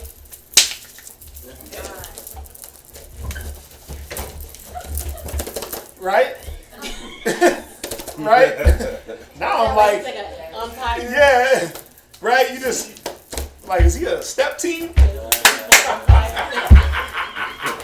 Right? Now I'm just like this. Boom. Gone. That's it. That's it. I might get one more and just dust the clothes, but like minimal. I was gonna say too, like when it comes to like the deodorant thing, if you practice like not putting it on, and say you put it on if you know you're gonna be out all day, that's like when I'll put it on. Like now working these trucks, I'll go ahead and put it on all day. But like if it's, say I'm off and I'm coming to class or I'm coming to academy, I'm not gonna put it on. And I don't be smelling him. He don't stink. I don't put it on, but the reason why like there isn't really a smell is because you do it so much now that it's like you already got like a lot of the stuff out. So now when you take a shower, there isn't really much in there because all deodorant does is just block it. So all that stuff just stays in you, all those toxins. So then when you finally don't wear it, a whole bunch of it, a lot more than usual, actually comes out. You see what I'm saying? And even when I do deodorant, I do this. That's it. That's it. Yeah, one swipe. That's it. Not the whole. No, I don't do the. Then it turns your armpit white. You put your shirt on, then the whole shirt is look like the whole armpit area. Yeah. Listen, there's certain things that irk my spirit. I do not want to smell a person's deodorant. You know why? Because if I can smell your deodorant, that means it's mixing with your armpits. And I can smell your armpits and the deodorant. Oh, spice. This is the worst smell in the world when you can smell. It's like a person that already sweated and was funky, then they put the deodorant on the funk. Without washing. So I noticed that about myself. I'm like, wait a minute, why can I smell my deodorant in my body? I'm like, no, putting on too much deodorant. One swipe, can't smell the deodorant. But also changing the diet and not a lot of sugar, Like right now, I'm up here fiending. Some sugar. Oh, I'm up here getting woozy. I need some sugar. I haven't had no sugar. I haven't had nothing like an unnatural sugar. I have like an apple, 2 apples, but I need some sugar. I'm starting to get faddy. Yeah, I need like some carbs or something. Nice chocolate bar. Some chocolate would be good, but I'm not gonna do it. I gotta push myself. Right, I gotta push myself past this wooziness. I get woozy at a certain time, and I'm like, oh, I got low blood sugar. No, I don't. My body is just fiending. My body is fiending for certain things that I don't want to give it. Right, and in the getting cleansed, you just give yourself the natural stuff. You give yourself, the herbs, water, and you detox that way. And then you go to more like natural deodorant. I use natural deodorant. Right, I use the aluminum free. They don't got a big scent. You can make your own deodorant. Yeah. That's true. Toothpaste. I don't use a lot of toothpaste. I don't use. You know what I brush my teeth with a lot of the times? Charcoal. That's it. Charcoal, and you scrape your tongue, and you won't have bad breath. Charcoal kills smell. That's true. Scrape the tongue, and you get all that caked on just filth. Scrape your tongue one day and see what's on there. That's true. It is disgusting. Yeah. And if I do that every single day and I'm disgusted, imagine the people that don't do it. Does everybody scrape their tongue? I do. Oh yeah. You got to. Brush it and scrape it. Yeah, definitely. Yeah, I don't brush because that just moves the filth around. I get a scrape. And you can taste it if you do it often enough. Yep. You're like, wait a minute, I got bad breath. I gotta go scrape my tongue. No matter how you clean your teeth, you can taste the back of your tongue. You gotta go gargle, get that filth out. Boom, phlegm. All that sugar you eat, all that starch, all that dairy. It builds up on the back of your. That's why you can't taste food, because your palate is filthy. You clean that palate off, scrape it, you see all that white caked up, just old nonsense. But then also a good way to clean your tongue is eat salad. Cucumbers are a natural, they take away the smell. They kill smell in your mouth, in your gut. Slice a cucumber, put it on your tongue. It'll kill some of that smell in your mouth. Eat the cucumber, it'll kill some of the smell in your gut. So salad, greenery. What does green stuff do? It pushes things down because it's mulchy, right? It pushes things down. It pushes things through your gut. It's fiber. So it does the same thing for your tongue. It scrapes the tongue. It gets in between your teeth. It cleans your teeth. You see that? So, like toothpaste, I don't use a lot of toothpaste. Colgate and all that, minty. Hell nah. I get Burt's or Tom's, no smell, tastes nasty. Or just charcoal, or sometimes just peroxide. Gargle, spit, gone. I don't think my breath, if it was offensive, brothers would tell me. I would hope. Yeah. But I can taste it. You know what I mean? So, anyway, I listened to the brother say that I can go like a week without deodorant and don't stink. Yeah. You gotta be able to go without deodorant. What happens when you ain't got none? Yeah. Start. Now, I'm not gonna go a whole week. I mean, come on. I don't want to offend, so I make sure I don't. I make sure I throw on deodorant when I'm leaving the house, so I don't be offensive to anybody, because I don't want to be the guinea pig. And like, oh yeah, I'm going a whole week, huh? Yeah, I can smell it. You know what I'm saying? I don't want that. So, yeah, but this is the thing, as we give ourselves to better food remedies, even medicines that we take, they want to come out of you. Mm-hmm. As we give ourselves to better food and better medicine and better remedies and more natural eating, you'll alleviate. What do onions do? Poisons. Onions are antibacterial. So what happens if you got bad bacteria in the gut? Go eat you a salad with some onion. Mm-hmm. Even though they make your breath funky, it'll kill bacteria in your mouth. If you got bad bacteria, you can't grow hair, go blend you up a onion and put it in your hair. Shower cap, let it sit, go wash your hair out. You'll start to kill the fungus. It's antifungal, actually. That's what onions do. You know, garlic, antifungal, anti this, anti that. They smell bad in the mouth, but you can always just go brush your damn teeth. Sis, Angela.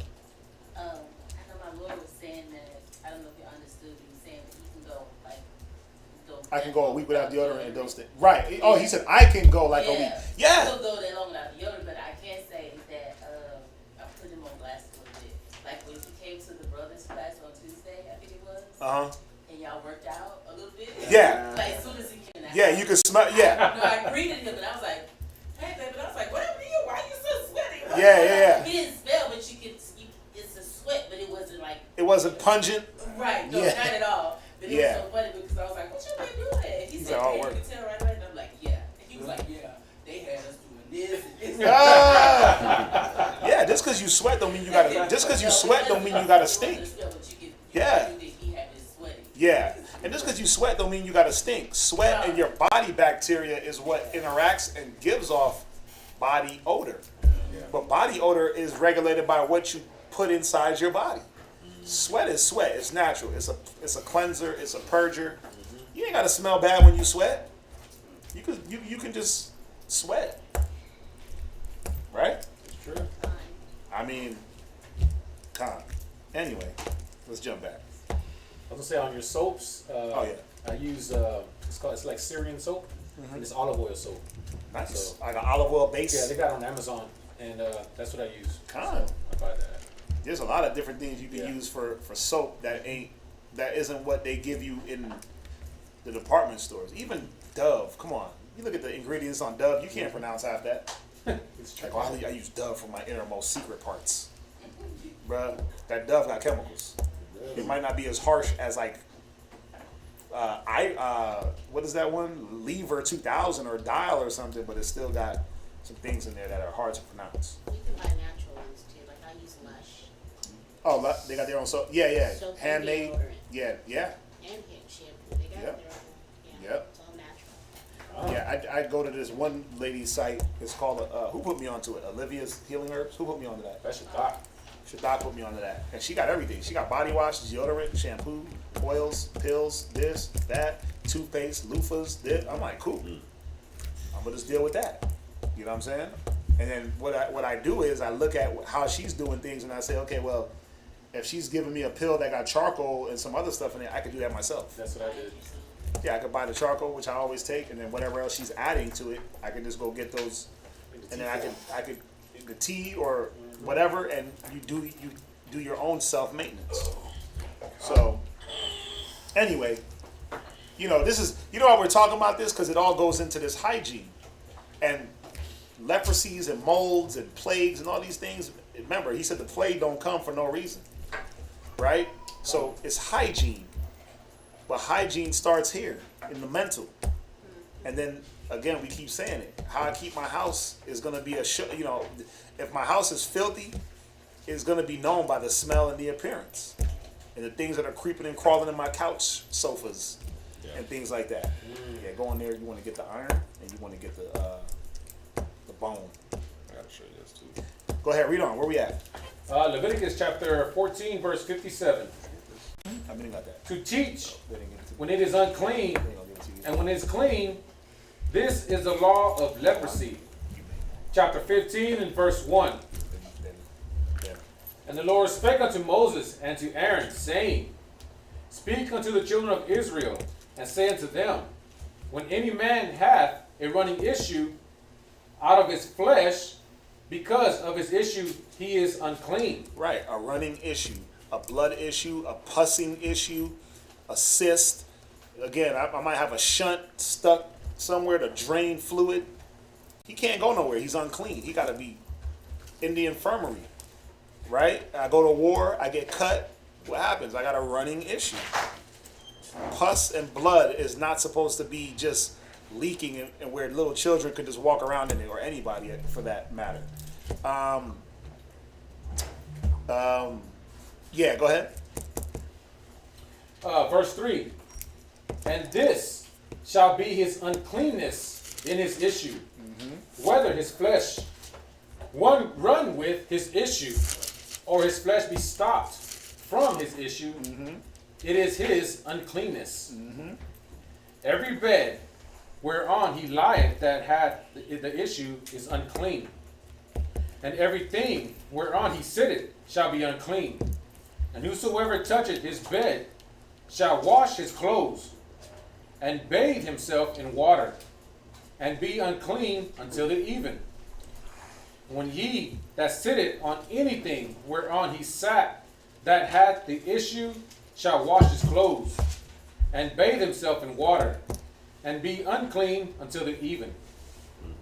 And he that toucheth the flesh of him that hath the issue shall wash his clothes, and bathe himself in water, and be unclean until the even.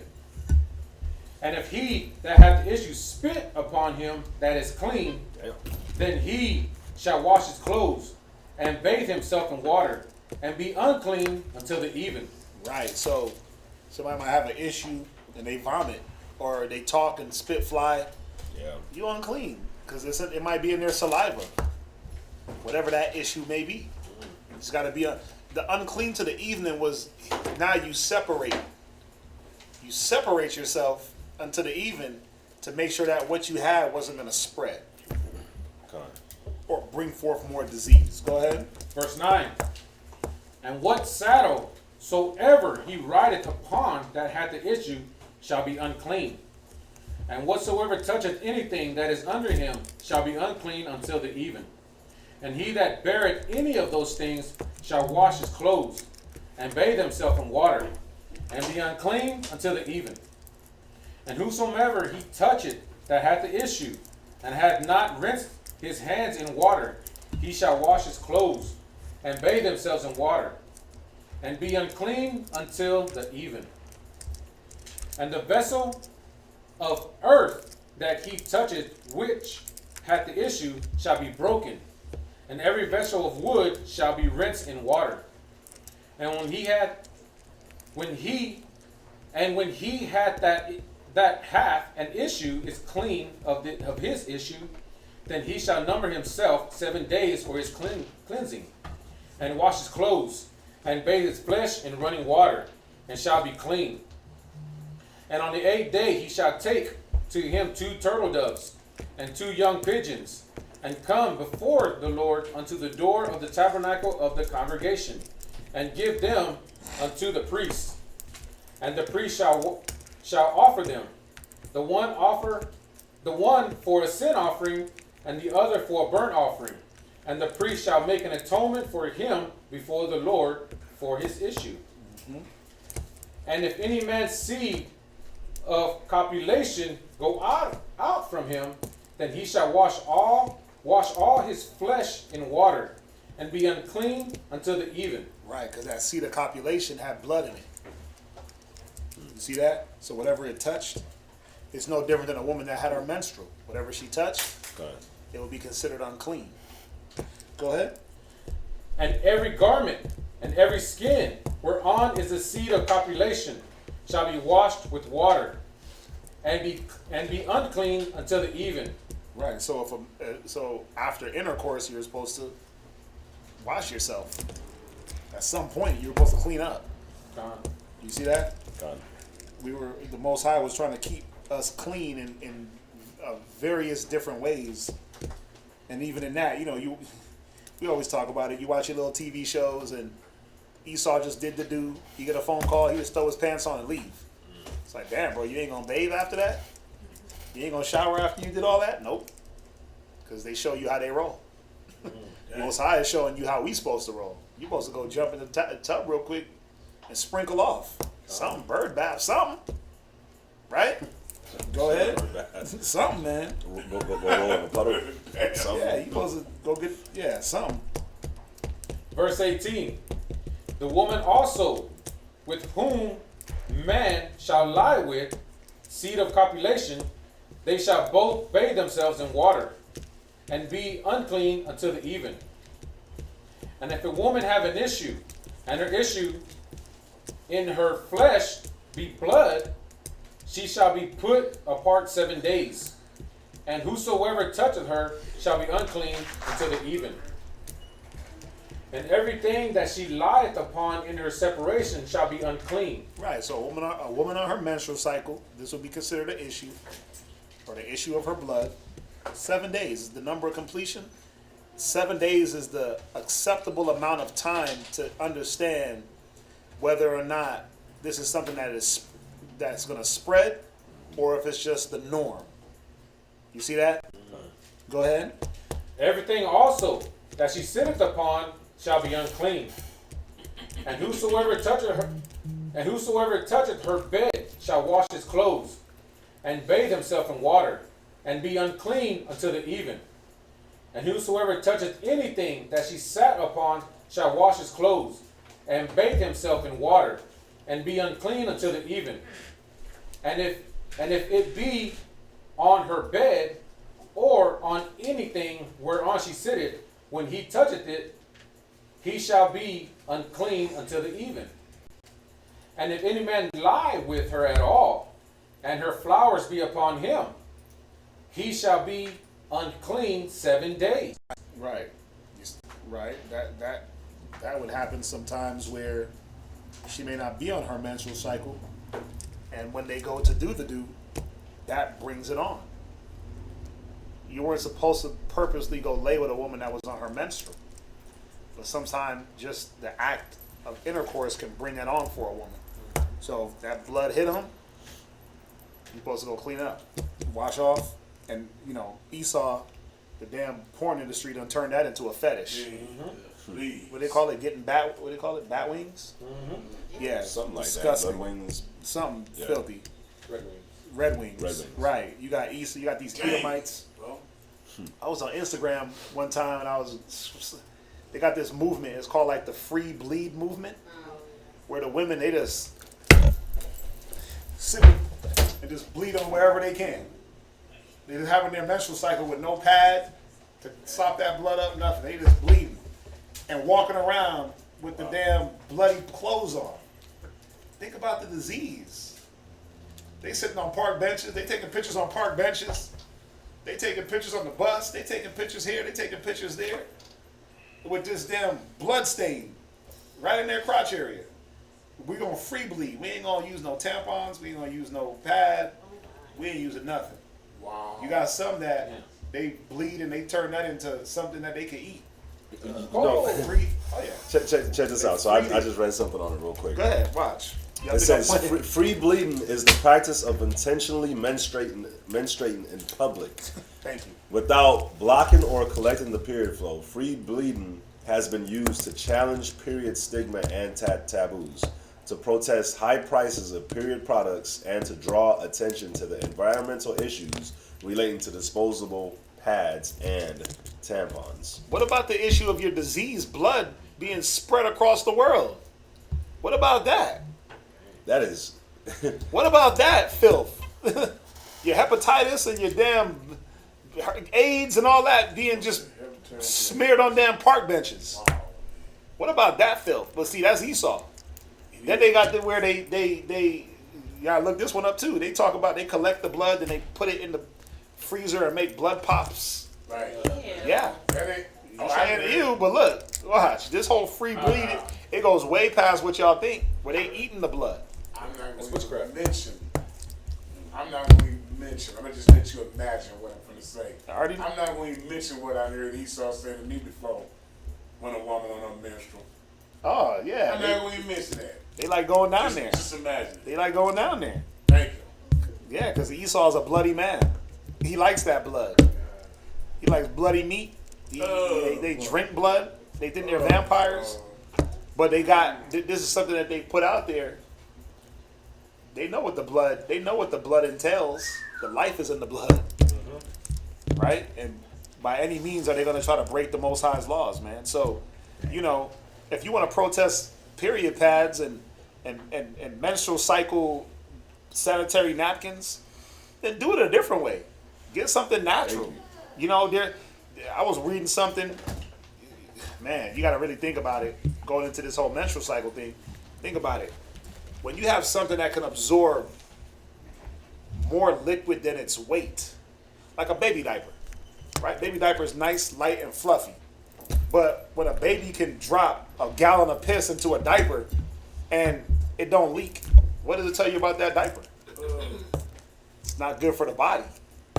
It's not good because there's chemicals in that diaper that absorb. There's a gel that's in there. You ever bust open a diaper? Yeah. There's a gel that's in there, but it's not good for your skin. So after doing that for so long, that's where you get your bacterias. That's where women get a lot of ovarian cancer. They use, first of all, any sister that you're not supposed to use the ones that go up in you. What do they call those? Tampons. You're not supposed to use those because if you're blocking the flow and you have that cotton in you, you know what happens when the cotton gets wet, it expands, right? And it's in there, and you're not letting the natural cleansing happen. Right.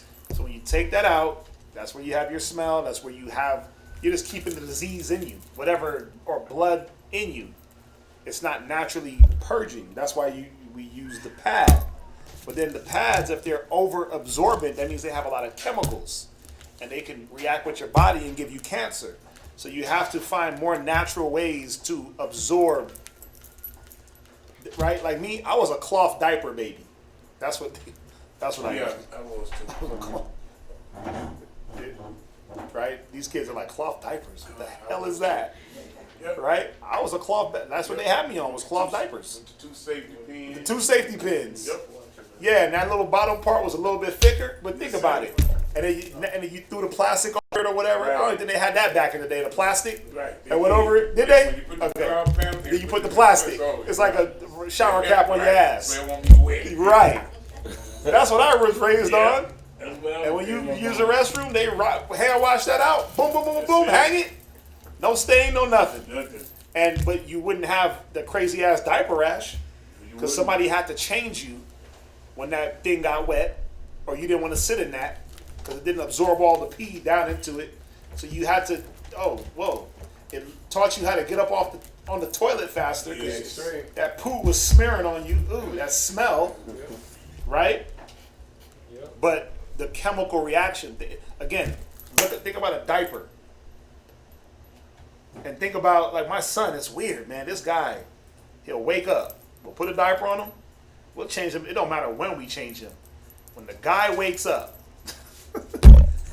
when he wakes up, the diaper is like this big on him. Bro, it's like the diaper exploded. It's just pee. He pees at night. Like it's just crazy. Like, all his whole day of just drinking happens at night. And he'll get up and he'll stand there, and I'm like, damn, did you grow? Sometimes to the point where the onesie that he got on, the buttons will bust open by itself. Wow. And we change that diaper in the morning, and I'm just like, dude, what's going on here? It doesn't matter when we change him. Middle of the night, 3 hours before he wake up, he just wakes up and the diaper is just like, phew. But I'm like, dude, how can a diaper hold that much liquid? What chemicals are in there, and then what is that reacting with the body? Wow. You see what I'm saying? It's true. So it takes away the level of attentiveness from parenting. That's why they give you Huggies that last all night long. You ain't gotta wake your lazy ass up and change nobody. Right? That's true. But then what does it do for the skin and the body? The tampons. What does that do for a woman's body? That's where you get your ovarian cancer, your HPV, human papilloma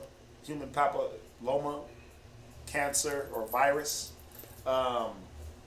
You get your women. You got a lot of women getting hysterectomies. Their insides are being just warped because you're putting things up in there and blocking the natural flow. And then think about it. Why is my menstrual cycle like super heavy? What am I eating? There's herbs you can take to minimize your flow. You know that, right? Acupuncture. Think about it. When you go get the depot shot, you know about the depot shot? Boop, that stops your menstrual cycle. And that's chemicals. They stop it. That's wrong. They change your whole chemistry. But there's herbs you can take to alleviate the menstrual pain and to minimize, not take away, but minimize the flow. You want to flow because that's the cleansing part, right? But you can minimize the amount of blood that's coming out of there. That way now I can go to a more natural remedy.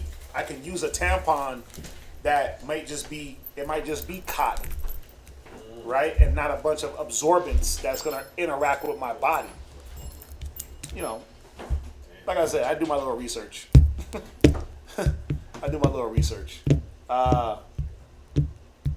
It's important though, because think about it.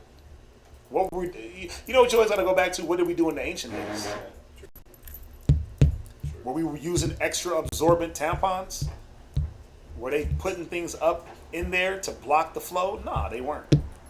They collected the blood, but on sanitary napkins, and then they disregarded of it. And they let that natural process happen, but they weren't eating all the meat, all the hormones. We were a little bit more natural with it. So, yeah, go ahead. Leviticus chapter 15, verse 24, Right. last precept. Right, you get cysts. Yep. Go ahead. And all the bed whereon he lieth shall be unclean. Right. And if a woman have an issue of her blood many days out of the time of her separation, right, or if it run beyond the time of her separation, all the days of the issue of her uncleanness shall be as the days of her separation. She shall be unclean. Every bed whereon she lieth, all the days of her issue shall be unto her as the bed of her separation. And whatsoever she sitteth upon shall be unclean, as the uncleanness of her separation. And whosoever toucheth those things shall be unclean, and shall wash his clothes, and bathe himself in water, and be unclean unto the even. But if she be cleansed of her issue, then she shall number to herself 7 days, and after that she shall be clean. And on the 8th day she shall take unto her 2 turtles, or 2 young pigeons, and bring them two turtle doves. No, it says 2 turtles. 2 turtles. It's turtle doves though, not the actual turtles. Oh, okay, yeah. Right? Come. Yeah, we didn't sacrifice turtles because we didn't eat those. Right? Where we at? What verse? It's 29. Verse, yeah. My bad. Right. 29. Come. Right. It's supposed to be turtle doves. Go ahead. Or 2 young pigeons, Right. and bring them unto the priest to the door of the tabernacle of the congregation. And the priest shall offer the one for a sin offering, and the other for a burnt offering. And the priest shall make an atonement for her before the Lord for the issue of her uncleanness. All right. This is Leviticus chapter 15, verse 31. Thus shall ye separate the children of Israel from their uncleanness, that they die not in their uncleanness, when they defile my tabernacle that is among them. This is the law of him that hath an issue, and of him whose seed goeth from him, and is defiled therewith. And of her that is sick of her flowers, and of him that hath an issue, of the man and of the woman, and of him that lieth with her that is unclean. All right, we're going to jump to 2 Kings chapter 7, verse 3. 2 Kings chapter 7, verse 3. And when we go into this story, you know, it's going to talk about leper. It's going to refer to a few guys that had leprosy. It doesn't really give you the gist of what the story was about because they skip out the first 2 verses. But this was about, what was it, Elisha? It was Elisha. He was given this prophecy to this king. He was basically prophesying on this king and on this ruler about his fate. And it came to pass. How do you know you have a prophet amongst you? Because what he say is going to come to pass. Okay. But, you know, they jump to this story because it talks about so these 3 men that were lepers. So, 2 Kings 11? Chapter 7, verse 3. Yeah, go ahead. 2 Kings chapter 7, verse 3. And there were 4 leprous men at the entering in of the gate, and they said one to another, Why sit we here until we die? If we say we will enter into the city, then the famine is in the city, and we shall die there. And if we sit still here, we die also. Now therefore come, and let us fall unto the host of the Syrians. If they save us alive, we shall live, and if they kill us, we shall but die. And they arose up in the twilight to go unto the camp of the Syrians, And when they were come to the uttermost part of the camp of Syria, behold, there was no man there. For the Lord had made the host of the Syrians to hear a noise of chariots, and a noise of horses, even the noise of a great host. And they said one to another, Lo, the king of Israel hath hired against us the kings of the Hittites and the kings of the Egyptians to come upon us. Wherefore they arose and fled in the twilight, and left their tents and their horses and their asses, even the camp as it was, and fled for their life. Right, so 4 leprous men outside the gate. Why? Because they had a certain leprosy that they couldn't enter in. Yeah. You see that? So they're like, well, why are we going to sit here and die? Let's go somewhere else where we can be accepted. Where the Assyrians, they don't give a damn about no leprosy. Right? Let's go fall upon the Assyrians and see, will they accept us? If they save us, we'll live. If they kill us, we don't die anyway. Let's go live our best life. Okay. So we want to just go be accepted. So they went to the land of the Assyrians. They were gone because they got ran out. Go ahead. Verse 8. And when these lepers came to the uttermost part of the camp, they went into one tent and did eat and drink, and carried thence silver and gold and raiment, and went and hid it, and came again and entered into another tent, and carried thence also, and went and hid it. Then they said one to another, We do not well. This day is a day of good tidings, and we hold our peace. If we tarry till the morning light, some mischief will come upon us. Now therefore come, that we may go and tell the king's household. So they came and called unto the porter of the city, and they told them, saying, We came to the camp of the Syrians, and behold, there was no man there, neither voice of man, but horses tied and asses tied, and the tents as they were. And he called the porters, and they told it to the king's houses within. And the king arose in the night and said unto his servants, I will now show you what the Syrians have done to us. They know that we be hungry. Therefore are they gone out of the camp to hide themselves in the field, saying, When they come out of the city, we shall catch them alive and get into the city. And one of his servants answered and said, Let some take, I pray thee, 5 of the horses that remain, which are left in the city. Behold, they are as all the multitude of Israel that are left in it. Behold, I say, they are even as all the multitude of the Israelites that are consumed. And let us send and see. They took therefore 2 chariot horses, and the king sent after the host of the Syrians, saying, Go and see. And they went after them unto Jordan, and lo, all the ways was full of garments and vessels, which the Syrians had cast away in their haste. And the messengers returned and told the king. And the people went out and spoiled the tents of the Syrians. So a measure of fine flour was sold for a shekel, and 2 measures of barley for a shekel, according to the word of the Lord. Right, which is what Elisha told the king would happen in the beginning of the story. This is basically the point of the story. It wasn't really the lepers. It was this, but the way the reading dictated it is going off the leper thing. Go ahead. Verse 17.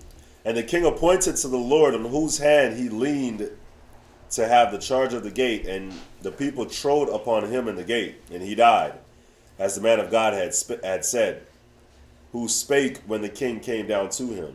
And it came to pass, as the man of God had spoken to the king, saying, 2 measures of barley for a shekel, and a measure of fine flour for a shekel, shall be tomorrow about this time in the gate of Samaria.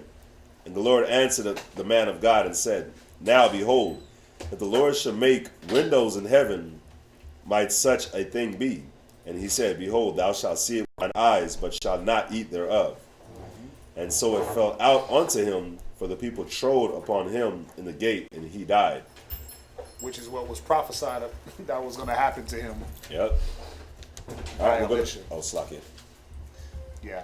Everybody get that? Let's jump over to Luke. Chapter 2, verse 22. 2 and 22. Luke chapter 2, verse 22.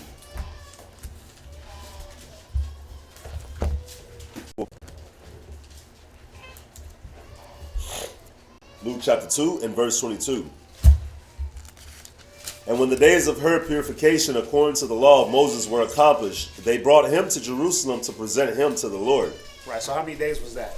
That Mary was set apart? No. Take away 20. It was 60. It was 60 for a man, 80 for a... If you had a boy, it was 60 days of separation. If you had a girl, it was 80 days. I thought it was 40. No. Oh, I was saying 40 earlier. It said 7 days. It was 7 days plus... 33. Was it 33? Yeah, it was 33. Then it was 40 and 80. Yeah, it's 40 and 80. I just texted it to Zion. Let's see. Yeah, my bad. 40 and 80. Yeah, he's right. 33 and 7. Yep. Yeah. So remember when it talks about Yahushua being made under the law? This was part of it. She separated herself for the 40 days. Yahushua was circumcised on the 8th day. Why would you do this if he was born of a spirit? You wouldn't have to do these things. Right?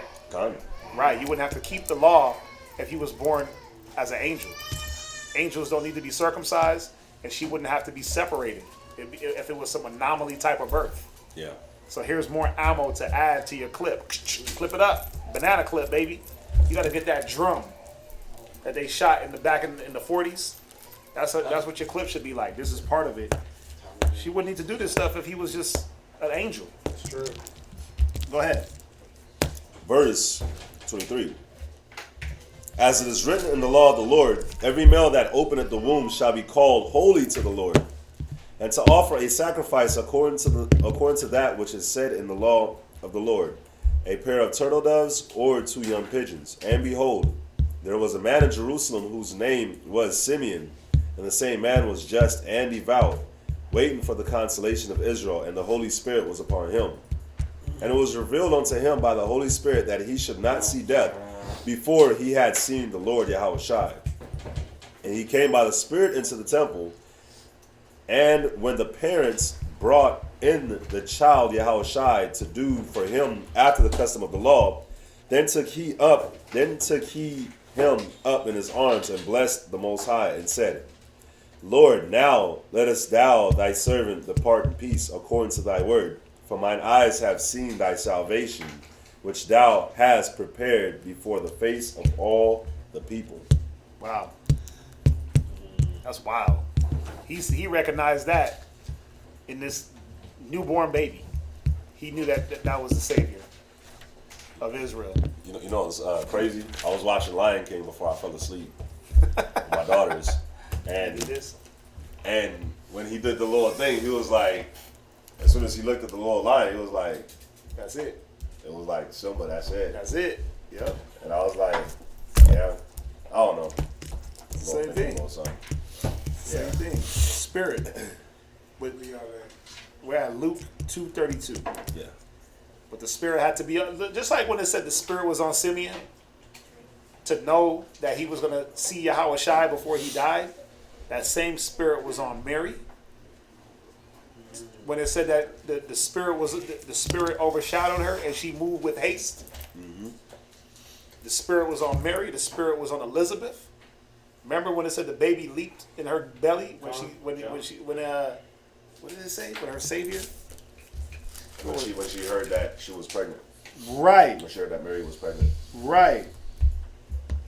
That Spirit was just a spirit of understanding and knowledge and wisdom. Yeah. You see that? That's all it was. So the same Spirit that was on Simeon that didn't rape him was the same Spirit that was on Mary that didn't sleep with her. You see that? Or unless the Spirit is just going around and just raping men and women. Right? So, unless there's different Holy Spirits. Right? Is there different Holy Spirits that's sleeping with women and teaching men? Nah, man. It was the same Spirit. The same Spirit that fell on Yahushua when it said it ascended from heaven like a dove when he was baptized. It didn't sleep with him when it came upon him. Right? I mean, come on. It's easy. It's easy. Right. People are you gotta stop these Christians, man.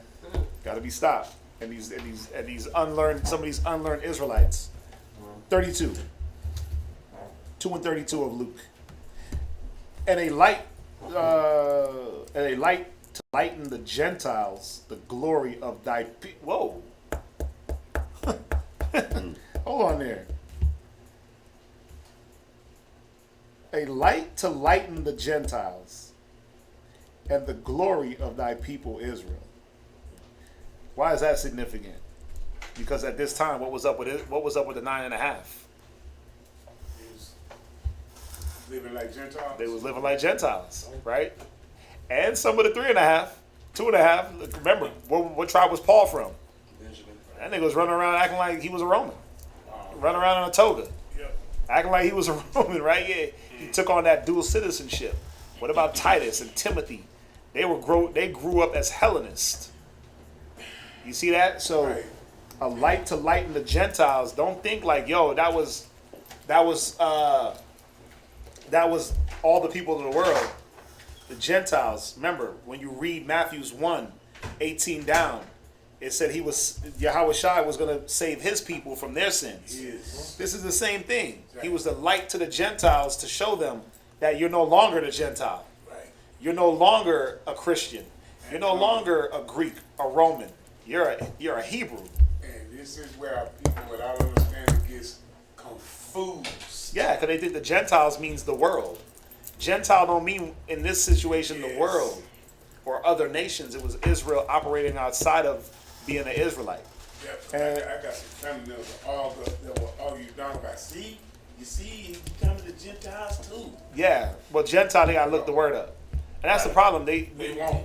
We got to look the word up, and we'll see that Gentile has more than one meaning. We know that. Right? I'll read on. Verse 33. And Joseph and his mother marveled at those things which were spoken of him. Now, if I didn't give birth to this child, like, listen, ain't no damn man in his right mind gonna let his rib pop up with a baby. Thank you. And then sit there talking about let's go get him circumcised, even though he don't look like me. That's true. Ain't no black man in the world. He gonna be like, hold up, wait a minute, stop the press. This is how you know. I'm gonna show you something. This is how you know it had to be Joseph, because then all the things they were doing according to the law would be null and void. He would be a child out of wedlock. Oh, that's true. And all the circumcision, all the turtle dove and pigeon given, that would have been null and voided. Because you know what's crazy too though? Right? Look at when you look down. Look like what the You know what's cold? When you throw in Ecclesiasticus chapter where it talks about the child won't prosper. Yeah, well, it says a child from an unlawful bed will not take root. But that's the point. And then all you got to do is go to David and Bathsheba. That baby got knocked out of her womb dead. So you mean to tell me that Yahweh Shai was going to be the epitome of the nation from an unlawful union? Negro, please. Right? You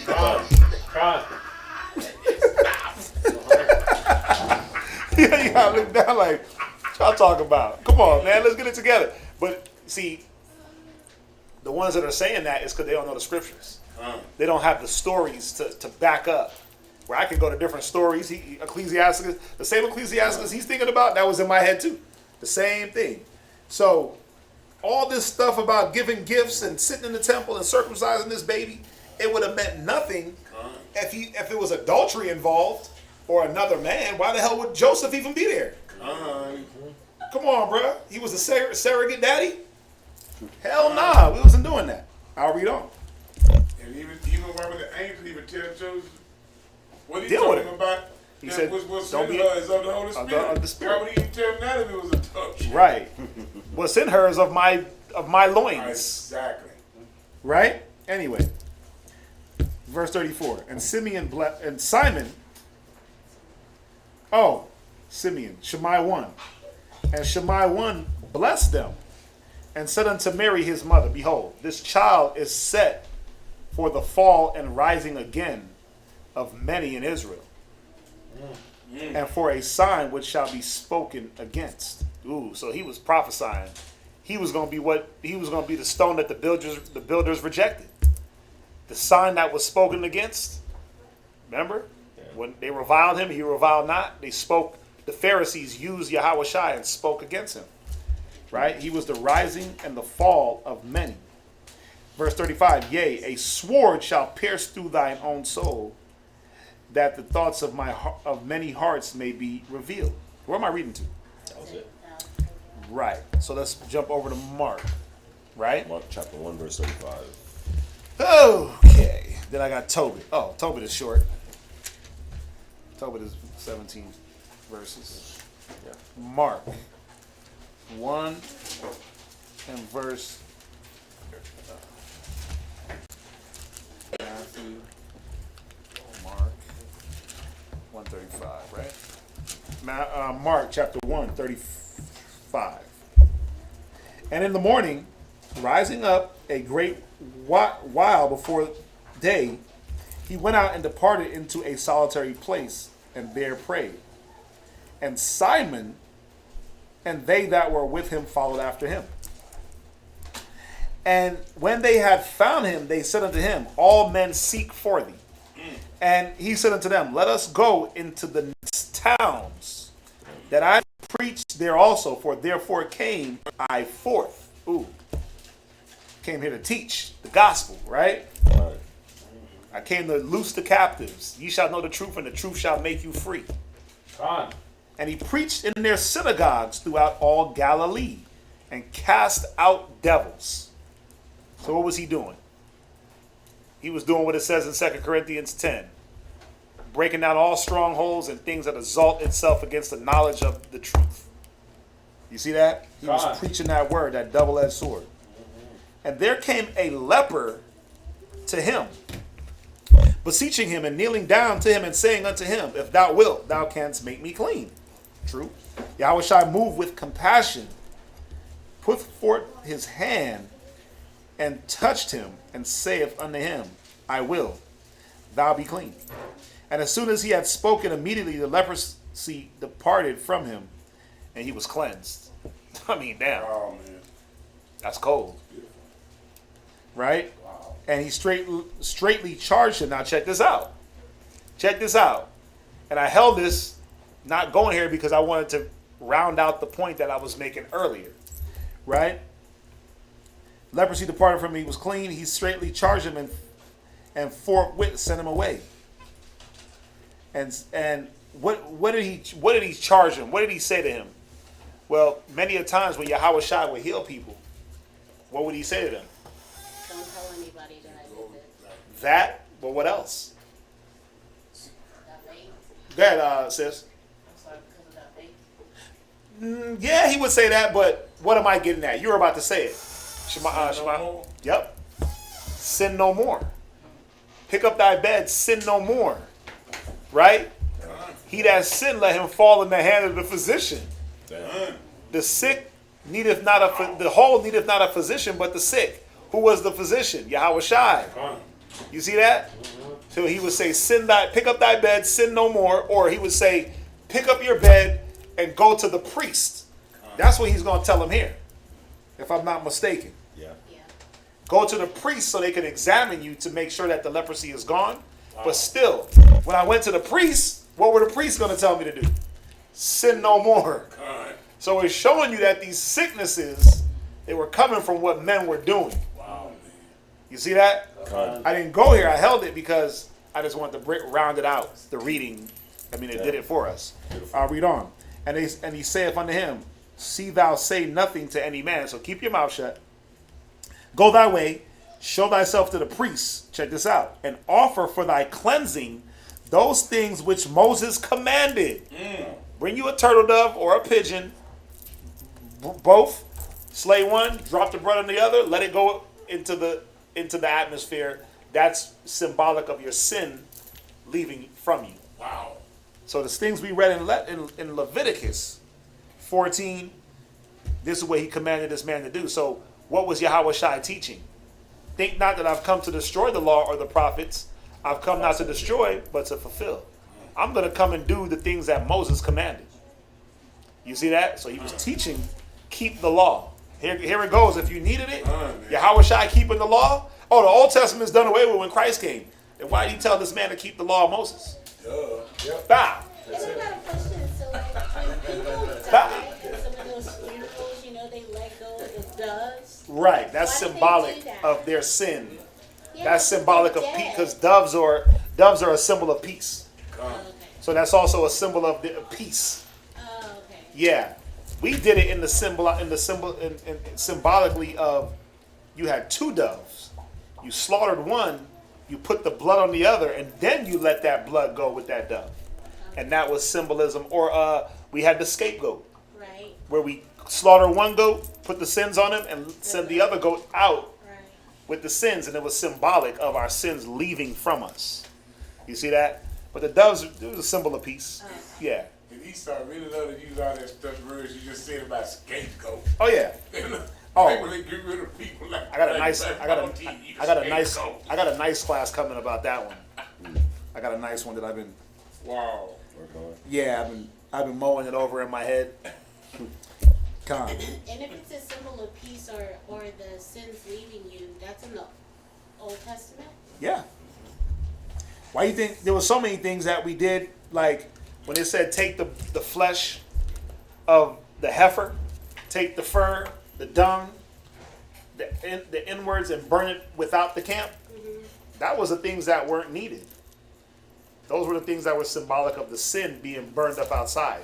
The things you did keep, like the actual flesh that we could eat, the burnt offering, we burnt them within the camp. You see that? But the things that represented the sin or that we didn't use, those were burnt outside the camp. So whenever we did something without the camp, it was symbolic of removing sin from away from us or anything defiled. Whenever a person was shut away for anything unclean, it was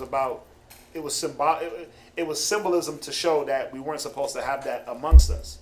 Remember, we couldn't even poop in the camp. Right? He said it was defiled. I don't want that among you. He said I walk in the midst of you. So we had to do that outside the camp to show that our filth was going to be away from us. All symbolic. All symbolic. Y'all, everybody with me? Right. Which one? Don't do it on the camp? Oh, which one? About the turtle doves leaving me? Oh, you can go back to Leviticus 14, where you said, do the things that Moses commanded? Yeah. Right, so when you go back to Leviticus, the 14th chapter, it says, this is the law of the cleansing for a man. So Leviticus, and the Lord spake unto Moses, saying, this shall be the law of the leper in the day of his cleansing. He shall be brought unto the priest.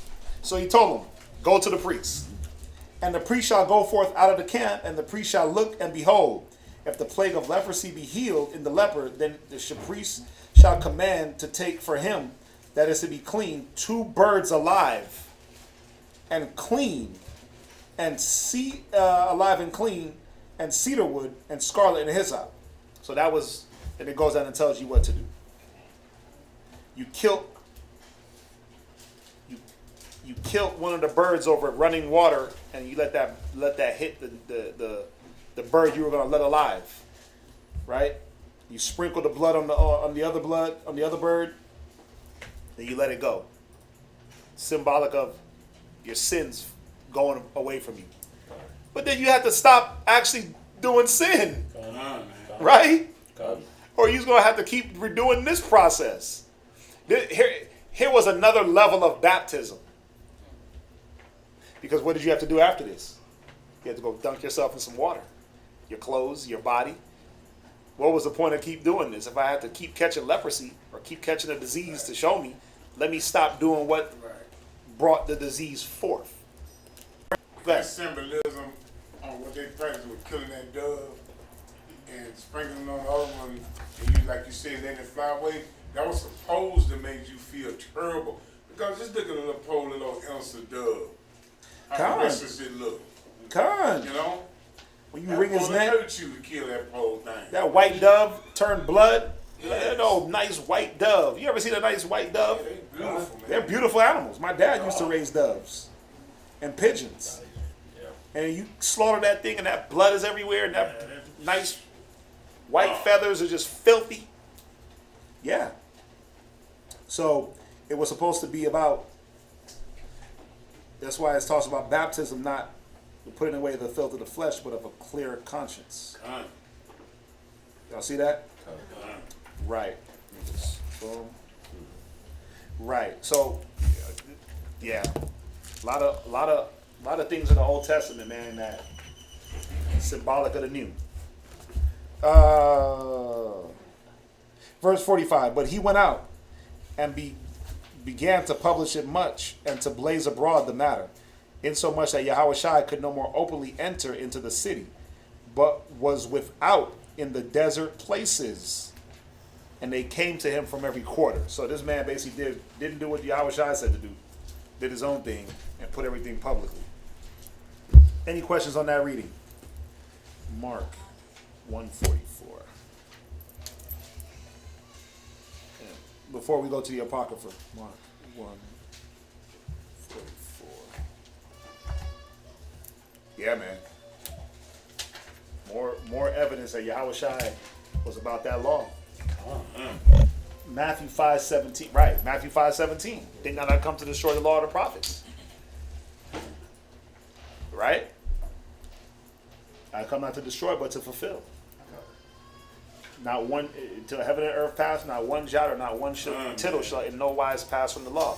Any man that teach men to break the least of the commandments shall be called least in the kingdom of heaven. One of the least things you can do is bring a turtle dove when you was cleansed from your leprosy. See, these little things, the least thing you were supposed to do when you had a baby was bring that turtle dove for the cleansing. Right? How many brothers is doing that when they have a baby? All these over-righteous Hebrews. Y'all bringing turtle doves when you had a son? That's my point. Nobody's doing that. So, gotta stop it. I'm sure people don't even know what turtle doves look like. Yeah, they don't. They don't. God. 3 turtle doves and a partridge in a pear tree. Right?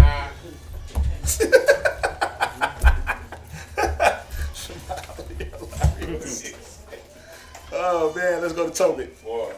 Tobit 6. Yes, sir. Verse 1. And verse 1. So, have you been keeping up with us? You've been keeping up with this Tobit story, but real quick recap. Tobit, righteous man, in the time of the Assyrian captivity, bodies are being dropped. They're not being buried. He goes through, he buries them. He's performing his alms. A bird, might have been a turtle dove. No, it says a sparrow, right? Sparrow. Yeah, a sparrow. Pooed in his eye, blinded him. His wife had to take work. He feels like, I'm blinded, I should die. He asks the Most High to take him out or to heal him. He's thinking that he's going to die. He sends his son to go collect money from a man that owed him money in another city. On the other side, there's a sister, Sarah. She ended up killing 7 of her husbands because she was possessed with a demon, Asmodeus. She prayed to the Most High for the exact same prayer. Just kill me or heal me. Most High sends an angel, Rapaya Allah, the healing angel, to heal them. He's basically not in angelic form when he appears to them.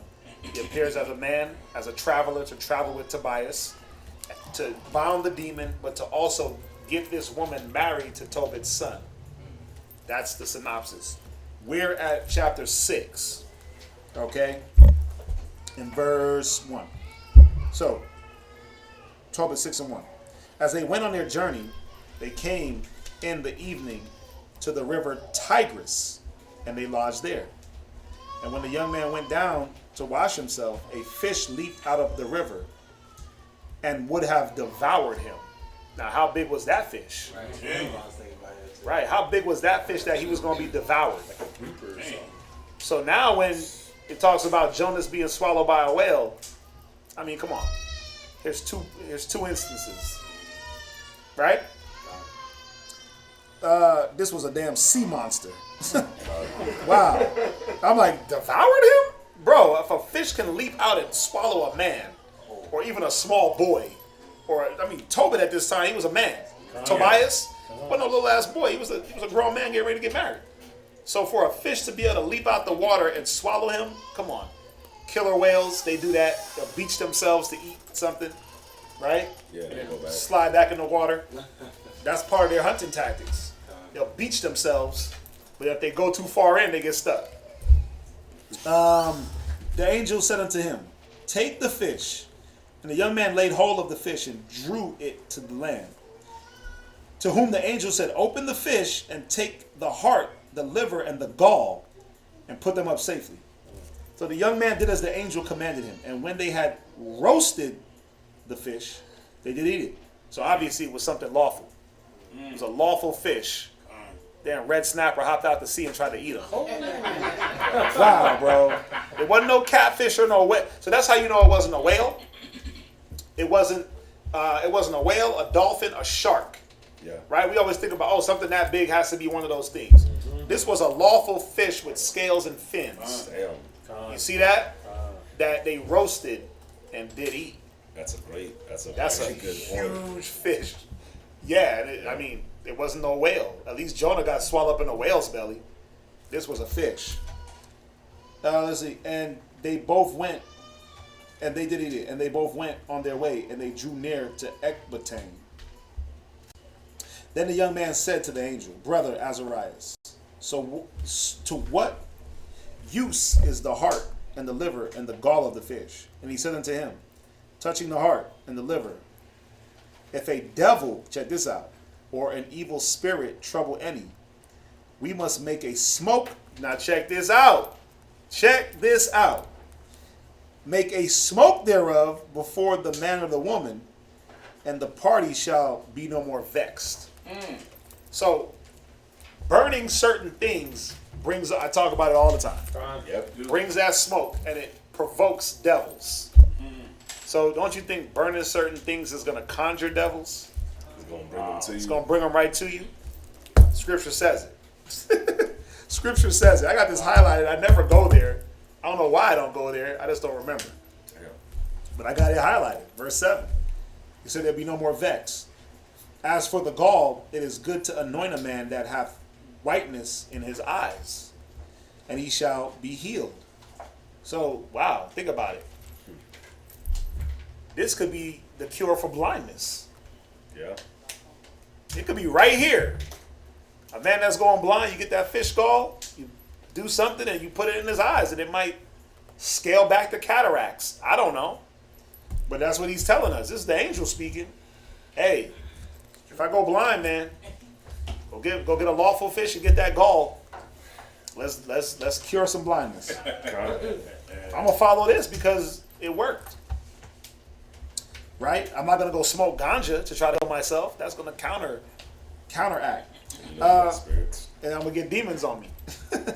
And when they were come near to Rages, the angel said to the young man, Brother, today we shall lodge with Raguel, who is thy cousin. He also hath one only daughter named Sarah. So think about it. This was where we were still dealing with close kin. Close of kin, family, within the tribes, within the kindred. Remember Tobit told Tobias, when you marry within your kindred? So he was really talking in the kindred, close kin. This is Old Testament, remember that. So after a while, we stopped dealing with close kin. You see that? But if Raguel was his cousin, that means Sarah would be his second cousin. So the blood relation wasn't as apparent. You see that? I will speak for her, that she may be given thee for a wife. Verse 11. For to thee doeth the right of her appertain, seeing thou only art of her kindred. You see that? Damn. Yeah, why did we do that? Why did we keep it in the kindred to keep? This is how you kept righteousness in the line. So if we kept things within the kindred, and I come to you and I say, man, who's your family? And you're like, oh, I'm such and such, son of such and such and such and such. Oh, that's a righteous line. He's from Abel, son of Adam? Damn, cool. Yeah. Hey, who's your family? And you like, oh, well, I'm from Cain, son of Adam. It's like, oh, stay away from him. Right? Stay away from him. Right? Things were in the line. Not saying that he's from Cain, but y'all see what I'm saying. The line, it was easier to denote where you were from. Because there wasn't this spreading out of, well, I'm about to go pop over here, deal with the Assyrians. I'm about to go pop over here. Why do you think Esau was hated by Isaac? Because what did he go do? He went and took Canaan. And it's like, you ain't supposed to go deal with Canaan. Right. You supposed to let me give you a wife within the kindred to keep the purity, the blood, the righteousness, the custom. It was all these things that we were trying to preserve. You see that? But then when you spread yourself, remember it said, Psalms 106:35, we were mingled amongst the heathen and learned their works. Wow. And sacrifice our children to their gods. So in mingling and in mixing, we watered ourselves down. So even Judah. But that's why it says Ephraim is like a cake unturned. They mixed themselves amongst the people. That's what it says, right? But what did they do in mixing themselves? They diluted the blood, the custom, the language, the way of the law, the way we do things. Everything was diluted. Across the board, Judah and Benjamin and Levi too, you wicked Negroes, stop it. Y'all were diluted too, man. Just because y'all didn't leave Jerusalem and go into Assyria and do all that, y'all were filthy too. We still were scattered though. We were scattered. So We are all in that, scattered. We were deluded. Yeah. In that, right? Yeah, it tells you. It says Israel and Judah were scattered together. Right. Right? So yes, we were scattered, but I'm talking about like in the time of Christ, the time of Paul. You have more concentration of Judah, Benjamin, Levi. 9.5, they were already gone into this America. You see that? But we were still diluted because even being amongst the Greeks, the Romans, the Assyrians, the damn Hamites, that polluted and diluted us. You see that? Okay. So same thing across the board. Gone. We're all filthy. Okay. What verse we at? 12. Verse 12. And the maid is fair and wise. So this is how you know that Sarah wasn't some off-ass chick that was just a murderer. It says she was fair and she was wise. She just had a demon on her. Now therefore hear me. I will speak to her father. This is how we dealt. You want to know custom of marriage? We spoke to the father first. And when we return from rages, we will celebrate the marriage. For I know that Raguel cannot marry her to another according to the law of Moses. Because that was for the inheritance. If I'm not mistaken, yeah. Inheritance was keep inside your tribe and your kindred so the inheritance wouldn't spread out. You see that? But he shall be guilty of death. Because the right of there it is. It says it. Because the right of inheritance doeth rather appertain to thee than any other. See that? Wow. Then the young man answered the angel. This is how you know the Apocrypha lines up with the damn Bible, man. This is how you know it's spot on, because it's now the one thing, Book of Enoch, Jubilees, Jasher, Adam and Eve, the Apocalypse of Moses and all, they don't go into the law. The Book of Enoch don't talk nothing about the law. That's the one thing that sparked my brain. I'm like, where is the references to the law in this book? There aren't none. Damn. There aren't none. Jasher, there are none. It's just stories, but not backed up by, like, we can always go to a story, like when we read about Judah and Tamar and Anan, right? We can always say, okay, well, he spilt the seed. He was supposed to perform the law of his brother's wife. Where do we go to understand that? Well, let's go back to Deuteronomy and look at the law. Just like this is referring back to the law of Moses. That's why the Apocrypha, we know, is spot on, because Ezra went into the law. Wisdom of Solomon talked about the law. Tobit, Ecclesiasticus was the damn law, like Proverbs. Yeah. Esther, Judith, it all went into the law. It all referred back. Maccabees refer back to the law, right? So anybody ever come to you like, well, it don't line up? Well, talk about the law. It lines up. It is not going against it. 13. Then the young man answered the angel, I have heard, brother Azarias, that this maid hath been given to 7 men, who all died in the marriage chamber. So she didn't lay with these men. She didn't lay with the men. But when they were going to consummate, that's when they all died. Verse 14. And now am I the only son of my father, and I am afraid, lest if I go in unto her, I die, as the other before. For a wicked spirit loveth her. Woo! Damn, that is cold. Damn. Tells you that these spirits, they love you. These wicked ass spirits, they want to be on you because they love you. They love the dwelling. You know why? Because you keep it swept and garnished. You keep it nice and empty for them to come, sit back, sip some tea, watch a little Netflix, right? Then you got the bubble bath prepared for the spirits. Oh, woo! Right? Meaning what? We accommodate these different spirits. We're a temple. They need somewhere to live. And they enjoy controlling. They enjoy it. Yeah. They want to be able to do freely what they want to do, and they can do that when you coddle them. Yep. When you make provisions for the flesh, this is what it's talking about. Make no provisions for the flesh. When you make provisions for these emotional spirits, for your anger, for your hatred, for your pride, it loves you. Wow, man. And it wants to be with you. And you're not going to fight me. I'm be pleased to dwell with you. Can two walk together? Watch this. Can two walk together, at least they be in agreement. damn. How can I walk with this spirit if I don't agree with it? If I disagree with pride, guess what? I'm not going to let it sit with me. See that? So it's showing you that these spirits, man, they attach to you because they love you. It's cold. It loveth her, which hurteth nobody but those which come unto her. Wherefore I also fear lest I die and bring my father's and my mother's life because of me to the grave with sorrow, for they have no other son to bury them.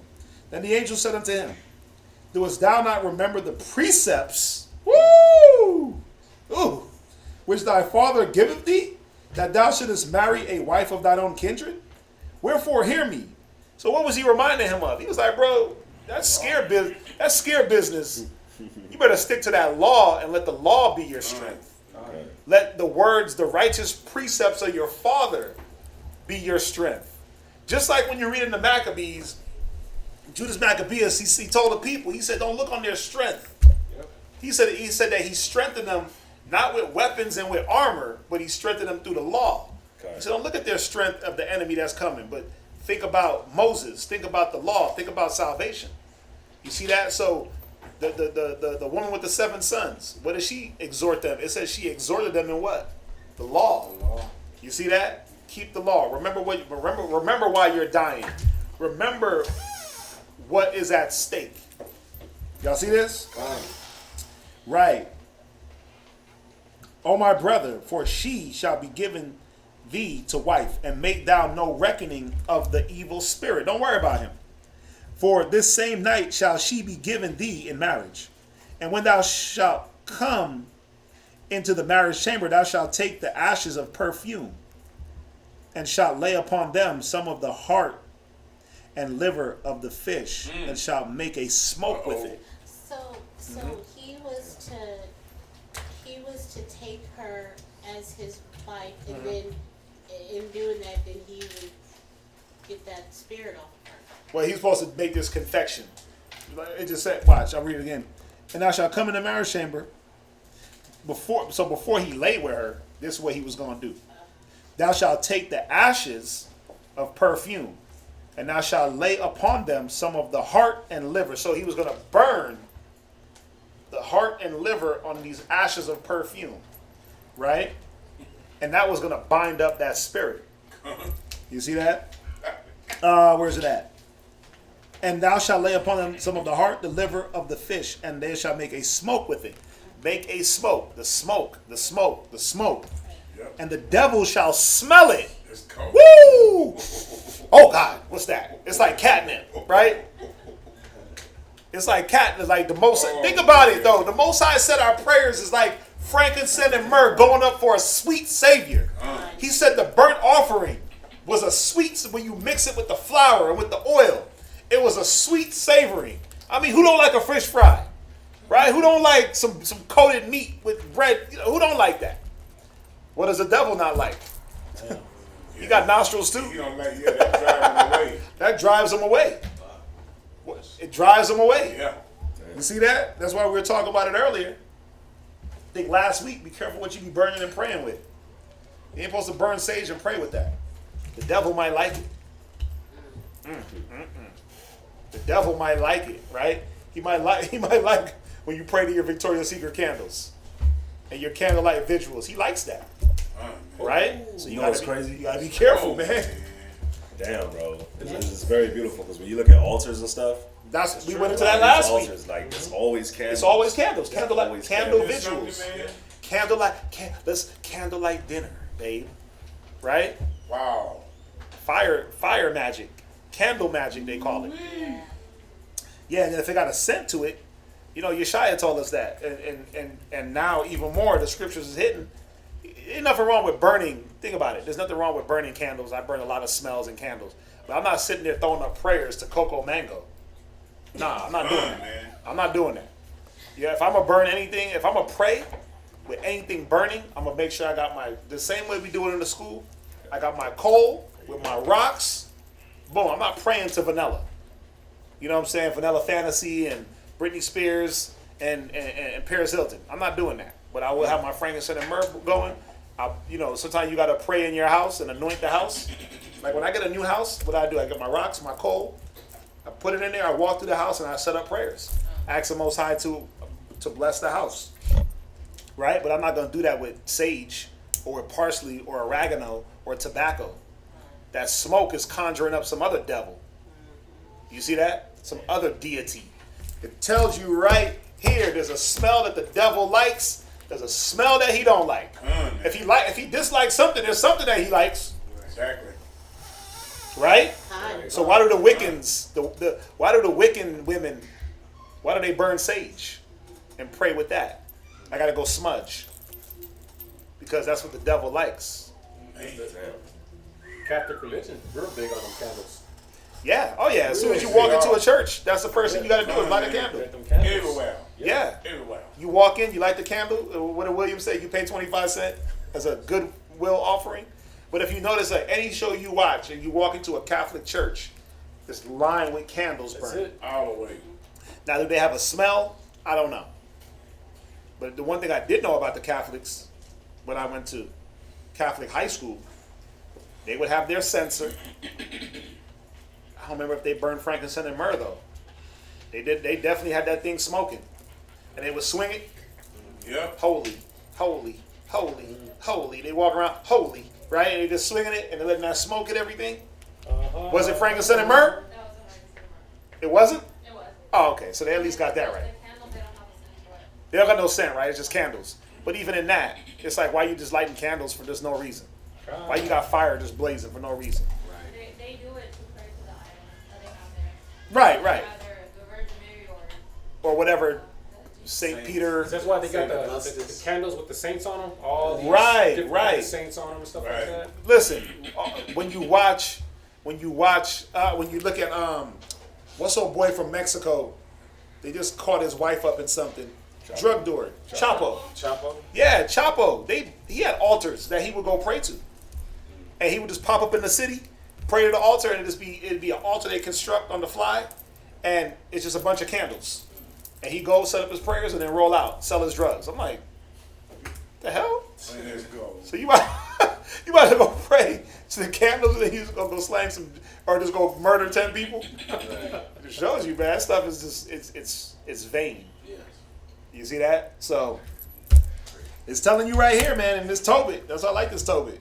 The devil shall smell it, verse 17, and flee away and never come again anymore. But when thou shalt come to her, rise up both of you and pray to the Most High, which is merciful, who will have pity on you and save you. So there was a process that he was giving him. Before you lay with her, make this confession. The devil's going to flee. Pray to the Most High. He'll have mercy upon you. Fear not, for she is appointed unto thee from the beginning. And thou shalt preserve her, and she shall go with thee. Moreover, I suppose that she shall bear thee children. Now when Tobias had heard these things, he loved her. Wow. He ain't never met her. Think about that. Wow. He ain't never met her. What was love predicated on in these times? Was it her? It ain't your beauty, it's your booty. That's another flame. Right. Listen, he was in love with the fact that this woman was going to perform righteousness towards him. Yeah. That's what got him aroused in the spirit. Was that, wait a minute, I got a righteous woman that is promised to me. It wasn't predicated on her looks. He never seen her. He never seen her. He never touched her. He never heard her. He never felt her breath on the side of his cheek. None of that. She ain't never cooked him a meal, right? But think about it. Because in his mind, why would something be promised to me that was bad? Right? Why would something evil be promised to me? Remember when Isaac said he took Rebekah into his mother's tent, he lay with her, and then what happened? He loved her. He said he loved her. Right? What was the love? Now, I'm not saying that his love was predicated on sexual activity, but it's the same mind here. Like, wait a minute. How could you love a person just like that? Well, because in these times, you weren't, the likelihood of you getting some scallywag type of chick was very, very low. It was very low. If my father petitioned on my behalf for a woman, my father had my best interest at hand, and vice versa, right? So I could take trust that my daddy was righteous and he was a good man and he gave me all this wisdom. He was going to give me somebody that I could love, right? So what was I really in love with? What was I in love with? Was it the flesh? No, it was righteousness. I was being set up with a righteous woman. That's why I loved her, because I was in love with righteousness. You see that? I loved righteousness. I loved doing things the right way. If that's what this person embodied, I'm gonna love them anyway. It's easy. It's easy. But through time, now you got to develop a love for a person because you got to sort out all the filth in them. You got to prove. Now you got to prove her. For he had to prove her. She was already proven. You see that? She was already proven. But now you got to sit back. I gotta prove a person. I gotta go through 8 years of betrothal, right? I gotta tiptoe into marriage, right? I gotta be real gentle and soft because I just don't know. And then when we do get married, the possibility that it lasts in America is 50-50, right? So how can I really love a person? How can I develop love, especially if my outlook on people and what people show me is not positive? It's not a good outlook. You see that? So he wasn't really that he loved her. He never met her. Wow. But the thought of what she was, he was in love with. That's cold. That's cold as hell to me. Like, come on, Isaac never met Rebekah. No. And it wasn't that he slept with her and was like, oh, I'm in love. Right? He wasn't rolling like that. He was rolling in the fact that, wait a minute, this woman was comforting me. This woman was here for me. She was humble. She was righteous. I'm a righteous man. The thought of what we could be. Sometimes you fall in, they say you're in love with love. You ever hear that expression? They were in love with righteousness. And man, she's going to bear me children? Damn. That's one of the, at this time, that was the greatest thing a woman could do for a man, right? And not just children, but a man child, right? Remember, who was it? Rachel and Leah? They fought over who was going to bring forth. They was like, listen, I'm going to find a way to get the mandrakes and do this and get him aroused and get me going, and right? Because I want to be able to be the one to say that I'm doing this. You see that? Just the thought of, damn, she's going to bear me children? Whoa. That was it just shows you how heavy of a task that was and how much it did mean. Where now, chicks is just popping them out for a dude. As soon as he breathes on her, it's like, I got your baby.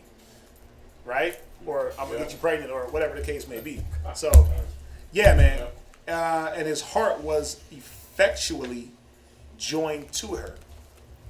He had his mind on her, man. He had affection for her. He never met her. Wow. What was it that he was affectionately joined to? Well, righteousness. Well, the fact that this woman may have, think about it, he was probably reflecting on his mama and her righteousness. Damn, that's going to be done towards me. That's nice. Not in no damn incest type of way. You know what I mean? Yeah. The way his mom dealt with his dad and the righteous level. It just shows you that love is not what we think it is. So true. It's not what we predicate love on. We get butterflies, right? She gives me a tingly feeling in my stomach. She gives me diarrhea. She makes me not be able to talk. When I see her, I start to mumble. I remember I thought I was in love one time. Oh man, it was so funny. There was this one woman, man. She wasn't a woman. I was a boy. She was a girl. But every time I seen her, I clammed up. Let's be glad. She was a woman. I was a young man. She was a young woman. But every time I seen her, I couldn't talk. And I thought that's not what love was supposed to be. And me, I talk. Let's go. I'm a talker, but I see her, and people be like, "What the hell's wrong with you?" I'm like, "I don't know. I might be in love." Oh boy. Right? Every time I seen her, I would just, and it wasn't like she was overly beautiful or just out of the park, drop dead gorgeous. I don't know what it was, but I thought that, like, oh, see, that's love. When she takes your breath away, right? Mm-hmm. She leaves you speechless. That's what the songs say, right? I can't breathe, baby. I can't sleep. I can't eat. Hell nah. This Tobit right here is telling you what love is, right? I just kind of added some things to it. Anyway, any questions? I mean, when you look at the concept of it, what could he have really been in love with not meeting a person? You know? True. Any questions? Very true. Ganja invoke the evil spirits. Of course it does. That's why we tell brothers and sisters don't smoke. I got to put together a weed class now. I got to put it together. They're about to legalize that weed in Texas, ain't they? Oh, really? What's coming? From what I heard. Yep. Anything? Last on this side. Con? La? Y'all ready to go home? I mind you, Mupanya Kodam.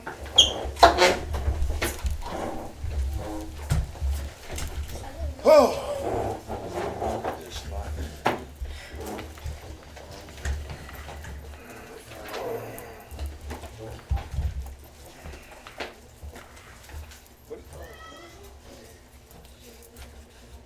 You gonna go to bed at night?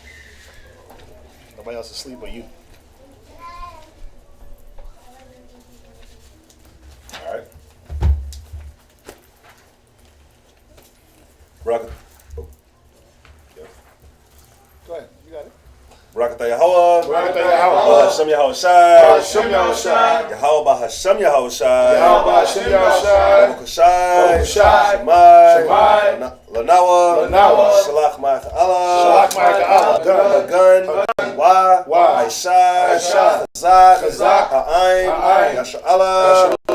Also, much love, spiritual powers, and forgive all of our sins. Yahweh Shai, come quickly. For in thee is our hope. Always. And forever.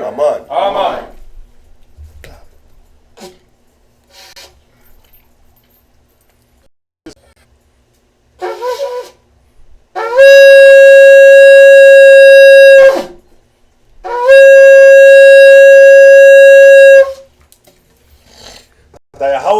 Bahashem Yahushai. Bahashem Yahushai.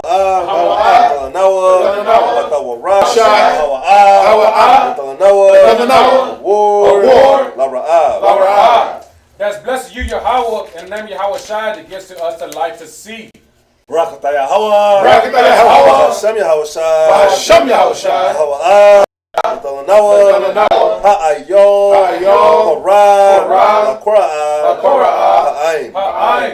That's blessed you, Yahweh, in the name of Yahweh Shai, that gives to us the ram's horn to call the people. Barakatah Yahweh. Bahashem Yahushai. Bahashem Yahushai.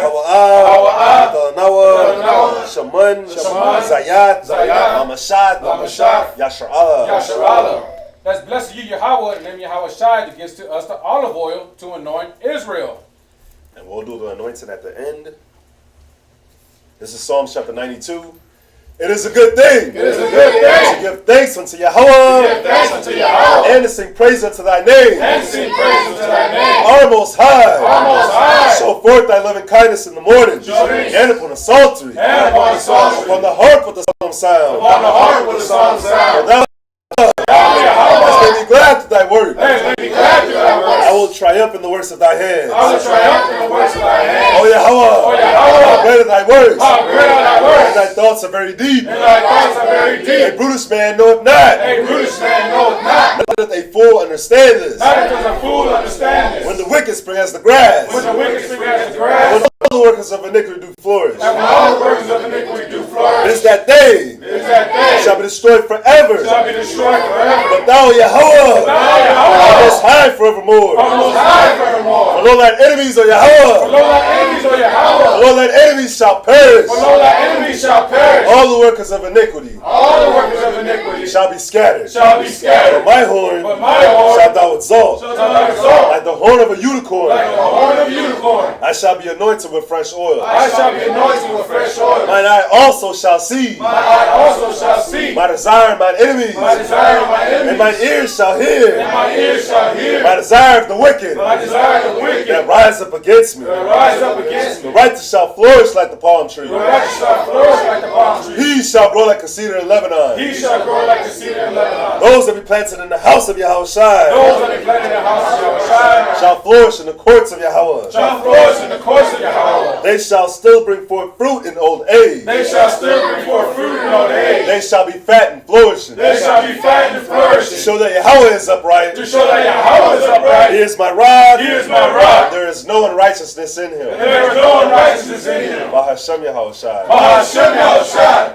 The water. The water. Yah. Aman. Aman. This is Psalm chapter 133. Shayar, Malawad, Ladawad, Hanan, Matzawad, Ramah, Na'ayim, Shabbat, Akim, Gum, Yechad, Kashaman, Hatawad, Ayl, Hara'ash, Yarad, Ayl, Zakwan, Aharon, Shayarad, Alpayah, Madawat Yawad, Katal, Chamram 1, Shayarad, Ayl, Arayah, Desire 1, Kaya, Shum, Tazawad, Yahweh, Ath, Habaraka, Chayayim, Aid, Ha'aywalam, Aman. This is Psalms 133. Behold, how good and how pleasant it is for brethren to dwell together in unity. It is like the precious ointment upon the head that ran down upon the beard, even Aaron's beard, that went down to the skirts of his garments, as the dew of Hermon, as the dew that descend upon the mount of Zion. For there the Lord commanded the blessing, even life forevermore. Bahashem Yahweh Shai. Bahashem Yahweh Shai. The water. The water. Tamyah. Aman. Circle up.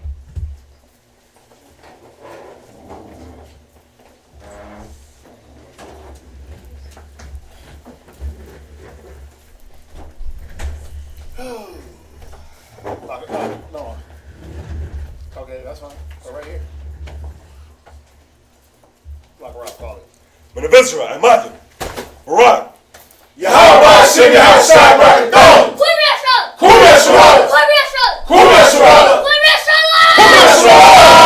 Get your matah. Turn to face Sistren and the one brother back there. Call it. Salute not the daughters of Zion, men of Israel, I'm Matthew. Barak. Yahweh Shemad Yahweh Hashem Yahweh Shai. Yahweh Shemad Yahweh Hashem Yahweh Shai. Get your matah.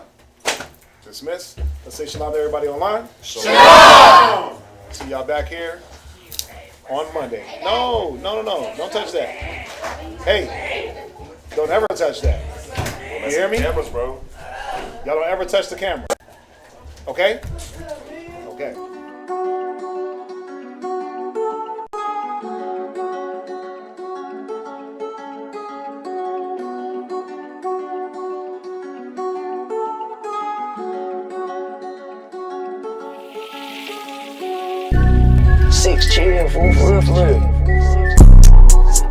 Judah. Judah, Judah, Judah, Judah, Judah, Judah, Judah, Judah, Judah.